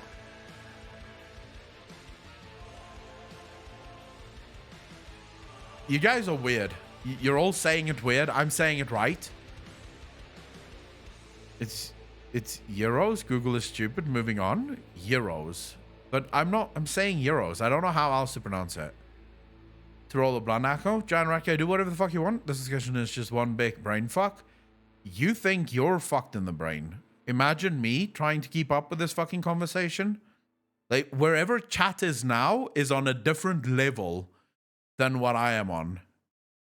I genuinely don't think I'm on the level of chat at the minute. The fuck is that word? Useless. Twitch out of all things, trying to give English lessons. Well, I don't mind it since English isn't my first language. Different but not above yours. I mean, English isn't my first language, but I'm pretty sure I'm saying euros the same as every other person says euros. It's pronounced Yerosh, like for real? Yerosh. That doesn't sound like a word that rolls off the tongue. I like words that just roll off the tongue. That sounds like a very strange pronunciation for things. Yerosh. Za. Why would... No, but that makes no sense. The reason we say ha ha ha is because it almost kind of sounds like you're laughing. That's why a lot of girls will write he, because they're cute laughing, right? They're not ha ha ha ha ha, but they're he. So that's why we write it that way. The Greeks do not laugh za. I've heard Greeks laugh in the past, and they don't go za. That was funny. That's fucking bullshit. You guys are right to get fucking wrong. What about the he? But I already said, or what Luna's doing, tee-hee, when they really try to be cute. They go tee-hee, and then you're supposed to go, oh shit, she's so cute, so fucking awesome. But why is za considered laughing? Lol, I unironically say lol out loud sometimes. So, Germanio, I have this very bad habit, right? If someone tells me a joke that isn't necessarily funny, like not haha funny, I'll literally go lol.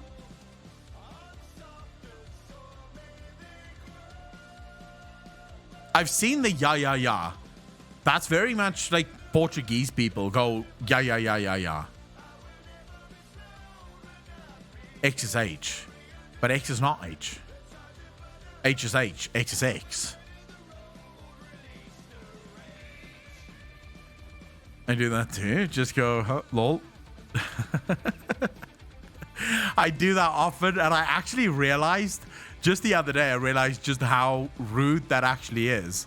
Because you're literally telling the guy, laugh out loud, because his joke just wasn't funny.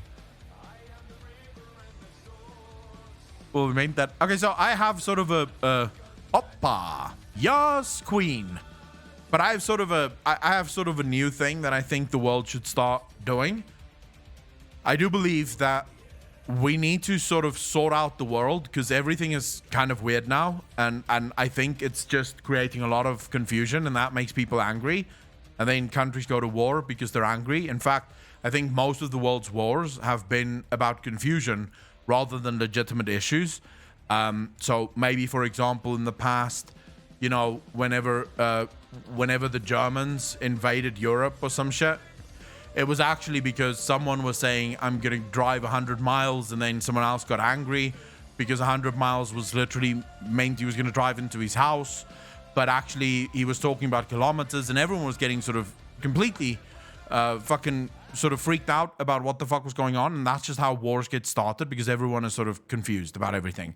So I do think the world needs to do a couple of things. Everyone needs to go to the matrix system, because the imperial system has shown itself to be completely useless in every single fucking way, right? It doesn't make a whole lot of sense. For example, an inch is 2.5, but not really 2.5, but sometimes almost 2.5 centimeters. What the fuck kind of measurement is that? Just use centimeters. A normal ruler is 30 centimeters, very easy to understand. And when you say centimeters, everyone can fucking agree with you. And then also 100 centimeters makes a meter, and everyone just knows exactly what is going on, right? And then also when it comes to speed, for example, miles per hour just doesn't work as a metric of speed, because kilometers per hour is far better. For example, if you're going 30 or 40 miles per hour, that doesn't sound like a lot. But if you're going 80 to almost 100 miles per hour, that sounds like a lot. And you actually know, oh, that's too much. You shouldn't be going that fast. So kilometers will actually save lives. If the world's all switched to kilometers per hour, more lives will be saved in the long run. I'm pretty sure of this, scientifically proven or not. I'm pretty sure of it.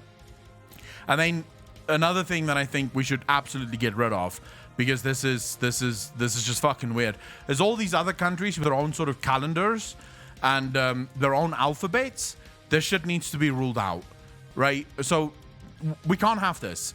We have January. January is January, and that's January. And literally the 1st of January is New Year's Day. We should all agree that that is what it is.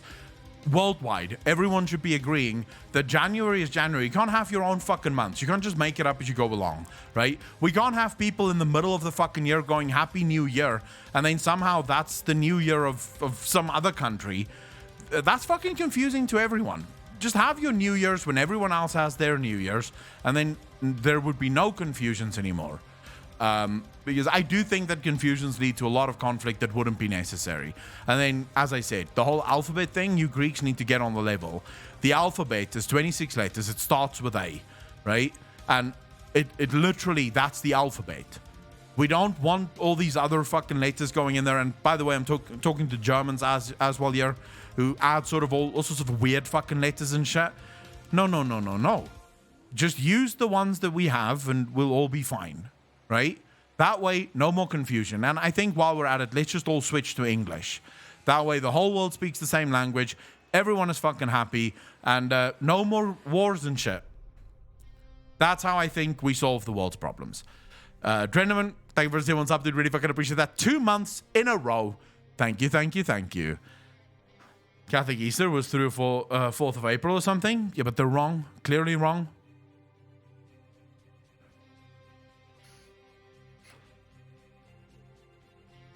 Periscopic, of course I'm fucking trolling. I mean, of course what did I just say? Not even 10 minutes ago. Nothing I say on this channel is fucking serious. You should not be taking me serious at any given point in time. If you are, you're making a massive fucking mistake. Terrible. Have a dumpling. You are so cute, Echo. Fuck you, Furorius. Thank you very much for the 100 bits. I'll take your money, but fuck you. Let me scare Echo real quick. The fuck is that? So, far as bad, I take too much shit seriously. Yeah, but on this stream, never take anything seriously. Instead of world operating by dates, we start operating by patches. I could do that. Like, patch 1 is January, patch 2 is February, patch 3 is March. We just get new patches all the time. I could do that.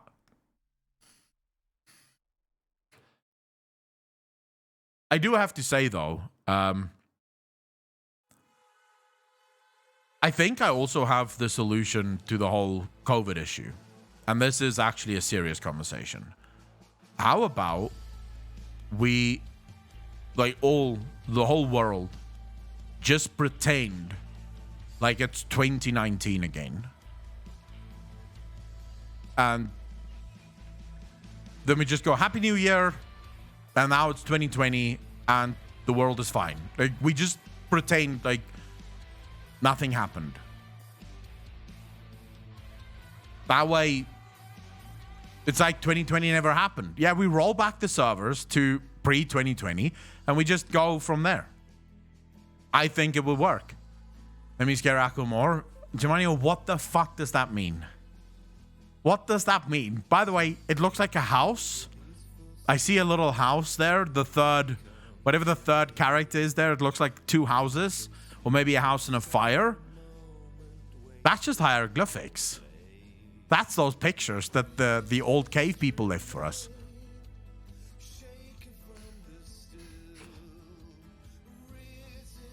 How are you gonna scare me, Clattered? You guys have weird fucking languages. You know, it looks like a house. It's actually close to how our radicals work. Radicals? What the fuck's a radical? Okay, maar kom, laat ek so met julle ons praat. So, julle kan nou in julle taal met my praat en dan sal ek met julle praat in my taal en dan kan ons kyk hoe gaan dit. Okay, ons kan kyk wie kan die langste aanhou. Alhoewel, het sal nie werk nie, want as ek aanhou om so te praat, gaan julle ons dit gaan, what the fuck? En dan gaan julle net loop. En dan gaan ek nie meer viewers hê nie. So, het sal ook nie werk nie. Maar jy sien, dit is die probleem. As julle ouens skryf in julle fucking weer taal, dan kan ek nie fucking uitmaak wat die fuck aangaan nie. Nou, ek verstaan jy goed. Dan is pretty weird too, Echo. South Africa isn't weird. What's weird about us? Has 3 radicals in it. 3 radicals. You'd have to explain this to me in detail, Germanio. I don't think this stream is the place.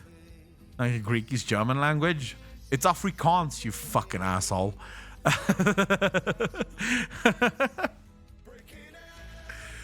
It's Afrikaans. I was literally just saying, if you guys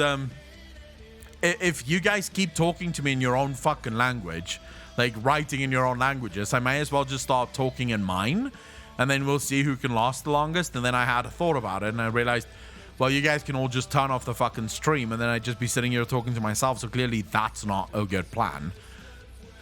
German though, or no? Yes, Firaxu. It's actually very closely connected to German, but our father language is Dutch, and then I would actually say, Marcuso, I would say our father language is Dutch, our sister language is, or languages is German and French. It is a lot closer to Dutch, yes.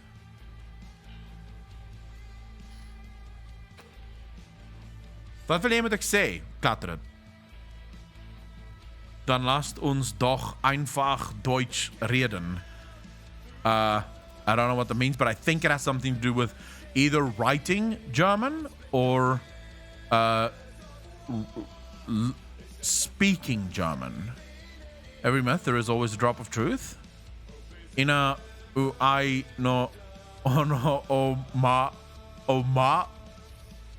ola Macau I ela I kea. The fuck does that mean, Luna? If I start talking Dutch to Akko, he will only laugh. I can understand Dutch, but it is sort of weird. Dan praat jy tegen jezelf, de Zuid-Afrikanen en de Nederlanders. Ponte, ja. Basis gaan ek dan letterlik gaan ons met mekaar praat. En die ander ouens wat sal kan verstaan sal wees Flemish, Vlaams. So Flemish people should be able to understand as well. Rieden is speaking. German takeover. Well, if you thought that through prior, we wouldn't be in this predicament in Hawaiian. Wait, that's Hawaiian? How many fucking... Oh my god, how many vowels is in those words? Like, they've taken it easy on the consonants. Like, the Hawaiian people clearly does not give a fuck about consonants. It's all about them vowels, boy. Ik kan je goed verstaan, alleen je accent is soms wat moeilijk. Maar ik zo, voor mij is het diezelfde. So, julle Nederlands of Hollands vir my is baie keer afhangende van waar julle bly, kan baie moeilik raak vir my om te verstaan. Does your main have a rank 5 abomination workshop yet? I don't know. I don't think so, Giant Rat Guy. It's mostly a vowelistic language. They speak more in emotion. It sounds like if I could hear it, it would sound cool.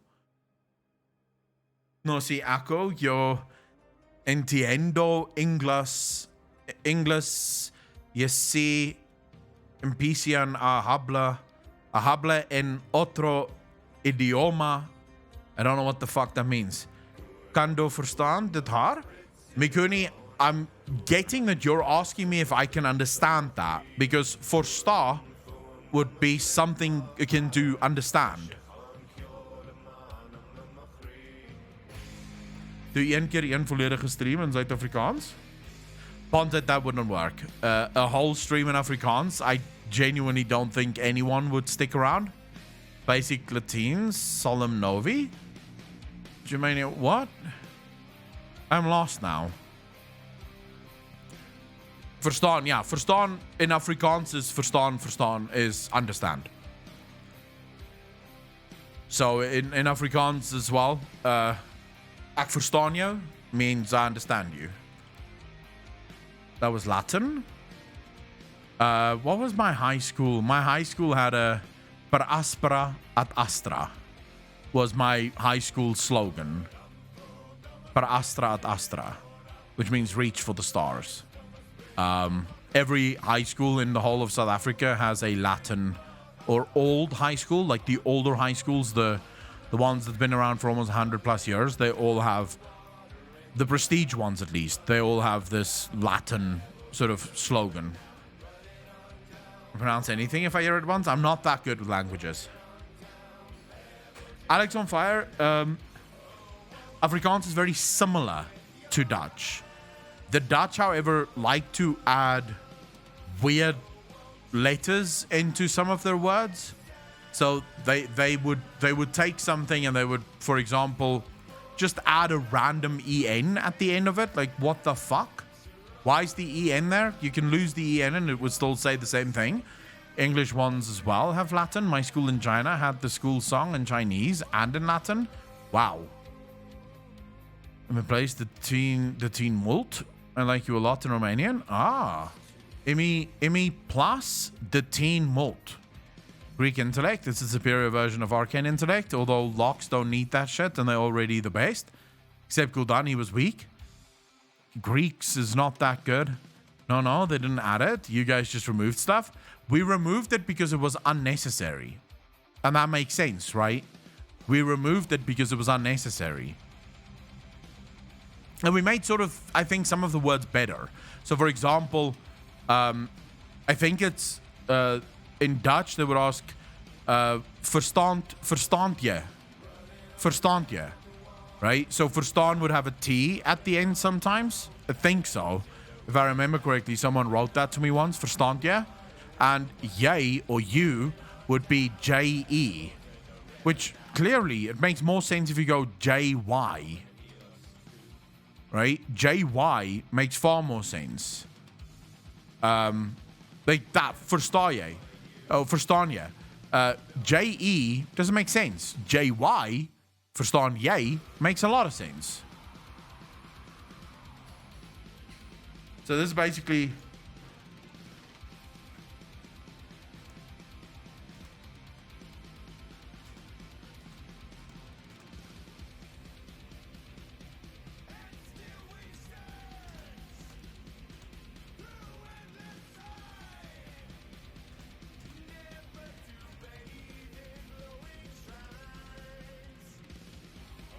There you go. Simplified in Discord. The Hawaiian alphabet. This is not going to be simplified or fucking understandable, is it?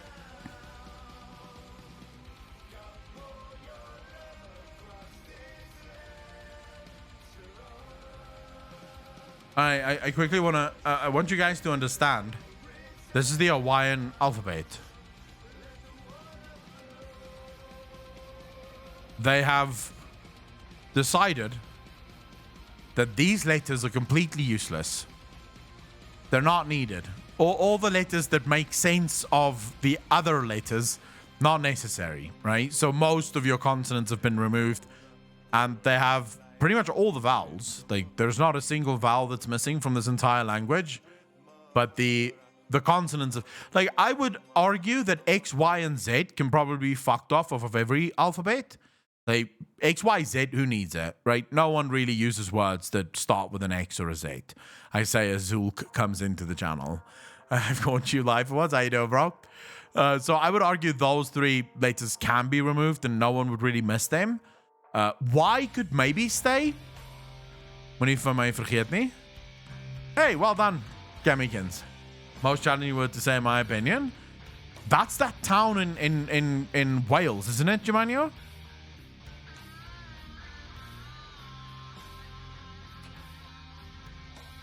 Try this word. This is the longest town in South Africa.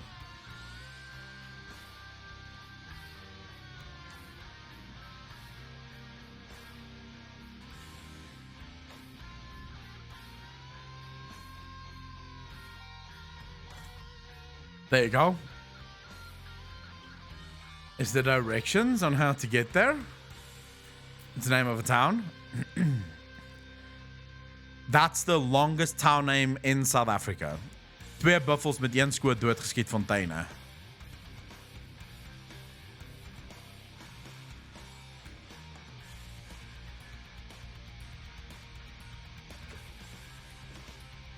It's a very small town. Difficult word to pronounce in Hawaiian. What is it, Luna? Give it to me. I think I just butchered the shit out of that, Akko. 2 cows who were shot dead, fountain. Marcoso, 2 buffalo. Wait, Huma? Hold up. Guys, stop typing. I need to get this. Huma Nukunu Kuwa Pua.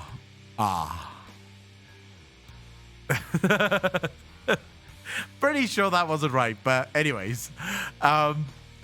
So it is basically 2 buffalo, right? 2 buffalo shot with 1 bullet fountains. No, 2 buffalo shot dead with 1 bullet fountains. That's the literal direct translation.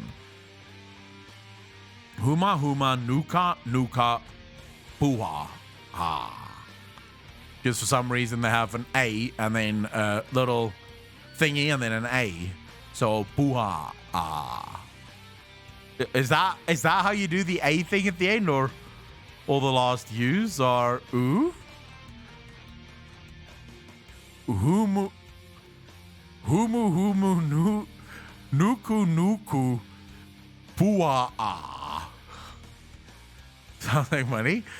We're saying in Dutch for that, but with birds. Yeah, no, we have a saying as well here. 2 voëls met 1 klap. Sort of, you know, you manage to do 2 things at once. But that's the town name is 2 buffaloes shot dead with 1 bullet fountains. No. Andy, I literally just tried to pronounce something in Hawaiian. Try, is bitty Istvith. Is Bitty Istvith. I don't know if I'm saying that correctly. You think YXZ is bad? Imagine having these letters in your alphabet. I don't know what any of those letters actually pronounce like. My town is Deventer. My town is Pretoria. Or Pretoria. And literally just next door is Johannesburg.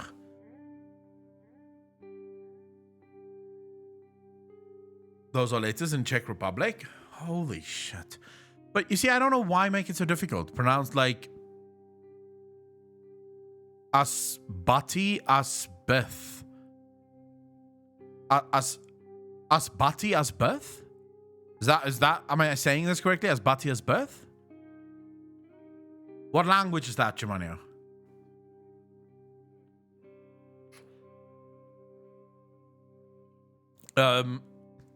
Cape Town is the oldest city in South Africa, like the oldest town. It was literally the first place discovered in South Africa.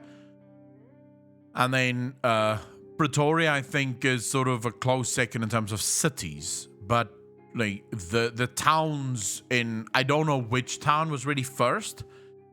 I just know that the first town in the world that had actual electrical streetlights was a town in South Africa called Kimberley. I sent you the Japanese alphabet this time. Oh my. Oh.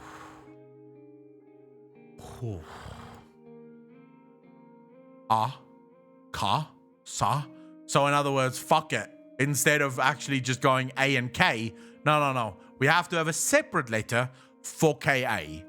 Okay, never mind. What the fuck do I know? It seems like the guy wanted to make the alphabet sort of cover all the bases and then gave up halfway and just went, fuck it. We'll just make the rest of the words up as we go along. Sylvanas will die, possibly. She won't. She, ni, he, me, ri, vi, u, ku, tu, nu, fu, mu, you, ru. The fuck kind of language is this? Have you already contacted Joe yet? Joe?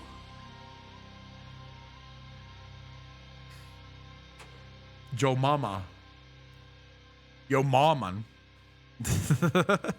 Do you guys have Yo Ma jokes in the Netherlands as well? You still the Sugod? That's the base language for anime? Probably. Chinese is weird. Guys, I would say Mandarin, like Mandarin is Chinese, right?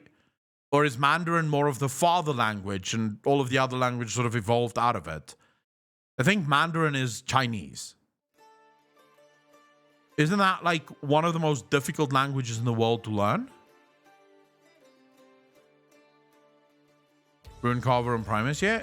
I mean, they're literally the same thing. They are literally the same thing.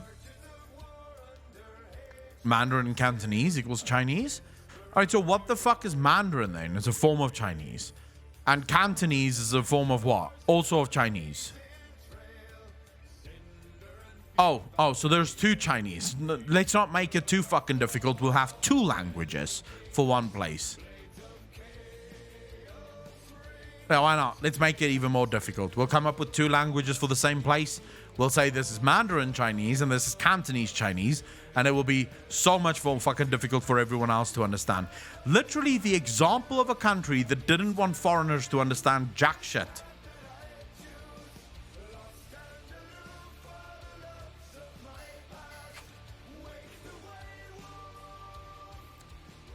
That is Japanese. The best way to tell the difference is the alphabets of Asian countries. As Japanese is more simplified, Chinese is more elaborate characters, and Koreans are more wide and boxy characters.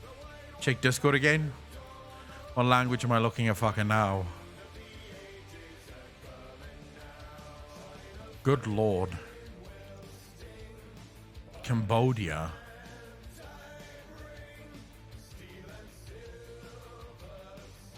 They've never heard of spaces. What even is a space? Who needs spaces? Who needs to avoid confusion at any given point in time? Fuck it. We'll just say all our words at once. 7 letters pretty much. 74 letters. That is so many. We're native speaker of Chinese. Zig, really? So you're actually Chinese? Your language is difficult, bro. You guys need to do something about that fucking language. You have to make it easier for foreigners like me that's completely fucking ignorant to understand. It's a music sheet, bro? I don't know. It doesn't look like any music sheet I've ever seen.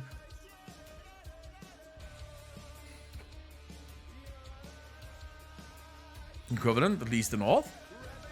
I'm looking at Snake Game. Oh my god, yes. Do you guys remember the old school Snake Game?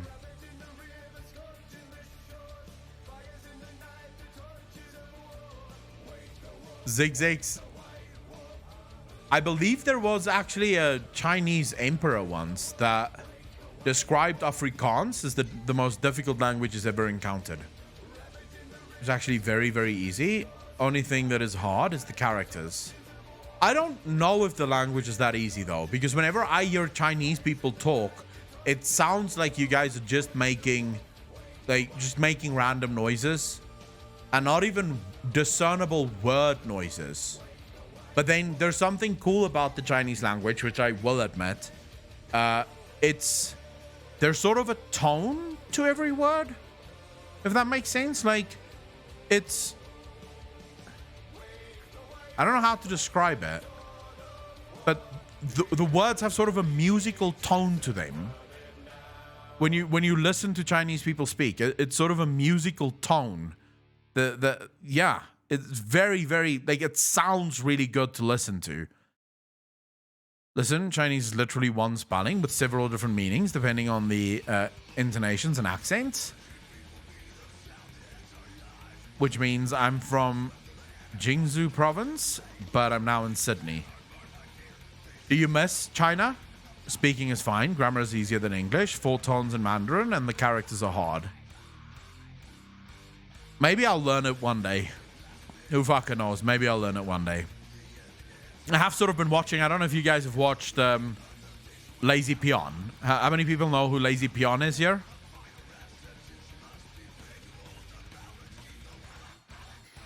Just Brian, I find that's true for most places. So Lazy Peon has this series where he has this series where he's sort of MMO IRL, where he shows off living in Taiwan. He's been living in Taiwan for quite some time now. Everyone there speak English perfectly fine, but Taiwan looks fucking gorgeous. It looks like such a beautiful place to live. To me, Chinese is really aggressive. Like someone is gonna hit you over the head with a chanchia. So like, really? Because Tai 2, that is some gentle comedy, giant rat guy. I don't think so. Chinese to me, in fact, doesn't sound aggressive at all. It actually sounds like the least aggressive language. Oh, and by the way, Zigzags, Germanio was born in China, but she is a Brit, and she can speak Chinese. So Russian and German sound super aggressive to me personally. Russian. German, not so much. I think that's because it's sort of the Afrikaans in me. German is very similar to Afrikaans. But Russian does sound like they're gonna kill you. It sounds like you're gonna die anytime soon. Like within the next few minutes, this guy's gonna whip out an AK-47 and just blow your balls off. But according to people that's been there, they say Russian people are some of the friendliest people you'll ever meet.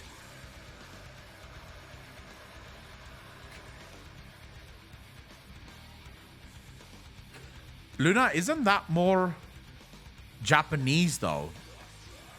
I don't know if the Chinese are exactly the same though. I don't know if the Chinese is exactly the same. I know the Japanese are very big on not showing emotion. Like, emotion is not part of the culture, and you're not allowed to show it. Are our emotions or problems? Oh, right. That's weird. Although South Africa has a similar thing, I suppose. Mainly for men, though. Very hardcore for men. Depression, what's that? That doesn't exist. You're just not working hard enough. I would say South Africans have a similar approach to most of the emotional thing. At least for the men. For the women, it is there's a different rule. But for men, you are sort of taught from very young. No emotions, don't show emotions, men do not show emotions. And you sort of grow up with that just ingrained in you. To me, Asian languages sound like they're shouting all the time. Wouldn't say emotion. I think you're just going as if like you go to too many Chinese restaurants because they are shouting to each other there. McEwen is very healthy. Look at me, I'm very happy. I could, but I think it sounds like some bad Germans. But you didn't know, it's just not, you're not encouraged to fucking cry and break down and sort of, you're supposed to be strong, right? You're supposed to be a man. So you're supposed to be able to lead and you're supposed to be able to be a good person and take on the world's problems. That's your job. Also remember that outside of my generation has been the first South African generation that has not been sort of forged in war. And it was men that went to war. So prior to my generation, you turned 18, you were off to war, right? And you would go fight wars until, well, longer back, it was 16, 14. Some older folk didn't even go to school because they were drafted to go to war at the age of 12. If you were young enough to hold a gun, if you were old enough to hold a gun, you were old enough to fucking shoot and go to war. So my generation is the first generation that doesn't have that. We didn't go to war. And yeah, you were just sort of taught this is no place for fucking emotion. Russian singing proves everyone wrong. Good, but I think it sounds like some bad Germans. Maria Sharapova, hot. Oh yeah. I mean,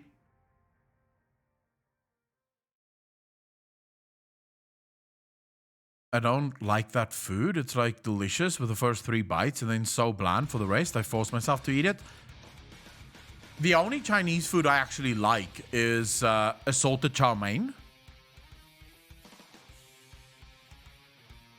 Featuring Who Cares? Is that right, Ferorius?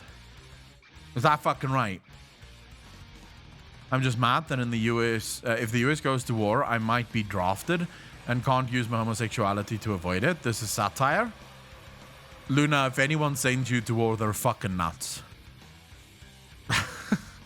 Met wie is Suid-Afrika dan in oorlog, aangezien iedereen en het leger moest? Ponted, for the longest time, South Africa was at war with the British. So for a very long time, South Africa was at war with the British. That ended, and very soon after, South Africa went to war with communist Africa. So basically Cuba, Russia. It was Cuba, Russia, and can't remember the third country. There was sort of their troops alongside the troops of Africa advancing, and South Africa was sort of holding the wall, so to speak, against the communist invasion of Africa. Direct fried rice doesn't contain a one-on-one of MSG. You're not doing it. You are doing it wrong. With hours upon hours of spending time on Chatterbait in my expertise, I know Russians are some of the hottest women on this planet. Massey, the fact that you spend so much time on Chatterbait is a problem, and you should seek help.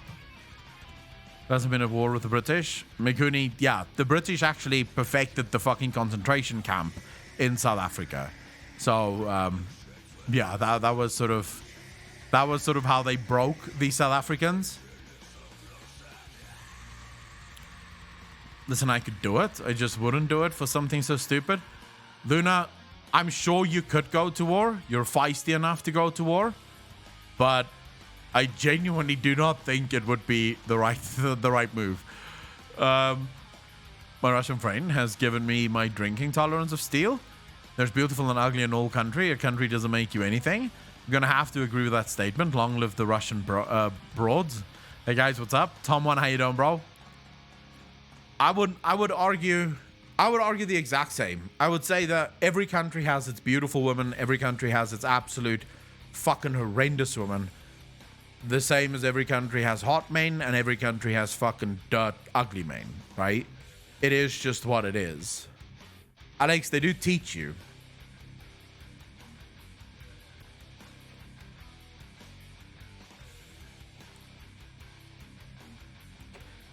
MVOs, I agree with that.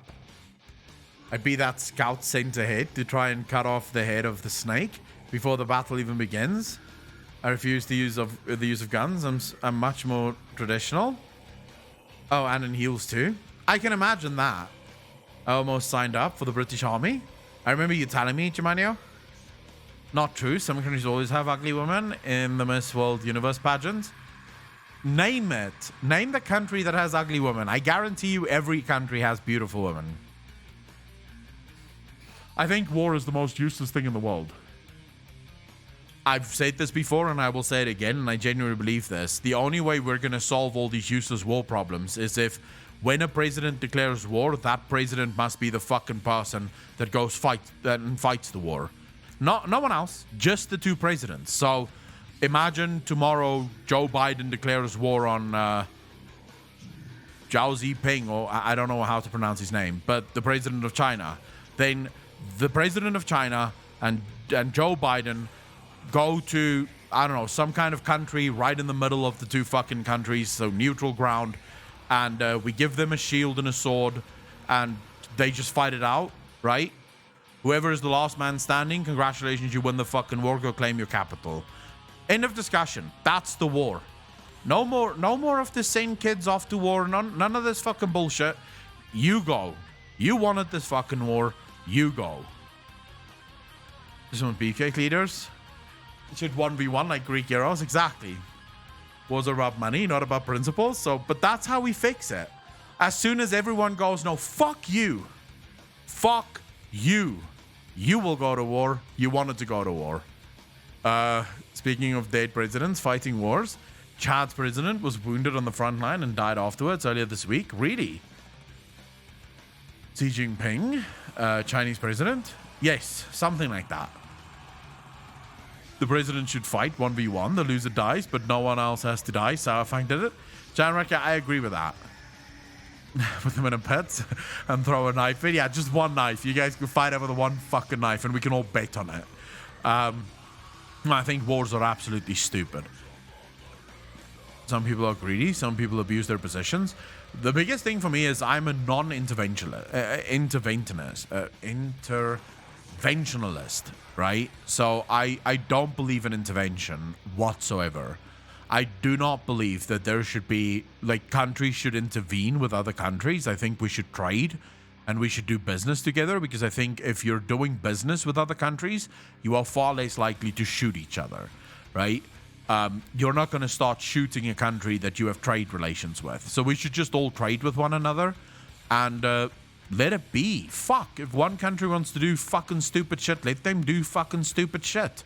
It's not your problem, right? It's not my fucking problem when some fucking country that I've never heard of, right, does something stupid. The fuck does that have to do with me? Let them do the stupid shit if they want to do the stupid shit. I don't know how to solve that. Just do business and everyone make fucking money and we're all just happy. Just go back to the old ways. Cut off a thief's hand. An eye for an eye. You screw me over, I match you. I match you like a shill. I guess you could do that, Luna.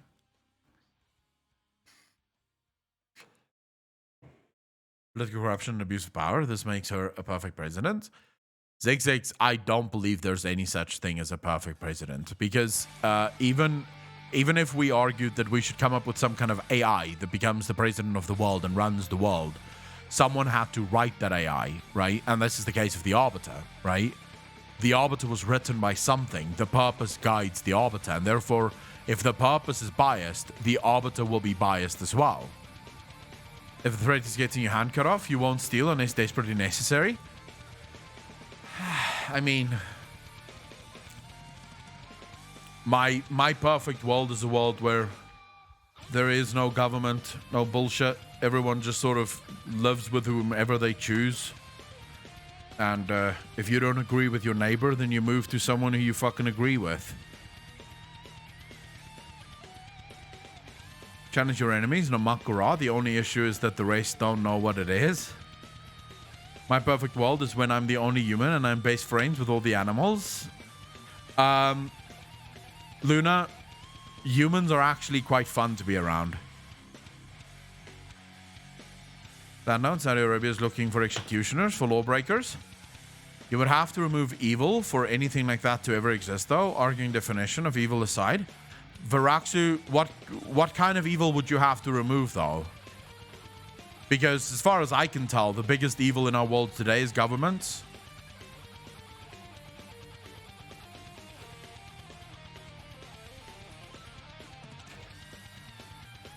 Like, the whole point, in my opinion, of government is control, right? It's literally all government wants to do. It just wants to control. So, as far as I'm concerned, it's literally the most evil system in the universe, is government.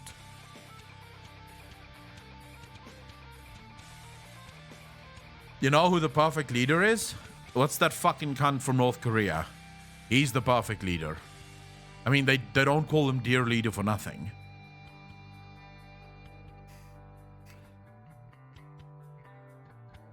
He looks like a funny guy. Like, if he was your president, it'd at least be fun, right? You'd at least be looking at him every day and getting a fucking laugh. The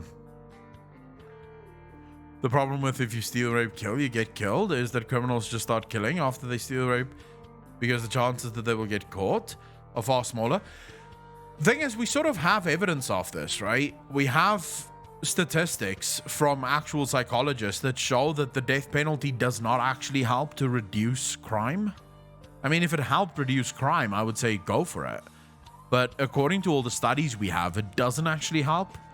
You don't reduce crime by killing people. If you laughed at him, you'd probably get executed. Not if I'm doing it in my own home. But what's Czech president? I've never seen him. But they're all useless. That's the point. The point I'm trying to make is there's no such thing as a good leader.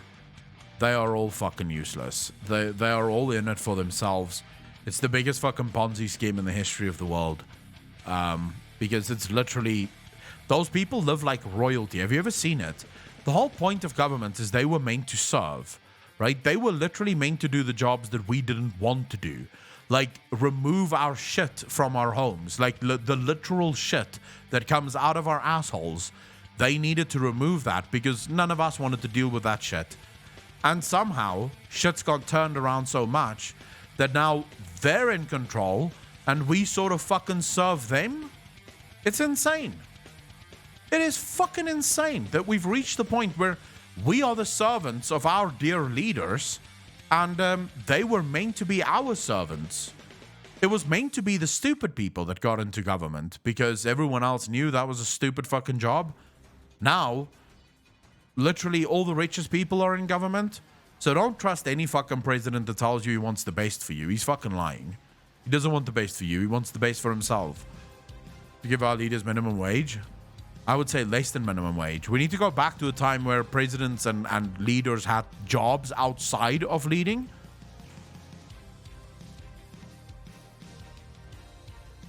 Oh, the stupid people are in government, Jemima. That's the problem.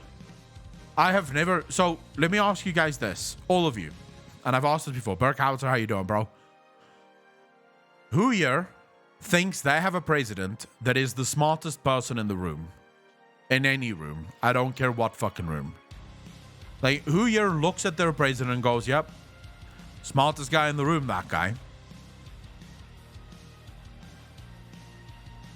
I'm pretty sure every single person goes, no, not me. I don't have the smartest. Then why the fuck are they ruling us? Why is it that it's always the fucking special needs people that's ruling the rest of us? Got Bojo, he's a joke.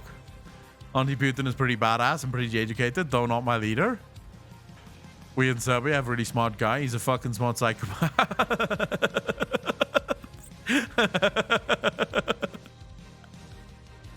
The smartest guy in the room, if he ever wakes up to lead. To be fair, the president of Germany has no power. Get your lazy ass off that chair, go stretch. No. We're gonna end the stream here on that little bombshell. We are going to end the stream now. We've done about 5 hours of stream on a Friday night. It's one of the longer Friday night streams. I had a ton of fun with all of you. But I do actually now want to go fucking straight. You did actually last the whole time, but I think we actually discussed things that you find interesting, Luna. VP is an idiot. Zofia, I would say the former everyone is a fucking idiot. I think all leaders are just pieces of shit. Ladies and gentlemen, on that note, Sophia, by the way, how you doing? Welcome. Kush Fury, how you doing, bro? Sorry for those of you that literally just arrived at the end of it, but I will be back on Tuesday, as always. Of course I will be, because it's fun, and I do miss you guys. And I will see you on Sunday for those of you that want to come over to YouTube to watch the Shull Show. It's been amazing. The growth so far has been amazing. It's amazing that all of you are hanging out with me. I absolutely enjoy you. I absolutely love you. I had such a good time tonight. Thank you so much. Be kind to each other. Take care of yourselves. And if you have a loved one, if you have someone special in your life, do something fun with them this weekend. Ladies and gentlemen, as always, I love you. I will see you next time. Peace out, fam.